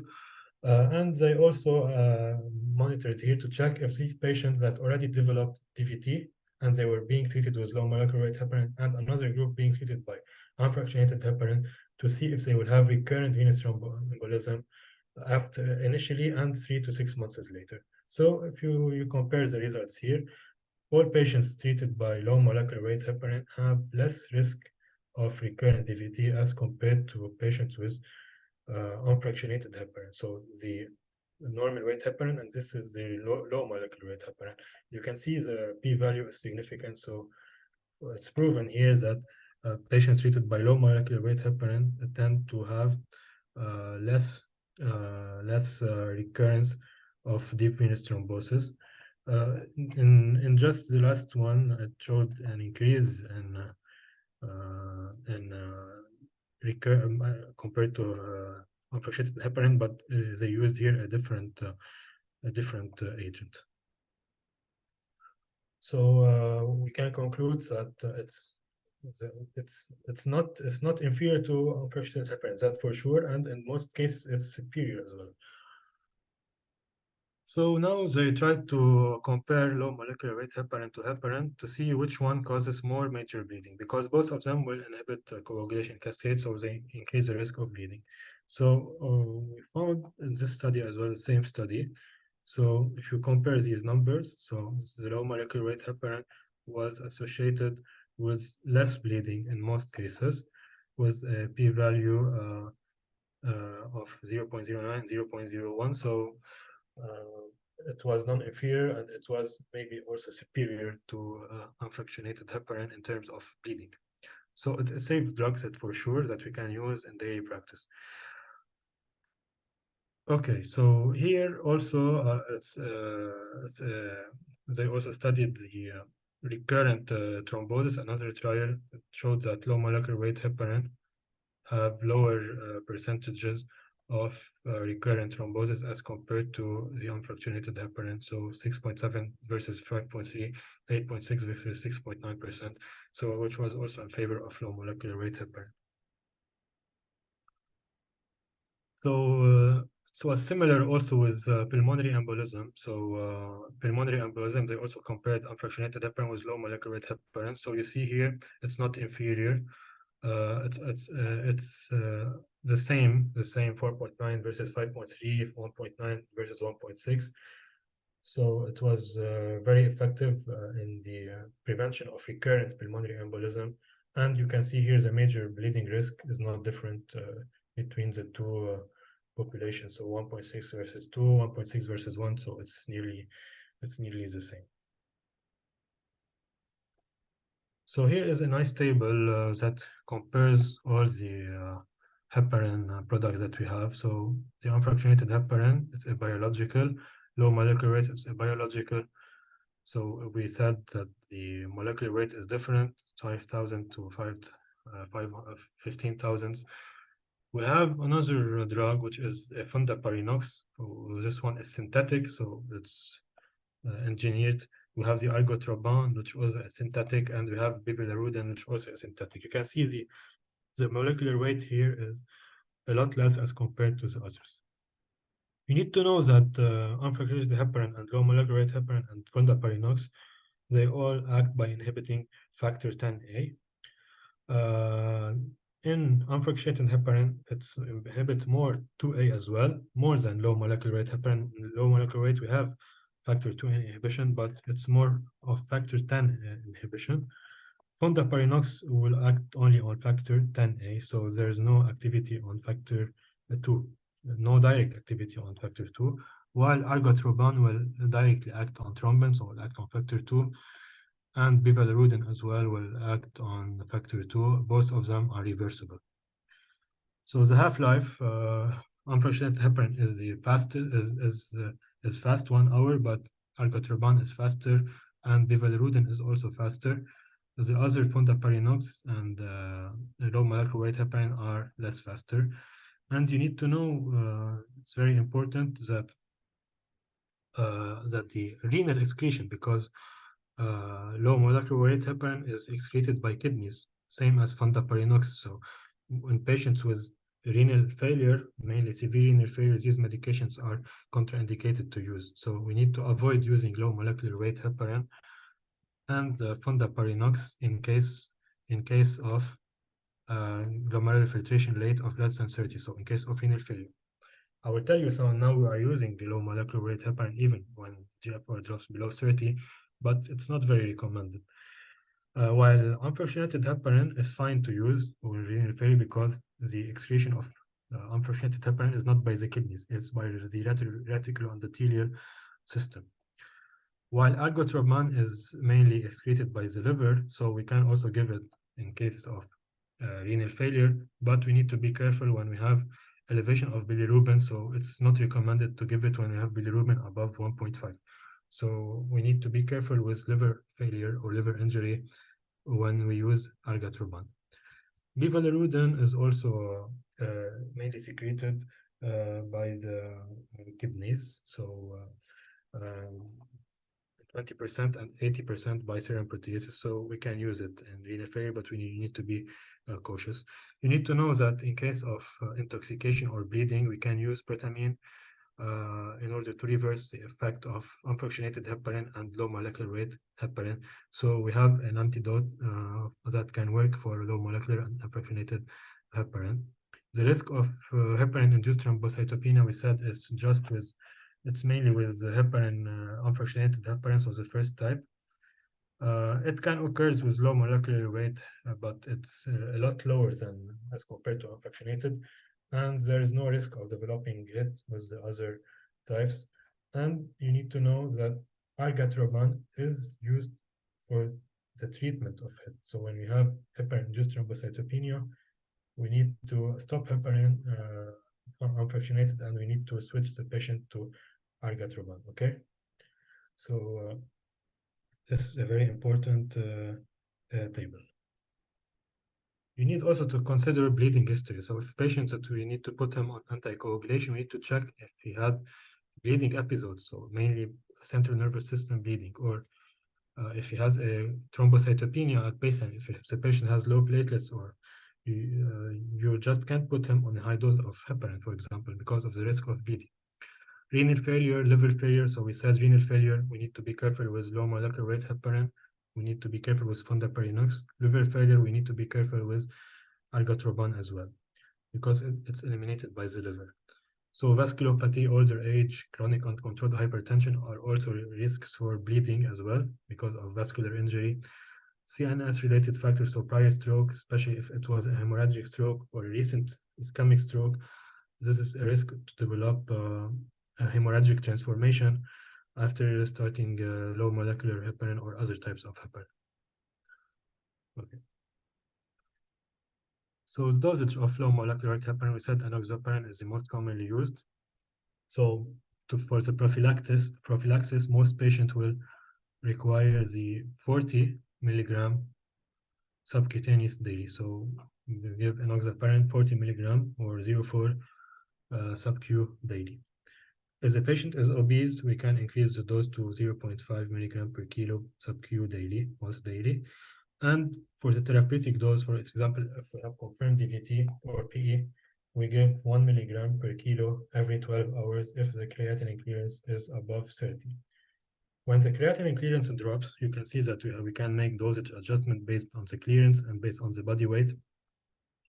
But even a lot of references are stating that even when the clearance drops below 30, it's not contraindicated. So it's either we use 0.5 milligram per kilogram Q12 hours, or we use 1 milligram per kilogram every 12 hours. So here it's 1 milligram per kilogram every 24 hours. So we reduce the dose even if the creatinine clearance drops. So we can reduce the dose and we can continue to use it, but it's not very recommended.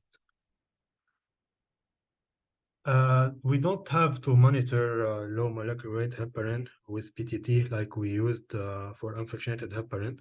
We don't even need to monitor with anything. We just give the drug and you're safe. You don't monitor unless the patient has high risk for bleeding. So if the patient has borderline renal function, if he has a low weight or very high weight, if it's pregnant female, or if it has unexpected bleeding episode, recurrent thrombosis, or before emergent procedure, we can dose the anti-10A level. So anti-10A level will give us an idea about the effectiveness of low molecular weight heparin, and we can adjust the dose based on anti-10A level, but we rarely do it for enoxaparin. We just give the medication without monitoring in most cases. Fondaparinux as well is a synthetic derivative of low molecular weight heparin. So here the dosages, if we want to give a prophylaxis dose, you give 2.5 milligram sub-Q once daily. So it's just a once daily dose, which is good. But if you need to give a therapeutic dose, you need to increase the dose based on the weight. So if the weight is less than 50, in that case, you give 5 milligram sub-Q Q24. If the weight is 50 to 100, 7.5, and the weight above 100, you give 10 milligrams per day, per 24 hours. So it doesn't cause heparin-induced thrombocytopenia, as we said. It acts on factor 10A. We should not use it in renal dysfunction when we have renals less than 30. So it has a longer half-life, so it's difficult to eliminate it from the body, which is a risk for bleeding.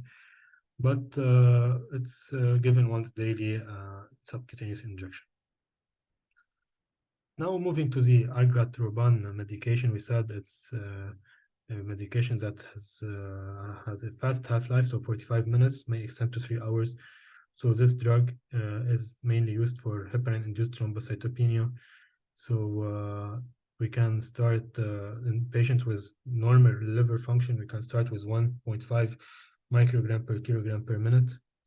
And we need to monitor based on PTT levels. So we check PTT and we change the dose accordingly.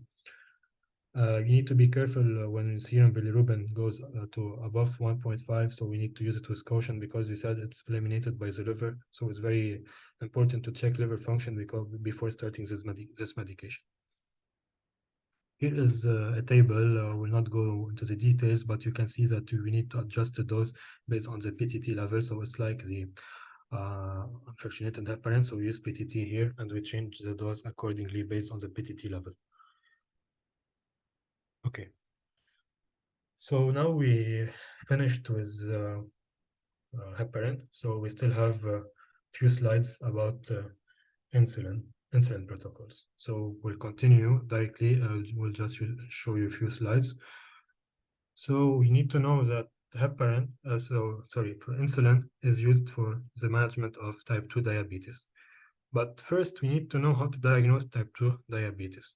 So in normal patients, or in patients without diabetes, they should have a fasting blood glucose. So if we measure glucose in the morning of less than 100.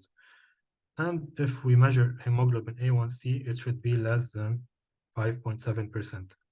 While in patients with prediabetes, so patients that have insulin resistance or increased risk of diabetes, their fasting plasma glucose is between 100 to 225, so it's increased.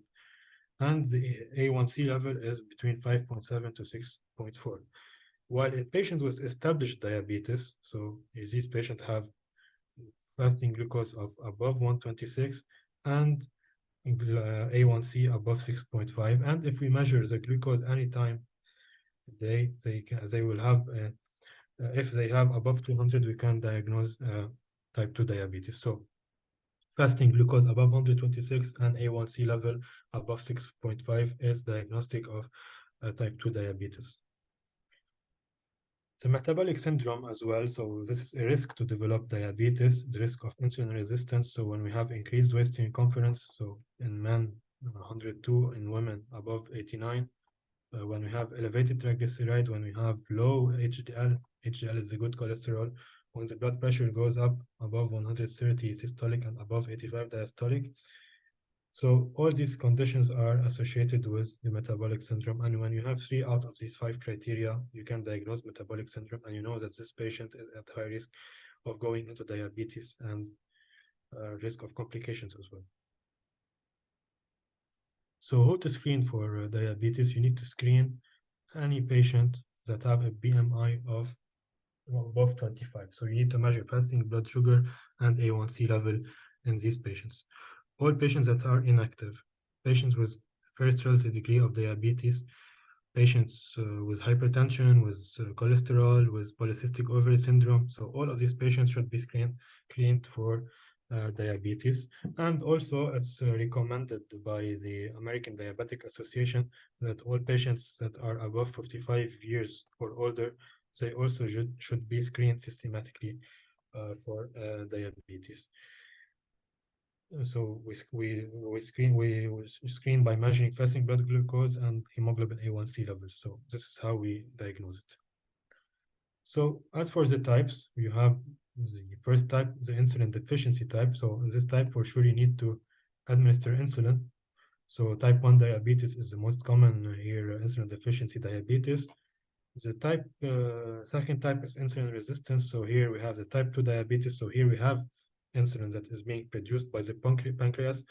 But the problem here is that insulin we're having resistance to insulin. So insulin is not being able to act. While in type 1 diabetes, where we don't have insulin, we have a complete destruction of pancreatic cells that produce insulin. So in that case, we have complete lack of insulin. We have other also causes of diabetes. We have the gestational diabetes. We have the drug-related. For example, if a patient is on glucocorticoid for a long term, so glucocorticoid can cause diabetes on long term. Beta blockers as well. So we have this list of medications that is associated with development of diabetes. When you see this is called acanthosis nigricans. When you see this, it's on the axilla or on other regions. This is very diagnostic of insulin resistance. So when we see this, you need to suspect insulin resistance and we need to look up for diabetes. So how to delay onset of or how to prevent diabetes? So we need to do diet, we need to do proper exercise, smoking cessation. So but these have modest effect on delaying, or while weight loss is more effective. Bariatric surgery is very effective. So if a patient is obese or has a BMI of above 30, if we can propose him bariatric surgery, especially if BMI is above 40. So it's very effective in delaying diabetes. Sometimes we cure diabetes by bariatric surgeries. Metformin can slow the delay, but not much, because after 3 years, the disease will continue to progress normally. And you have other drugs, they can delay, but are not very effective. So most effective is bariatric surgery, mainly for patients with BMI above 40. So in this population, the onset, we can work a lot on this population. Okay, so the target of our hemoglobin A1C in diabetics should be less than 7% in patients that are healthy but have diabetes. Sometimes we can be more aggressive and we drop it to less than 6.5, but here we need to be careful of the risk of hypoglycemia. In older patients and more patients with comorbidities, here we should not be very aggressive. So sometimes we can accept values less than 8% or less than 7 to 7.5% if we don't have recurrent hypoglycemia. So we need to make sure in older adults to prevent hypoglycemia. So we should not be very aggressive by lowering glucose, because hypoglycemia is more dangerous in older adults, especially with adults with a lot of comorbidities. So we need to be careful with the risk of hypoglycemia. So 7 to 75 or 8, maybe sometimes we accept it. But in healthy diabetics, so no other comorbidities, young, we need to try to drop it to 6.5 as A1C level. And this is the A1C. The A1C, it will reflect the average plasma glucose in the last 3 months. So when you see A1C level of 6%, it means that the average plasma glucose in the last 3 months was about 126. When the A1C level goes to 12, so the average plasma glucose level over 3 months is 298, so it's very high. So here is very critical condition. We need to act rapidly by giving medication, diet, insulin, and bariatric surgery if he's obese. So now to talk about insulin mainly. So we have different types of insulin. We have the rapid-acting insulin. So the rapid-acting insulin, these are the insulins that will act rapidly. So 5 to 10, 15 minutes of action after we give it. So we give it now, 5 minutes later or 15 minutes later, the blood glucose will drop. It will peak at 45 to 90 minutes, so it can stay in the organism for 4 hours in total. So this is the insulin that we most commonly use in hospitals. We use it before meals or after meals. So we use it 3 times a day because it has just a peak of 45 to 90 minutes, so we need to use it multiple times per day. As compared to insulin detamir and insulin glargine, these are a long-acting insulin. So we give them just once at night. We give 1 injection at night, and the onset of action will be 1 to 2 hours. It will not have a peak. So the rapid-acting insulin will act like this. So we'll have peaks. It will go up, then it will go down. It will go up. It will go down. While the long-acting insulin won't have peaks. It will just have this dose. So insulin will always be present, but without peaks. It's a basal insulin, we call it. So we give it just once daily, as compared to the rapid-acting insulin that we should give 3 times per day. The detamir and glargine, the long-acting insulin, we should give them just once a day. You need to know that insulin has no effect on weight loss. So it doesn't drop weight, sorry, it can increase weight.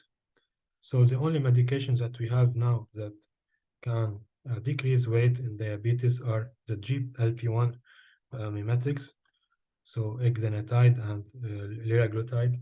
And we have the newer generation of drugs, the SGLT2 inhibitors. They also decrease weight. The SGLT2 inhibitors will act on the kidney receptors in order to eliminate glucose from the body. So they increase kidney excretion of glucose by acting on the SGLT2 receptor. So by that, they can decrease weight. But you need to know that insulin does not have an effect on lowering the weight. In fact, it can increase it. Metformin has a neutral, is the most commonly used medication. Our practice has a neutral effect on weight, so it doesn't decrease, it doesn't increase weight as well. Okay. Okay, so now moving to this curve, you need to know that we can have conditions like, we call it diabetes ketoacidosis and hyperosmolar non-ketotic hyperglycemia. So in these cases, we have very high glucose level. It's very dangerous level. So in these cases, when we have uncontrolled and acidosis, so in these cases, you need to give intravenous insulin. So here we don't give sub-Q insulin. We start directly by giving intravenous insulin. We start by intravenous bolus of 0.1 unit per kilo. So we give it bolus IV. Then we continue 0.1 unit per kilo per hour intravenously. Okay. And then we keep measuring blood glucose, and we wait until normalization of acidosis. Then we start to reduce the dose and we switch to sub-Q when we don't have acidosis anymore.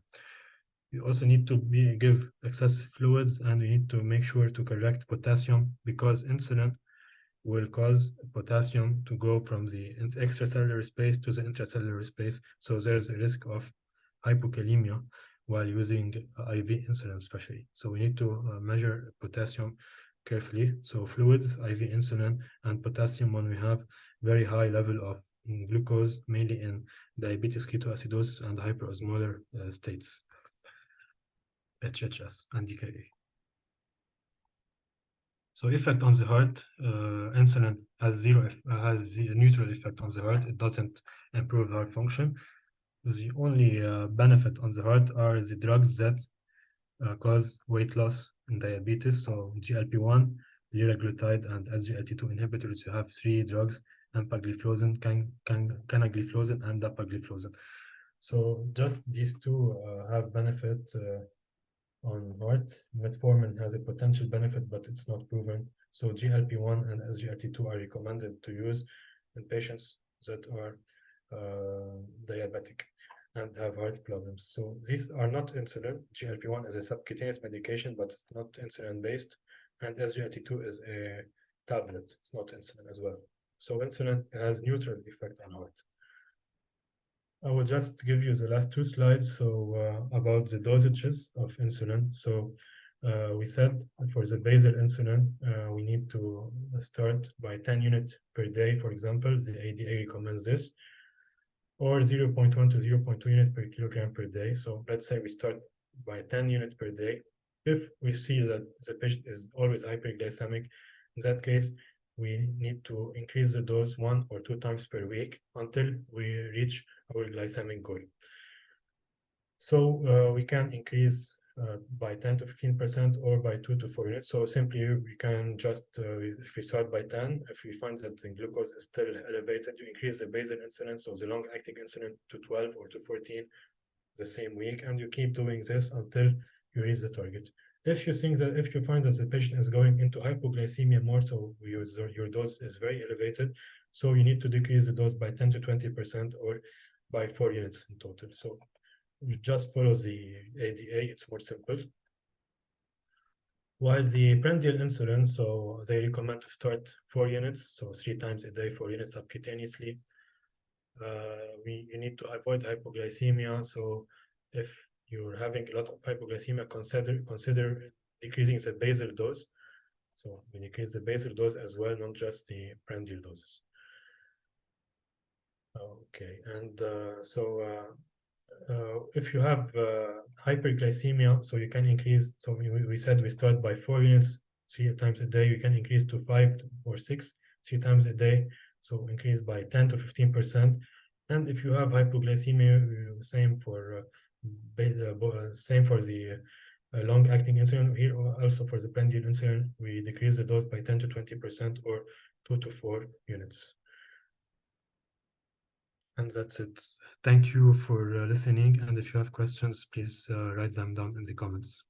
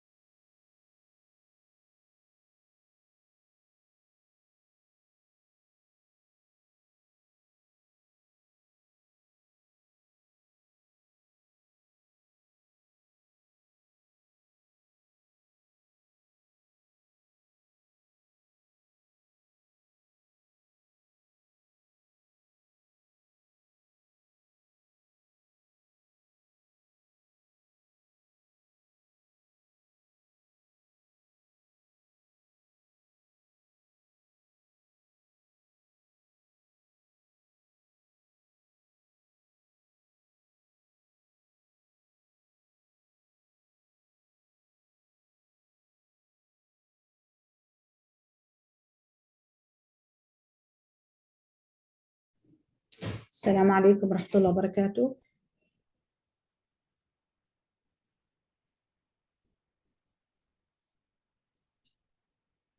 Is the voice is clear? Slide is clear?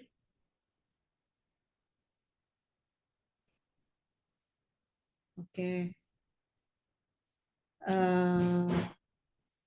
I am Dr. Mahad Ramli, consultant clinical pharmacist at Prince Mohammed bin Abdulaziz National Guard Hospital in Medina Munawwara region.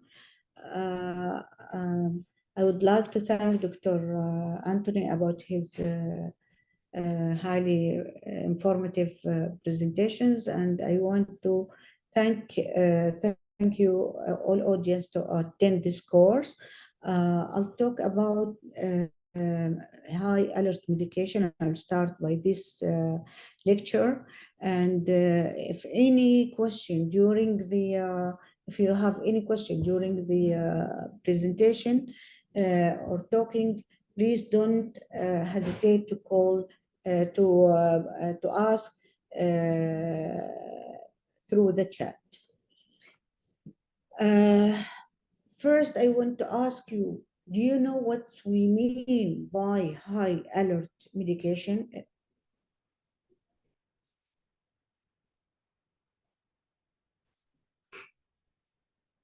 Any volunteer, please? Any volunteer? What we mean by the high alert medication?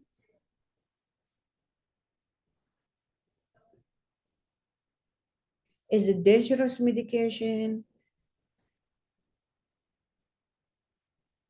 What the difference between high alert medication and regular medication? No volunteer?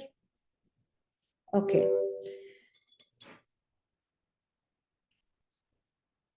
The scope of this presentation to discuss the concept of high alert medications, identify the many drugs classes considered to be high alert status, demonstrated case scenarios, describe various strategies for safeguarding, monitoring the use of high alert medications. What is the high alert medication?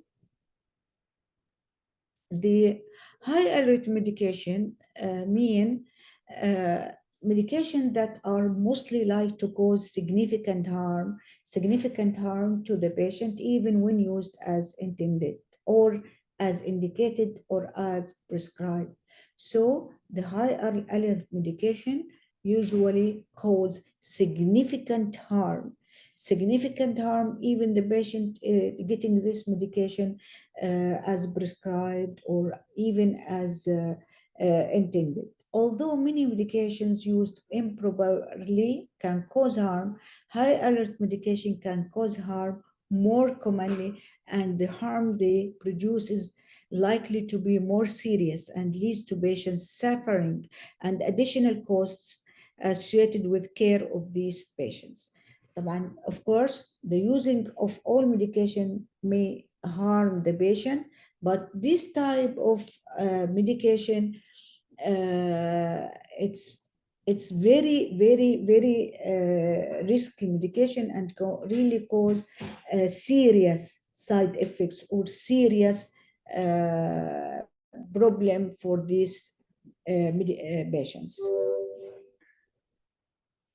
High alert medication are drugs that bear heightened risk of causing significant patient harm when used in error. Medication error usually will harm the patient. What about if the patient of this medication is high alert medication? The harmness of this medication is very high, very risky. Errors may not be maybe not common, but this medication, if the consequences of errors may be devastating. So it's very dangerous medication if there is any error. And the error from these medications are not common, but when the errors happen, it's life-threatening, really. And the ISMB list of high alert medications, it is the medications such as adrenergic agents, adrenergic agent, anesthesia, antihistamine, insulins, narcotics, promethazine, sedatives. This is examples. The top 5 high alert medication are insulin, opiate and narcotics, injectable potassium chloride phosphate, injectable anticoagulant, and sodium chloride. We know any volunteer, I need volunteer, please, regarding the insulin. Why we consider insulin from high alert medications? Why? Please. Any volunteer, please? I know it's afternoon and the time is very late, and maybe feeling tired from now, but please, we want to do discussion to make the course very nice course. Why insulin is high alert medication? Can cause hypoglycemia. Good. This is one from answers. Any another answer, please?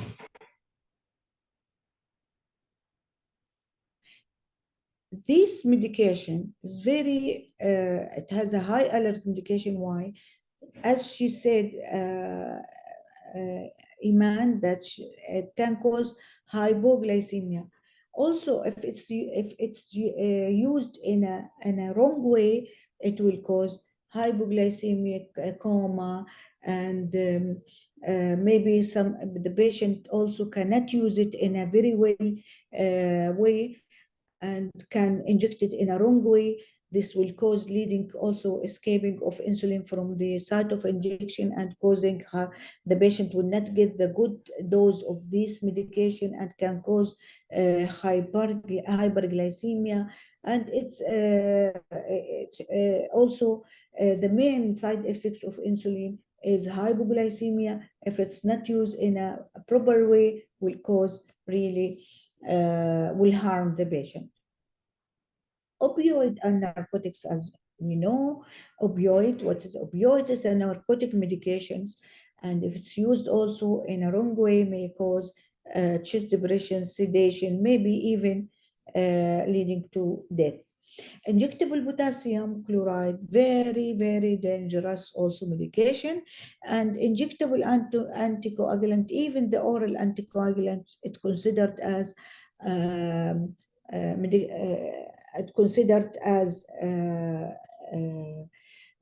dangerous medication. Why? Because this is an injectable anticoagulant or oral even anticoagulant has narrow therapeutic index. What do we mean by narrow therapeutic index? That's mean the variation between the therapeutic dose and lethal dose is very small, very small. Yani very small increase or decrease from these doses may cause even bleeding or thromboembolism to the patient. And sodium chloride solution above 0.9%.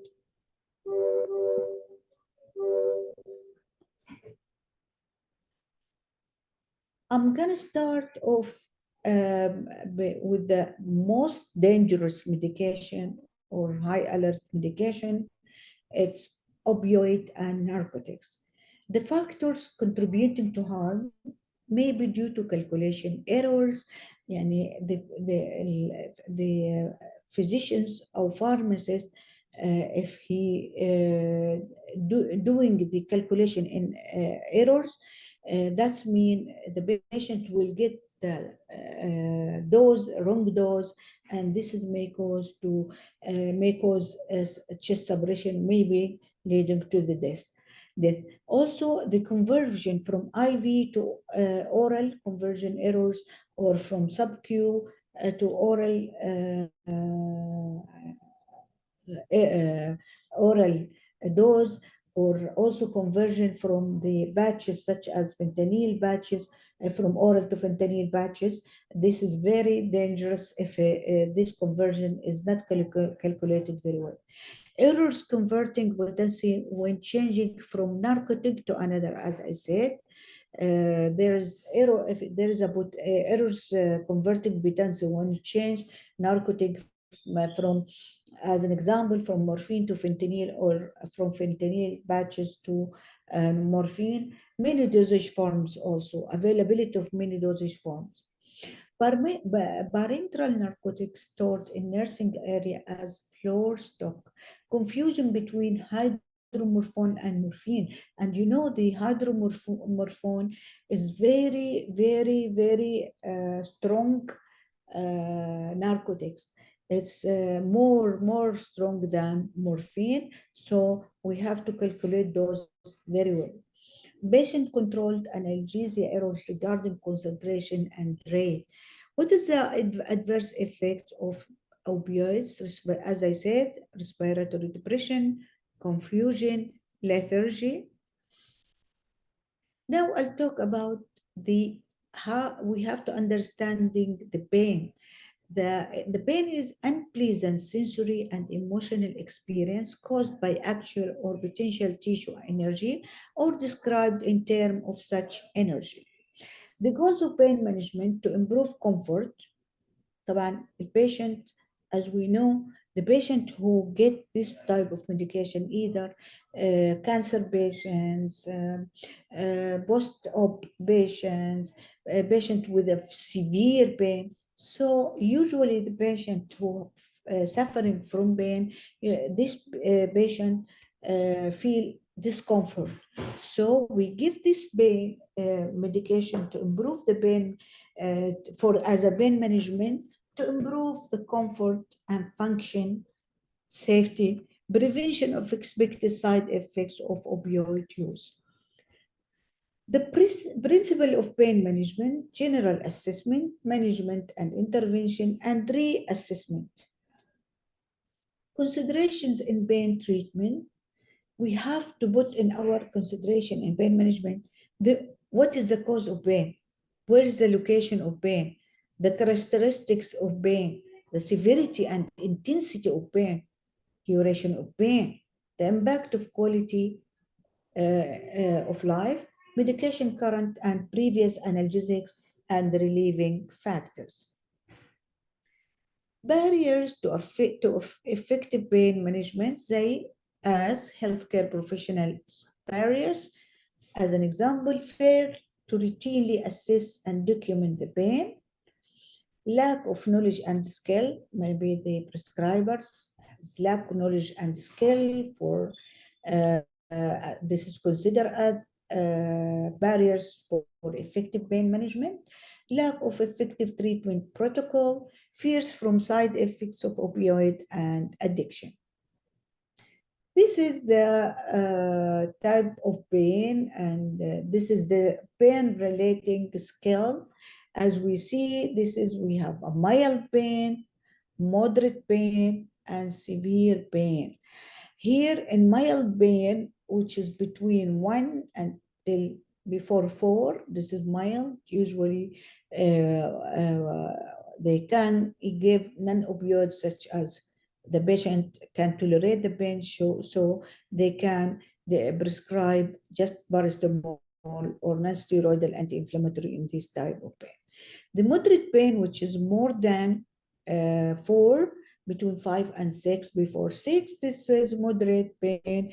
We can prescribe for this patient mild codeine, plus or minus non-opioids, or plus or minus adjuvant. This is a step 3, severe pain between 7 until 10. Usually we give strong opioid, plus or minus non-opioid, maybe with paracetamol, or adjuvant, maybe with non-steroidal anti-inflammatory. The WHO analgesic ladder, step 1, as we see here, is the mild pain, as we said, non-opioid. We use non-opioid. In second, moderate. In second step, moderate, we use mild opioid. And the third, strong opioid, as I said in the last slide. The analgesics for moderate pain, such as we have tramadol. The tramadol has a mechanism of action, centrally acting analgesic. It has a dual action, and 2 actions, by binding the opioid receptor sites or by weakly inhibiting the reuptake of biogenic amines. A weak opioid receptor agonist hence doesn't produce significant respiratory depression. That means the tramadol is safe and will not cause respiratory depression. It's available in a capsule, 50 milligram, or injection, 100 milligram per 2 ml, or oral drops, 100 milligram per 1 ml, which is usual equal to 0.25 milligram per drop. The opioid analgesics a chemical that works by binding to opioid receptors, which are found principally in the central and peripheral nervous system and GI tract. The example of that opioid: codeine, morphine, bethadine, and fentanyl. This is opioid analgesics. As I said starting of this presentation, that we have here morphine. This is morphine.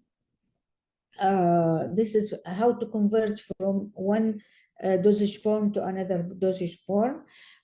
From morphine sulfate, we have oral, we have parenteral, and here the conversion from parenteral to oral, and the equivalence dose of oral of morphine.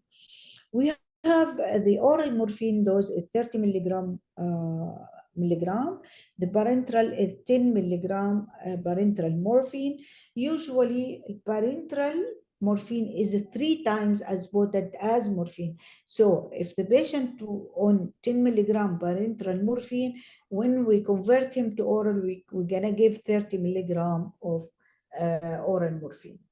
Fentanyl, no oral route, no oral availability for this type of opioid. Parenteral is 50 microgram per hour. The transdermal fentanyl is approximately 80 times as potent as morphine. So we usually give the fentanyl batches to put it on the skin for 3 days. 80 طبعا equivalence in oral is 30 milligram of morphine. Codeine, we have oral 100 milligram, no parenteral. Morphine is 6 times potent to oral codeine, which is 30 oral morphine, 30 milligram oral morphine. Preventing and managing common opioid side effects. Nausea, the main side effects is nausea and vomiting for opioid. This is usually tolerance to these side effects with time can occur. Constipation, usually there is no tolerance from this type of side effects, so we have to dispense stool softener and mild stimulant laxative, because as I said, tolerance of constipation doesn't occur over time.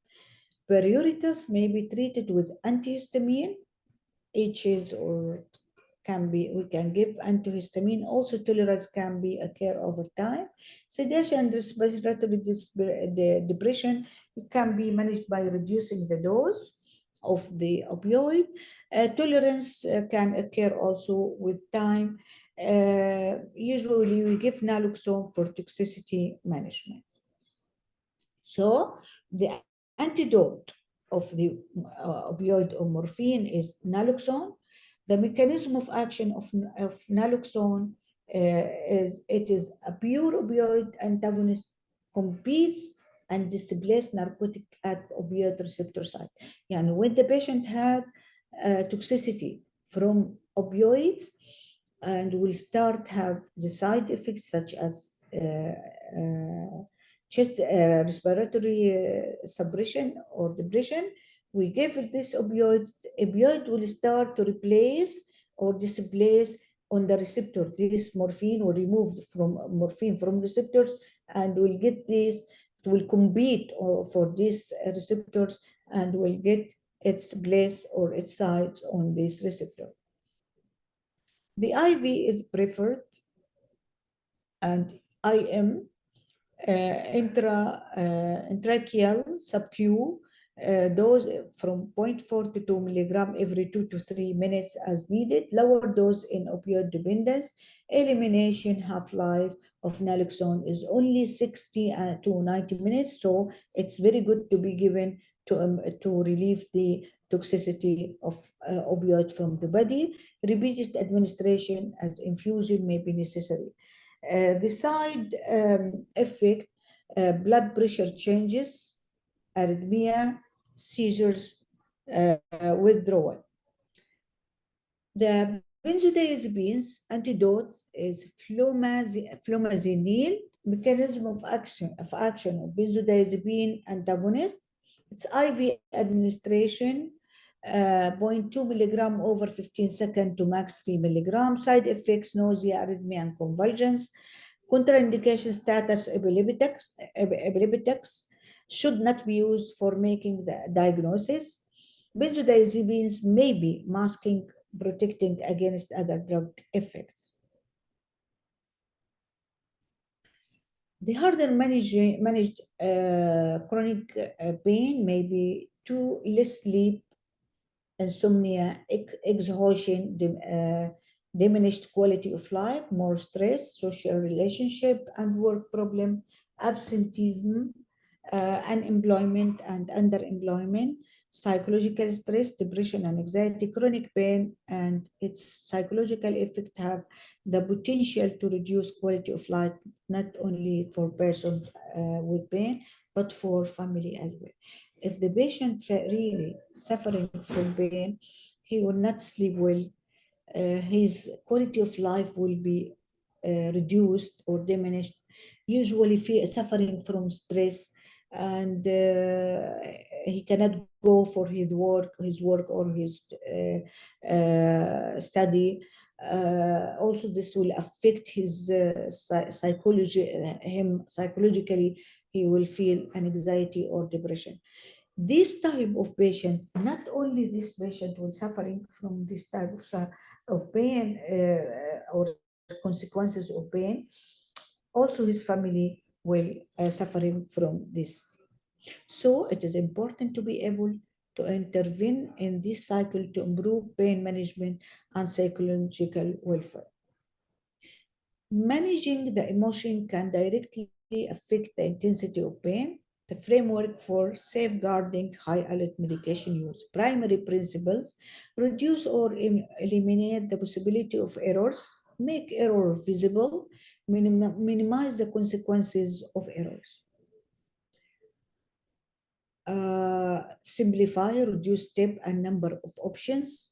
Externalize and centralize error-prone process. Example, and if we use the IV preparation, use commercially prepared premixed products, premixed magnesium sulfate and heparin, etc. Centralized preparation of IV solution, prepare pediatric IV medication in pharmacy, differentiate items, appearance, location, touch, color, smell.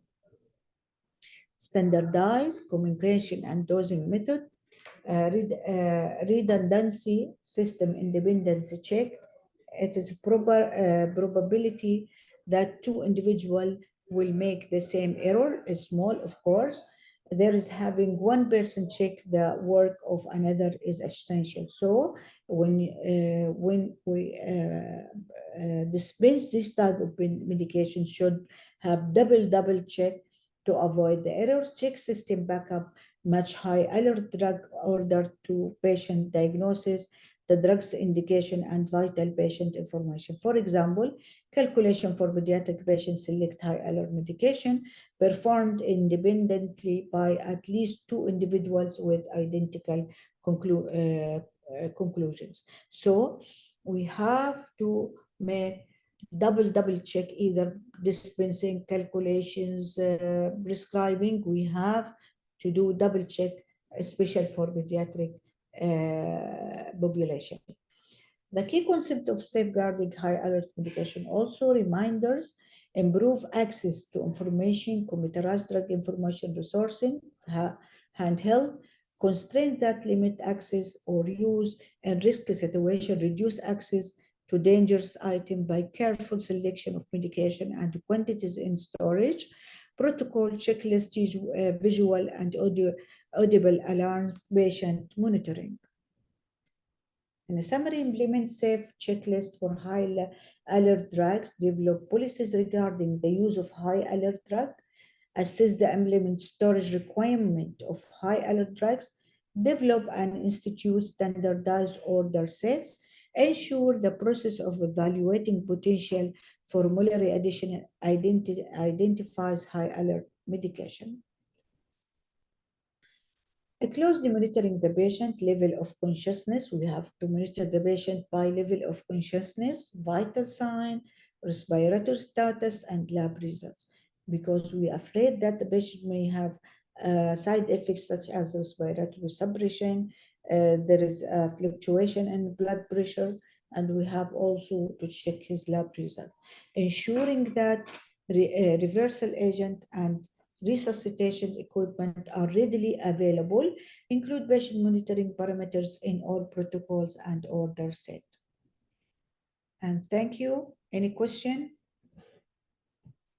Any question, please? Everything is clear? Please, dear. Any question? Is it clear?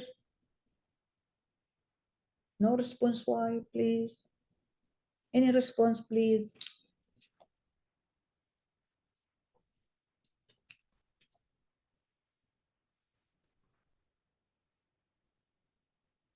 Okay. Okay.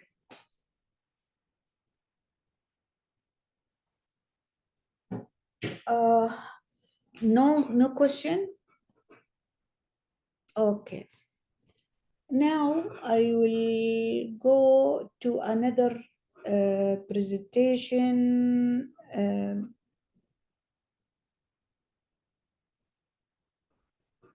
Mhm.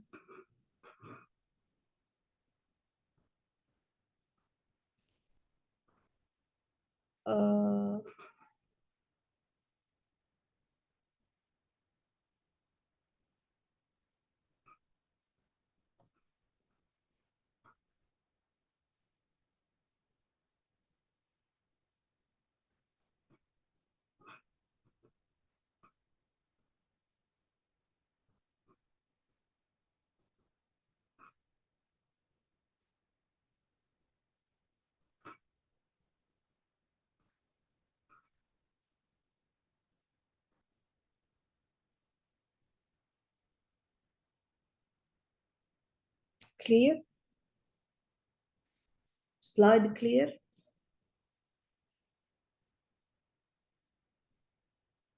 Is it clear؟ الشرايح واضحة؟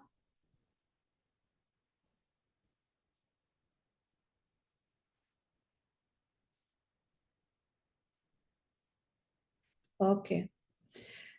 I'll talk now about the medication error and how to prevent it. This is a very sensitive area that may cause or harm the patients. So we have to know how to what is the medication error, how to detect medication errors, how to prevent medication error, how to report the medication error. I'll talk now about the definition of medication errors, type of medication errors, barriers that contribute to medication errors, medication error detection, reporting process, how to prevent medication errors. Okay, what is the medication error? Any volunteer, please? What is medication error? Any volunteer?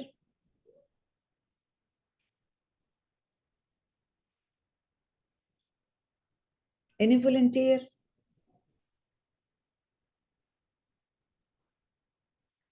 Okay, medication error is any preventable event that may lead to inappropriate medication use or patient harm while the medication is the control of the healthcare professional, patient, or consumer according to the National Coordinating Council of Medication Error Reporting and Prevention. So the medication error is preventable. It can be prevented. And it can cause, if not prevented, can cause harm to the patients. So it is easy to be prevented, but the patient should get the medication in a right way, and the medication should be given to the right patient in a right way, in a right route. Near miss medication error. What is a near miss? Near miss, that error happened, but not reach the patient. What is the mean of near miss of error? That error happened already, the error happened, and but this detected before reached to the patient, either detected by the pharmacist, either detected by the nurse, but it detected before reach to the patient. Medication errors can cause at least one death every day and injury approximately 1.3 million people annually in United States. Medication error can be happen in any steps of these steps, either during prescribing, indenting, dispensing, repackaging, administration, documentation. Prescription or prescribing error. It's a prescribing error occur at the time of prescriber order drug for specific patient. So this first error may happen during prescribing, and the error may include incorrect drug selection for patient. Maybe a doctor is select incorrect medication for this patient, or eligible of handwriting, as you see here. I think this is solved now by prescription, prescribing contraindication medication. Some medication it's contraindicated for some patient, but it prescribed. Writing out list abbreviation, sometimes they use abbreviation which is not in the list of the hospital. Dispensing errors can occurs at any stage of dispensing process, from receipt of prescription in the pharmacy to supply of dispensed medicine to the patient. Incorrect drug, as I said, or incorrect strength, incorrect dosage form, miscalculation of doses. Example, dispensed chloropromazine instead of chloropromide. This is look-alike and sound-alike medication. This is the main cause, LASA. It's called LASA, localized medication. It's the main cause of medication error. Administration error, the drug administration error may be defined as discrepancy between the drug therapy received by patient and drug therapy intended by prescriber. And there is no discrepancy between the drug dispensed drug and the drug prescribed by physician. It involves wrong patient, wrong route of administration, wrong time, wrong dose. Example of administered diclofenac in IV route instead of IM. Transcription error. Transcription error is the process of making an identical copy of prescription in medical record. Errors that occur during this process called transcription error. And that means when the transcription, when they make identical prescription from that done or prescribed by physician and has transcription in the computer in a wrong way, and leading to medication error, prescribing error, transcription errors, indenting error that occur during the process of indenting. Subtype of medication error: wrong patient, wrong drug, wrong time error, improper dose error, wrong drug preparation error, wrong administration technique error. What is the factor that contribute to medication error? As an example, excessive task demand. Usually, when the pharmacist or physicians or nurses has had very excessive task demands. They have a lot of work to do it. A lot of tasks, they have a lot of tasks that leading to cause medication error. Inadequate medication history taking. Sometimes the history taking from physician from the patient by the physician maybe in an inadequate way and leading to medication errors. Inappropriate use of decibel point. Maybe sometimes physician put 0.5 milligram or instead of 0.05. This is the wrong decimal use, and with the critical medications such as digoxin, some physicians they put 0.5 milligram instead of 0.05 milligram, and this is a very narrow therapeutic index, may cause to cardiac block and death for the patient. Use unlisted abbreviation. As I said, there is list of abbreviations used for every hospital. Maybe use unlisted abbreviation also. Lack of communication leading to medication error, either lack of communication between physician and nurse, between nurse and pharmacist, pharmacist and physician, any health providers within the institute. Lack of patient counseling also. This is the lack of patient education or counseling leading to medication error. The patient has right to know everything about his medication and need good education and counseling for his medication. Environmental factors such as the environment around the pharmacist who dispensing this medication. If there is noisy area and cannot focusing with the patient during the dispensing, or this is one example. The other example for environmental factors also, if the patient cannot hear, has deafness, the pharmacist should give this type of patient a good privacy and good environment for his dispensing time or his education.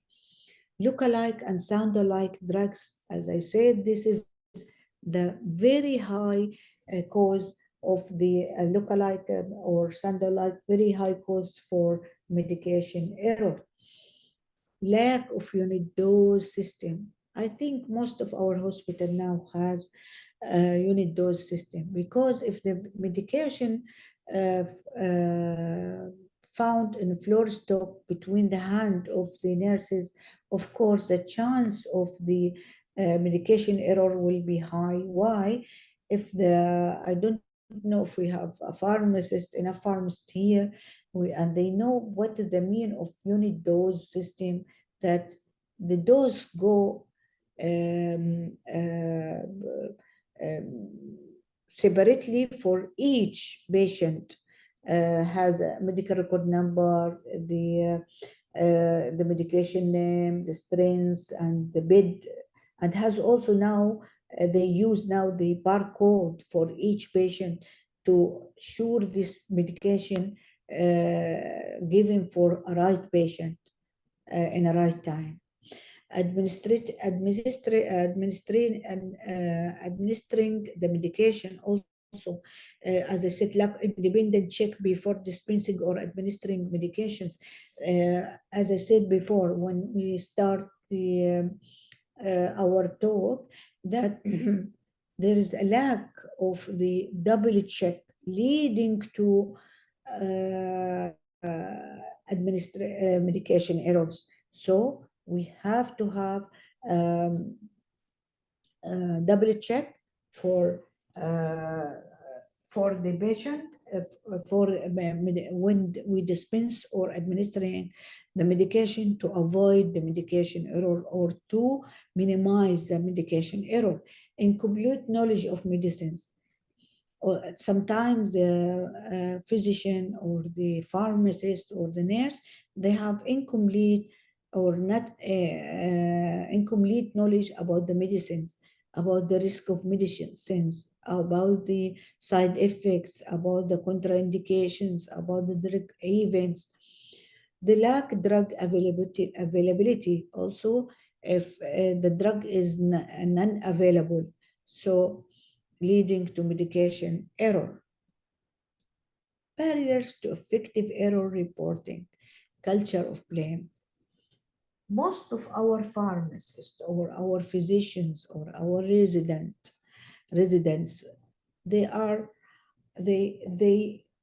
don't like to report the error. Why? Because they have a concept in their mind, or perceive in their mind also, that if I report this error, that means somebody will blame me. This is called culture of blame. So the 6 R's are right drug, right route, right time, right dose, right patient, right dosage form. How we gonna detect the error, medication error? If we attended medical round, we're gonna detect really, especially the clinical pharmacist usually attending medical error or medication error. I'm clinical pharmacist, and I know that it's very important to attend the medical round to catch or to detect the medication error or any errors that maybe happen for these types of patients. Directly observation medication administration also. By directly observing medication administration, we can detect the medication error. Reviewing patient's charts. We have to review the medication charts very well, even the medication history, medical history, assessments, all this chart should be review. And also we have to review not only history of medication, the current medication, and we have to do reconciliation for patient. We have to know which medication used at home by this patient. Is it really the same medication used in the hospital for this patient or not? Analyzing dose returned to the pharmacy. Why this dose returned to the, some medication returned to the pharmacy? If this medications return to the pharmacy, we have to analyze why this dose returned. Is it escaped by the nurse, not give it to the, not administered to the patients? What happened? Why? Comparing medication administration records with physician's orders. We have to compare the medication administration that given by the nurse with physician orders to detect medication errors if it's happened there or not. The reporting process, whether paper or electronic, successful reporting system should be possess the following characteristics. Confidentiality. When we report the process, this should be confidential, either patient, reporter, organization, easy to understand. The report should be easy to be understood, requiring minimal time to report.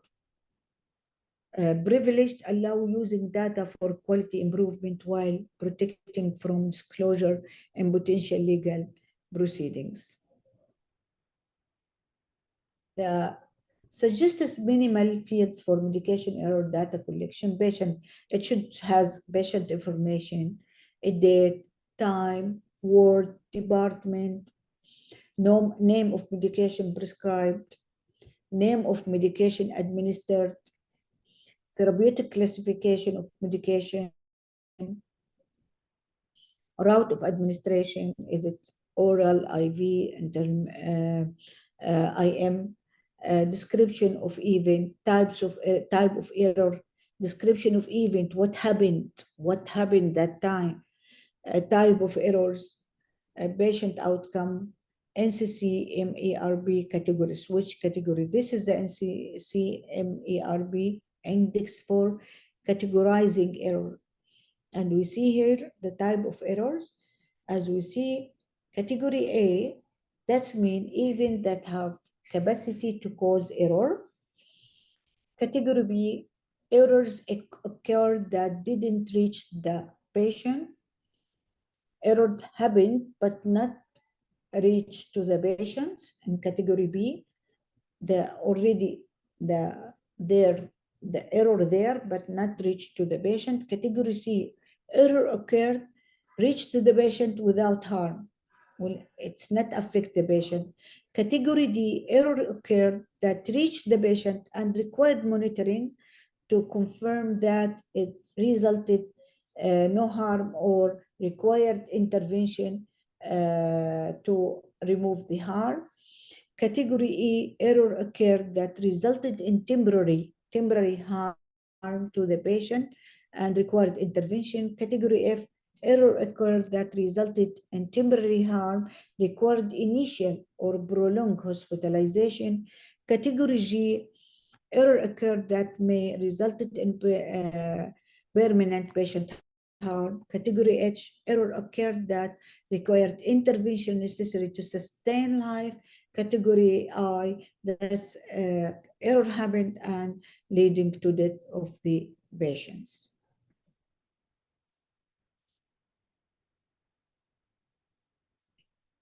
Excuse me, is it clear? Clear? Any response? Is it clear? Okay. This is the report okay, thank you.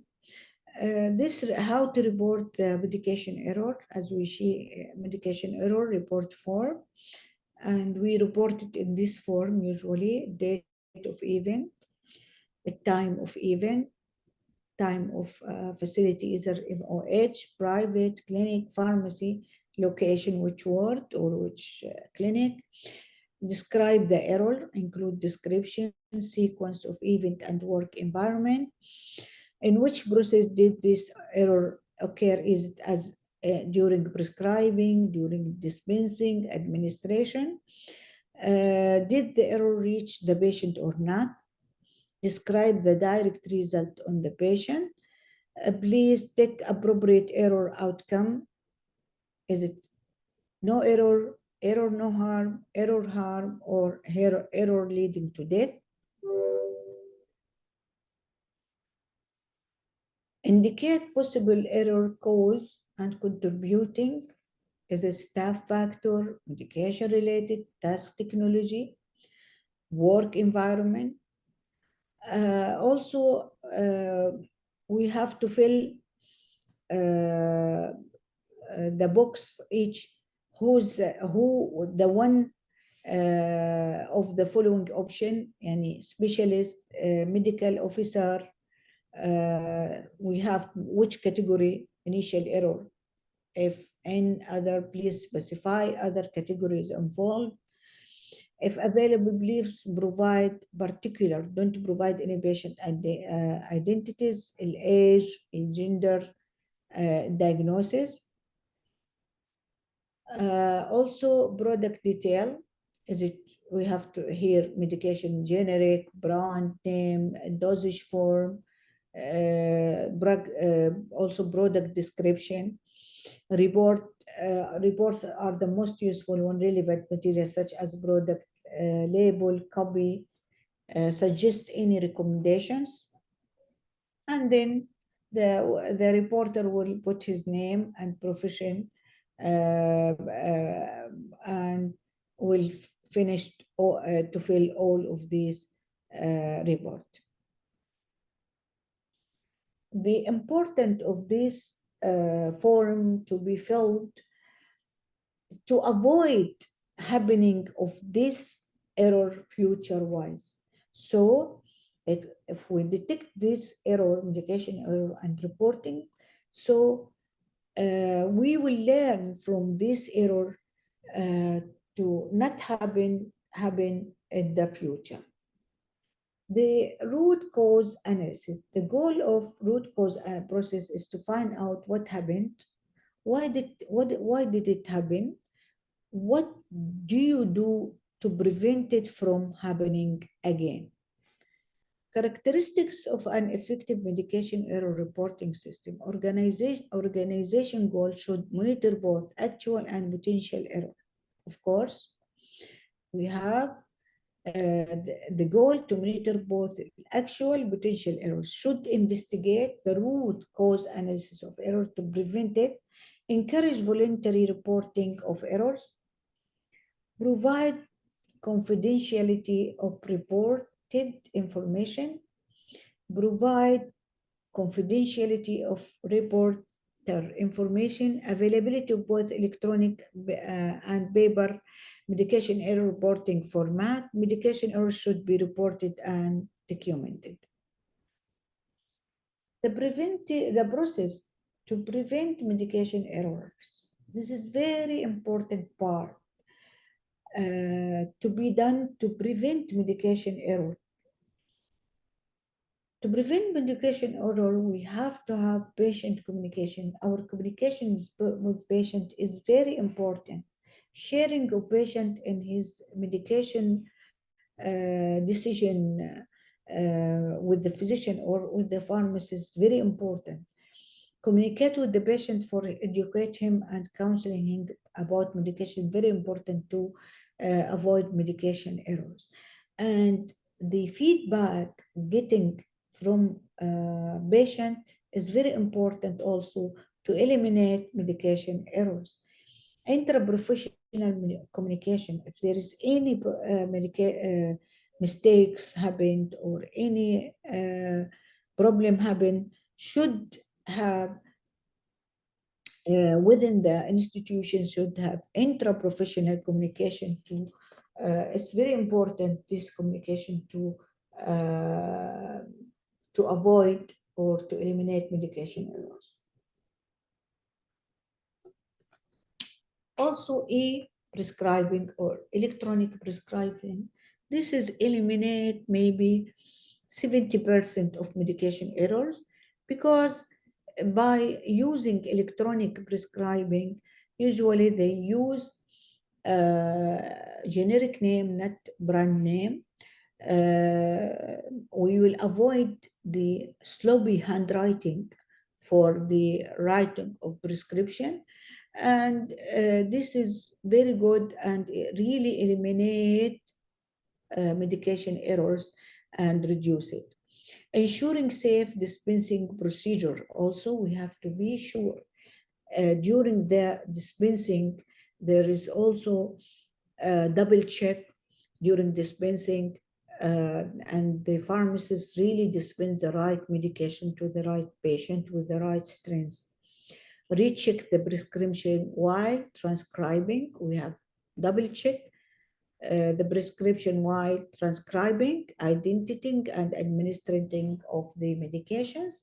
Avoid use unknown abbreviations and symbol. As I said before, don't use the outlist, the abbreviation. Medication reconciliation. This is very important to review the history of medication of the patient. Sometimes the patient use one type of medication and physician didn't focus very well with this medication, with this patient medications, and will change medication accidentally. When the pharmacist, if the pharmacist do reconciliation, he will find there's there is different medication or a new medication or alternative medication to the old one. When the pharmacist maybe contact physician will say, oh, sorry, this is happened by mistake. I mean, this type of medication that you are recognizing when you are doing medication reconciliation. What are the actions that can be taken in clinic areas? Risk awareness, high risk drugs, review floor stock to reduce out of stock of medication, use proper label of high alert medication stickers on the high alert medication packages, vials and ampoules, LASA medication to be stored in separately, lookalikes and soundalikes medication, ensure proper and correct programming of infusion pump, perform independent double check, no verbal orders for high risk medication. Regarding the labeling, a high alert medication sticker should be labeled on storage shelves, container, products package and loose vials, high alert medication, as we see, on the shelves and on the medication should be high alert medication on the medication and on the shelf. Newer attitude towards medication safety. This is the old attitude and this is the new attitude. The old attitude from who did this to how did it happen? From punishment to thank you that you report this error. Errors are rare, errors will happen. By any way will happen. Only nurses involved? No, everyone involved in the problem solving. Add more layers, simplify, standardize. Calculating error rates, learn from error reporting. The role of prescriber, doctors should have knowledge of generic names and brand names of available drug in hospital, specify dosage forms, strengths, and complete directions on the prescription, purpose of medication, legible handwriting, taking adequate past medical history of patients. What is the role of pharmacist? Refer to doctor if any confusion. Yani the pharmacist, when he has any confusion in the prescription, he have to contact the physician or refer the patient to the doctor. Basic knowledge of dosage regimen and commonly used drug. Stickers of alert in areas where high-risk medication and LASA drugs stored. In case of wrong prescription, pharmacists should not react in front of patient. And when there is any mistakes or any wrong prescription in the prescription, if patient notice this or find any mistakes or any wrong writing of medication, the pharmacist should not react in front of patient, because the patient will will not trusting the physician or even the pharmacist in the future. And maybe the patient will feel also uncomfortable from this attitude. Role of nursing staff, education and proper training is very important in reducing medication error. Should be aware of correct storage requirements of drugs. Stickers of alert in areas where high-risk medication and LASA drug stored. As we say, we have to put stickers with a red label for the high-risk medication or LASA on the shelf that they were stored. Double check the prescription while administering the medication. What are the drugs that commonly associated with medication errors? Analgesic, antibiotics, anticoagulant, insulin, chemotherapy, concentrated electrolytes. This is usually the most common medication associated with medication error and very dangerous. To take home message, it is human to make error, but also human to react and create solutions. Don't focus on people, focus on the system. Medication safety is everyone's responsibility. Reporting is the foundation for improvement. And if we report, why we create the reporting, we create it for improvement, improving the area, improving the system, improvement in the service, improvement in the patient care. Thank you very much. Any question? Any question?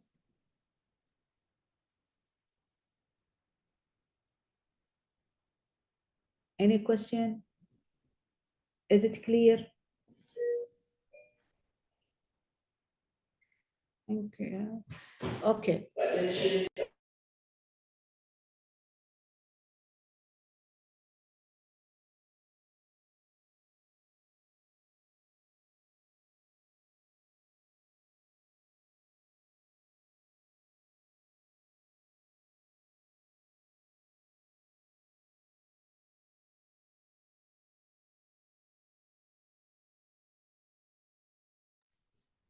Clear? Is it clear? All are clear?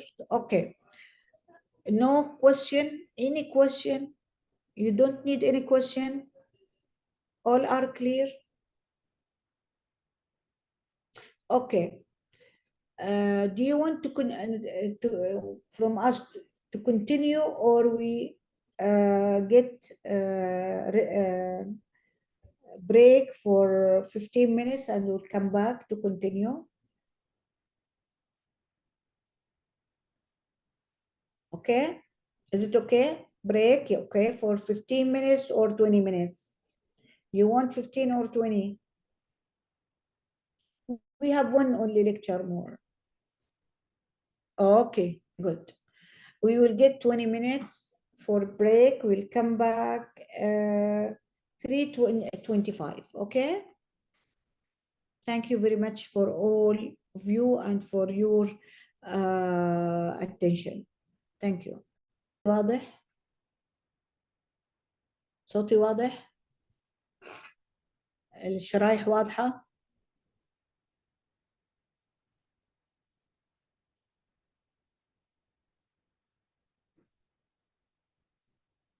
الشرايح واضحة؟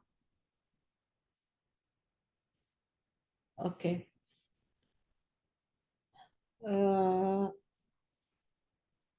We will talk now about the safety, about medication safety, and how to use the medication safely, and how to administer medication in a safe way. I'll start by introduction. Medication use has become increasingly complex in recent times. Medication error is a major cause of preventable patient harm.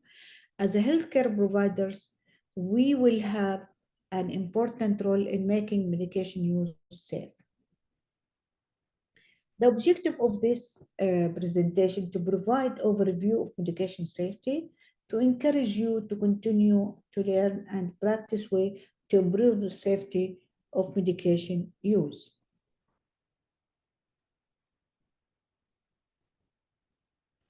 The knowledge requirements: understand the scale of medication error, learn how to make medication use safer, understand the steps involved in patient using medication, identify factors that contribute to medication error, understand responsibilities when using medication. Prescribing involves choosing an appropriate medication for a given clinical situation, taking individual patient factors in our account, such as allergies. So when prescribing the medication, we have to be sure the patient has no allergy against this type of medication that will be prescribed. Selecting the administration route, we have to be sure that the route of medication such as oral, parenteral, IV, IM, sub-Q, the dose, the time, and the regimen. Communicating detail of the plan with whomever will administer the medication, written, transcribing, or in a verbal, and the patient. So the communication details should be there for the plan, whomever will who will administer this medication, either by writing or verbal. And finally, the documentation. How can prescribing go wrong? As we said before, inadequate knowledge about the drug indications and contraindications, not considering individual patient factors such as allergies, pregnancy, comorbidities, our medications, such other medications. What? Not considering individual patient factors such as allergy.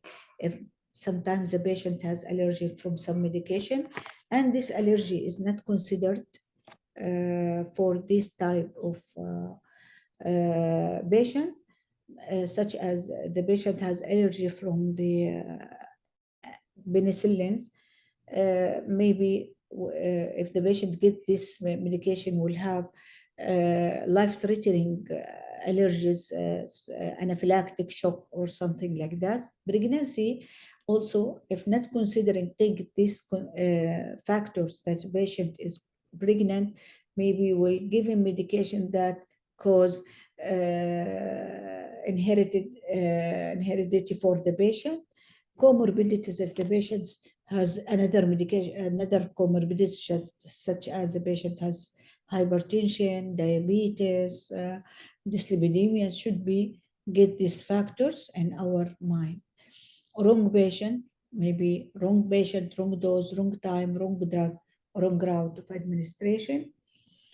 Inadequate communication either by written or verbal. Documentation illegible, incomplete, ambiguous documentation.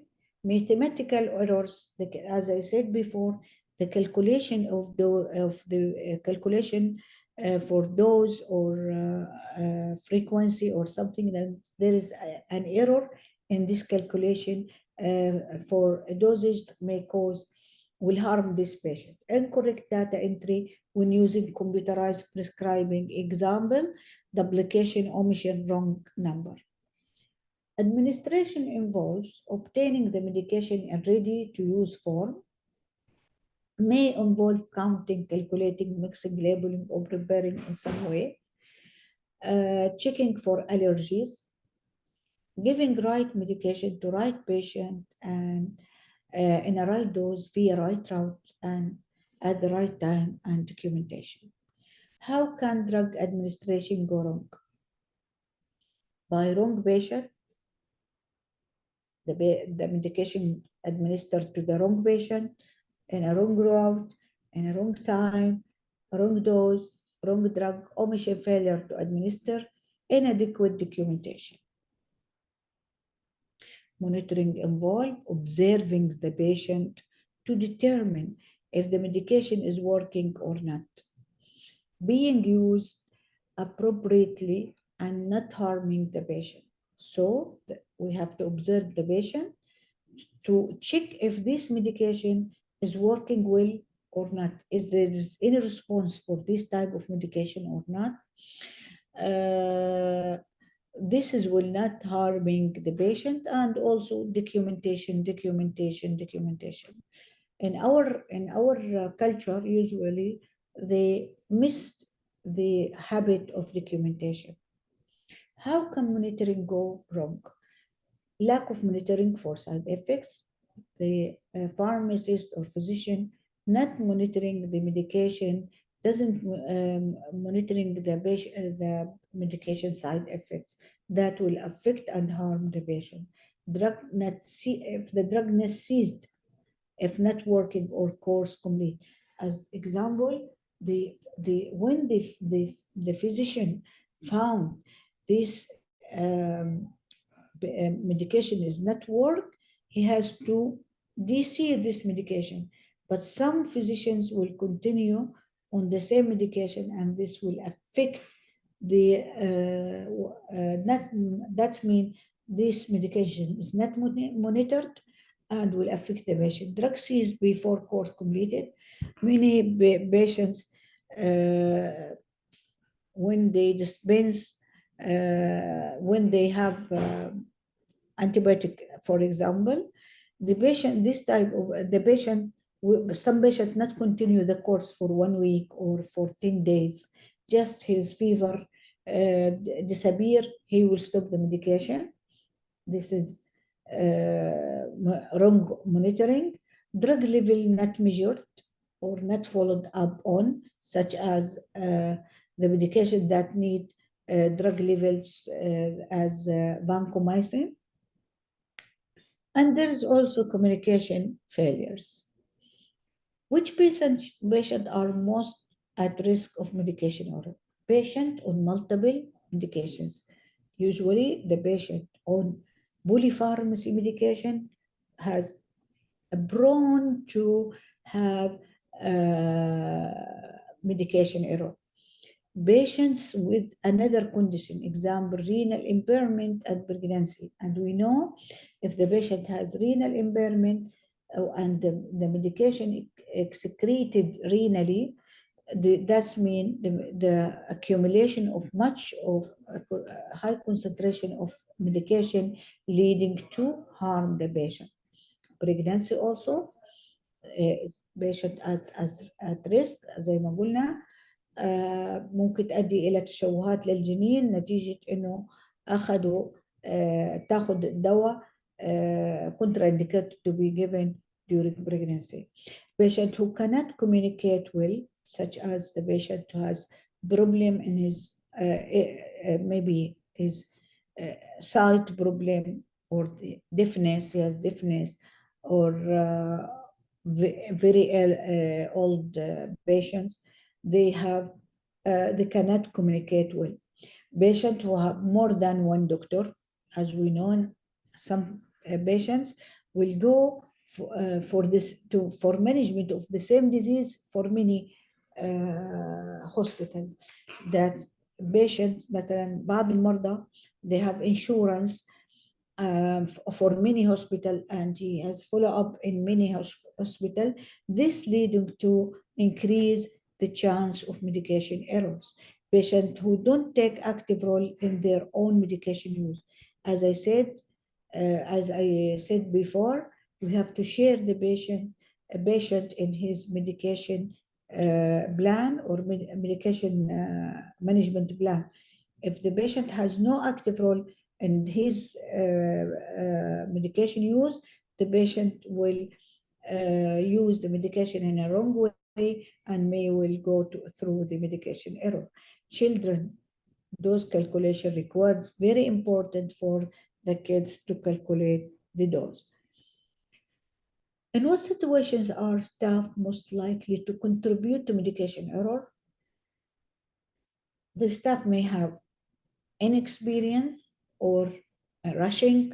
They have a lot of work and they are working and rushing, doing two things at once. There is a shortening of staff. So the pharmacist or physician some physicians may cover 2 clinics in the same time. Pharmacists will also do 2 jobs at the same time, and also nurse maybe will do she has maybe responsibility for 2 patients in the same time, so this will increase the chance for medication error. Interruptions, fatigue, boredom, frustrated, being on automatic pilot, leading to failure to check and double check, lack of checking and double checking habits, poor teamwork or communication between colleagues, reluctant to use memory aid. How can workplace design contribute to medication errors. Absence of safety culture of workplace, example, poor reporting system, failure to learn from past near miss and adverse events, absence of memory aids for staff, inadequate staffing. How can medication labeling contribute to medication or look-alike, sound-alike medication? Ambiguous label.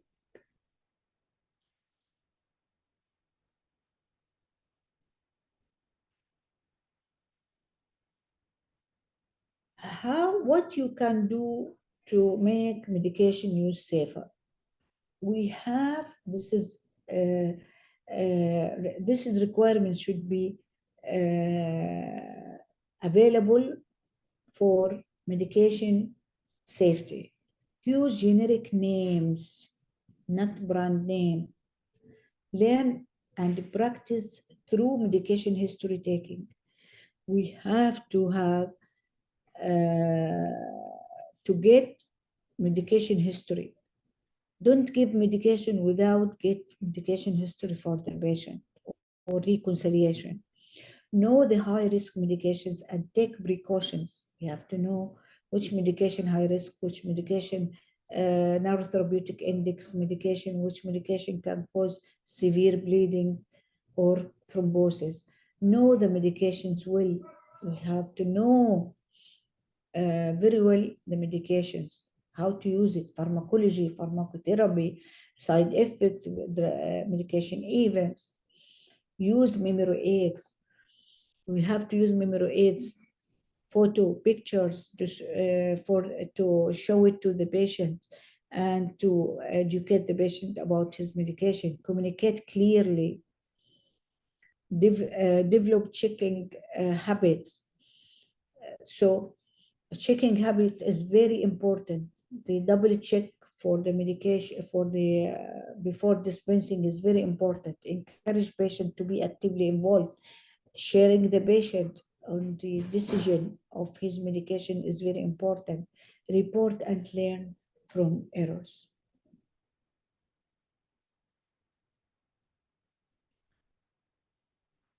How and which medications are high risk and take precautions. As I say, narrow therapeutic window. Which medication has narrow therapeutic window, please? Any volunteer? Which medication have narrow therapeutic window? I mentioned it in 2 lectures before. Any volunteer, please? The narrow therapeutic index, as our window I told you, there is very small dose different between the lethal dose and therapeutic dose. Muhammad said digoxin, yes, excellent. Digoxin, one of the most important narrow therapeutic window and need to do level to calculate dose.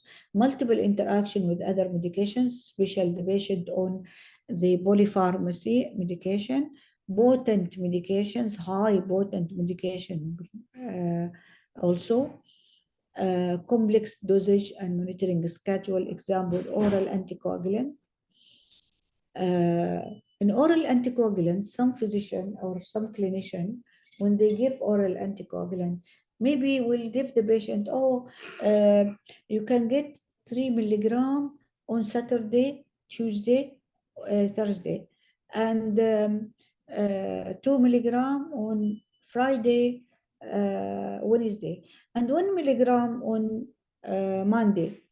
This is a complex schedule. Try to do it very easy for the patient to not be confused.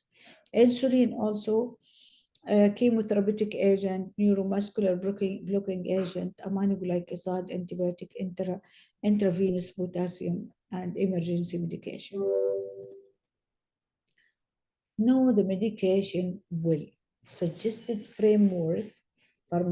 We have anyone will deal with the medication, not only the pharmacist. Pharmacists, of course, number one, physicians and nurses. They have to know the pharmacology of medication, why these medications are used, contraindications, who should not use this medication, what is the side effects of this medication, what is the precautions should be getting from using of this medication, dose administration regimen. Use memory aids such as textbook, personal digital assistant, computer program, computerized prescribing protocols. Free up your brain from problem solving, rather remembering facts and figures that can be stored elsewhere. Looking things up if unsure is marker of safe practice, not incompetence. Develop checking habits, as I told before. Checking habits is very important when prescribing a medication, when administrating the medication. Check for allergies, check 5 hours. Remember, computerized systems still require checking. That's mean, don't say it's a computerized. Of course, system is not safe. System may be wrong. Always check and it will become habits. Some useful maxims, such as unlabeled medications belong in the bin. Take care from this. Never administer medication unless you are 100% sure you know what is it. Practice make permanent. Perfect practice makes perfect. So we have to start our checking habit now. Encourage patients to be actively involved in the process. Very important, very important, very important to encourage patients to be actively involved in the process. That will really limit and reduce medication error. When prescribing a new medication, provide patients with the following information: name, the purpose and action of medication, dose, route of administration, schedule, special instructions, directions and precautions, common side effects and interactions, how the medication will be mentioned. Encourage patients to keep written record of their medication and allergies, especially the patient on insulin. They have record the level of fasting or postprandial sugar, and also the patient should inform any health providers about that they have allergy from any medications. Encourage patient to present this information whenever they consult a doctor. Report and learn from medication errors. In a summary, medications can greatly improve health when used wisely and correctly. So, medication زي ما يقولوا سلاح ذو حدين. سلاح ذو حدين، مثلا انه زي ما لها يعني آثار جانبية، أكيد هي أصلا إذا استخدمت صح راح improve the health. Yet medication error is common and causing preventable human suffering and financial cost. Remember that using medications to help patients is not risk-free activity. We have to put in our mind, when using medication, it is not risk-free. It is not risk-free. Even the OTC product, on that when you go to the pharmacy and get any herbal medications or any supplement or any OTC medication, it is harm. We have a simple example of medication, paracetamol. If this medication used in a wrong way, as increased dose more than 8 tablets per day may cause hepatic failure. ممكن يحصل تلف في الكبد وموت المريض. Know your responsibilities and work hard to make medication use safe for your patient. Thank you. Any question, please? Any question?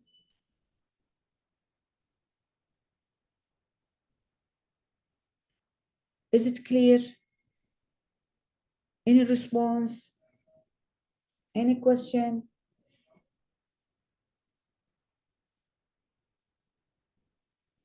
شكلها ما عجبتكم المحاضرات صح؟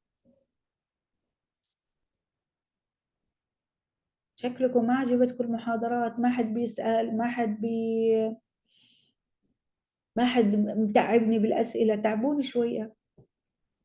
حاولت والله العظيم إني أدخل معاكم بس أنتوا ما أدري. الله يعافيك إن شاء الله.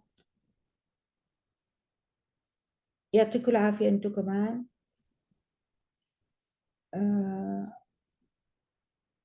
الله يعطيكم العافية أنتوا كمان، وإن شاء الله أشوفكم في كورس تاني، وشكرا جزيلا لاستماعكم، وإن شاء الله تكونوا فعلا استفدتوا.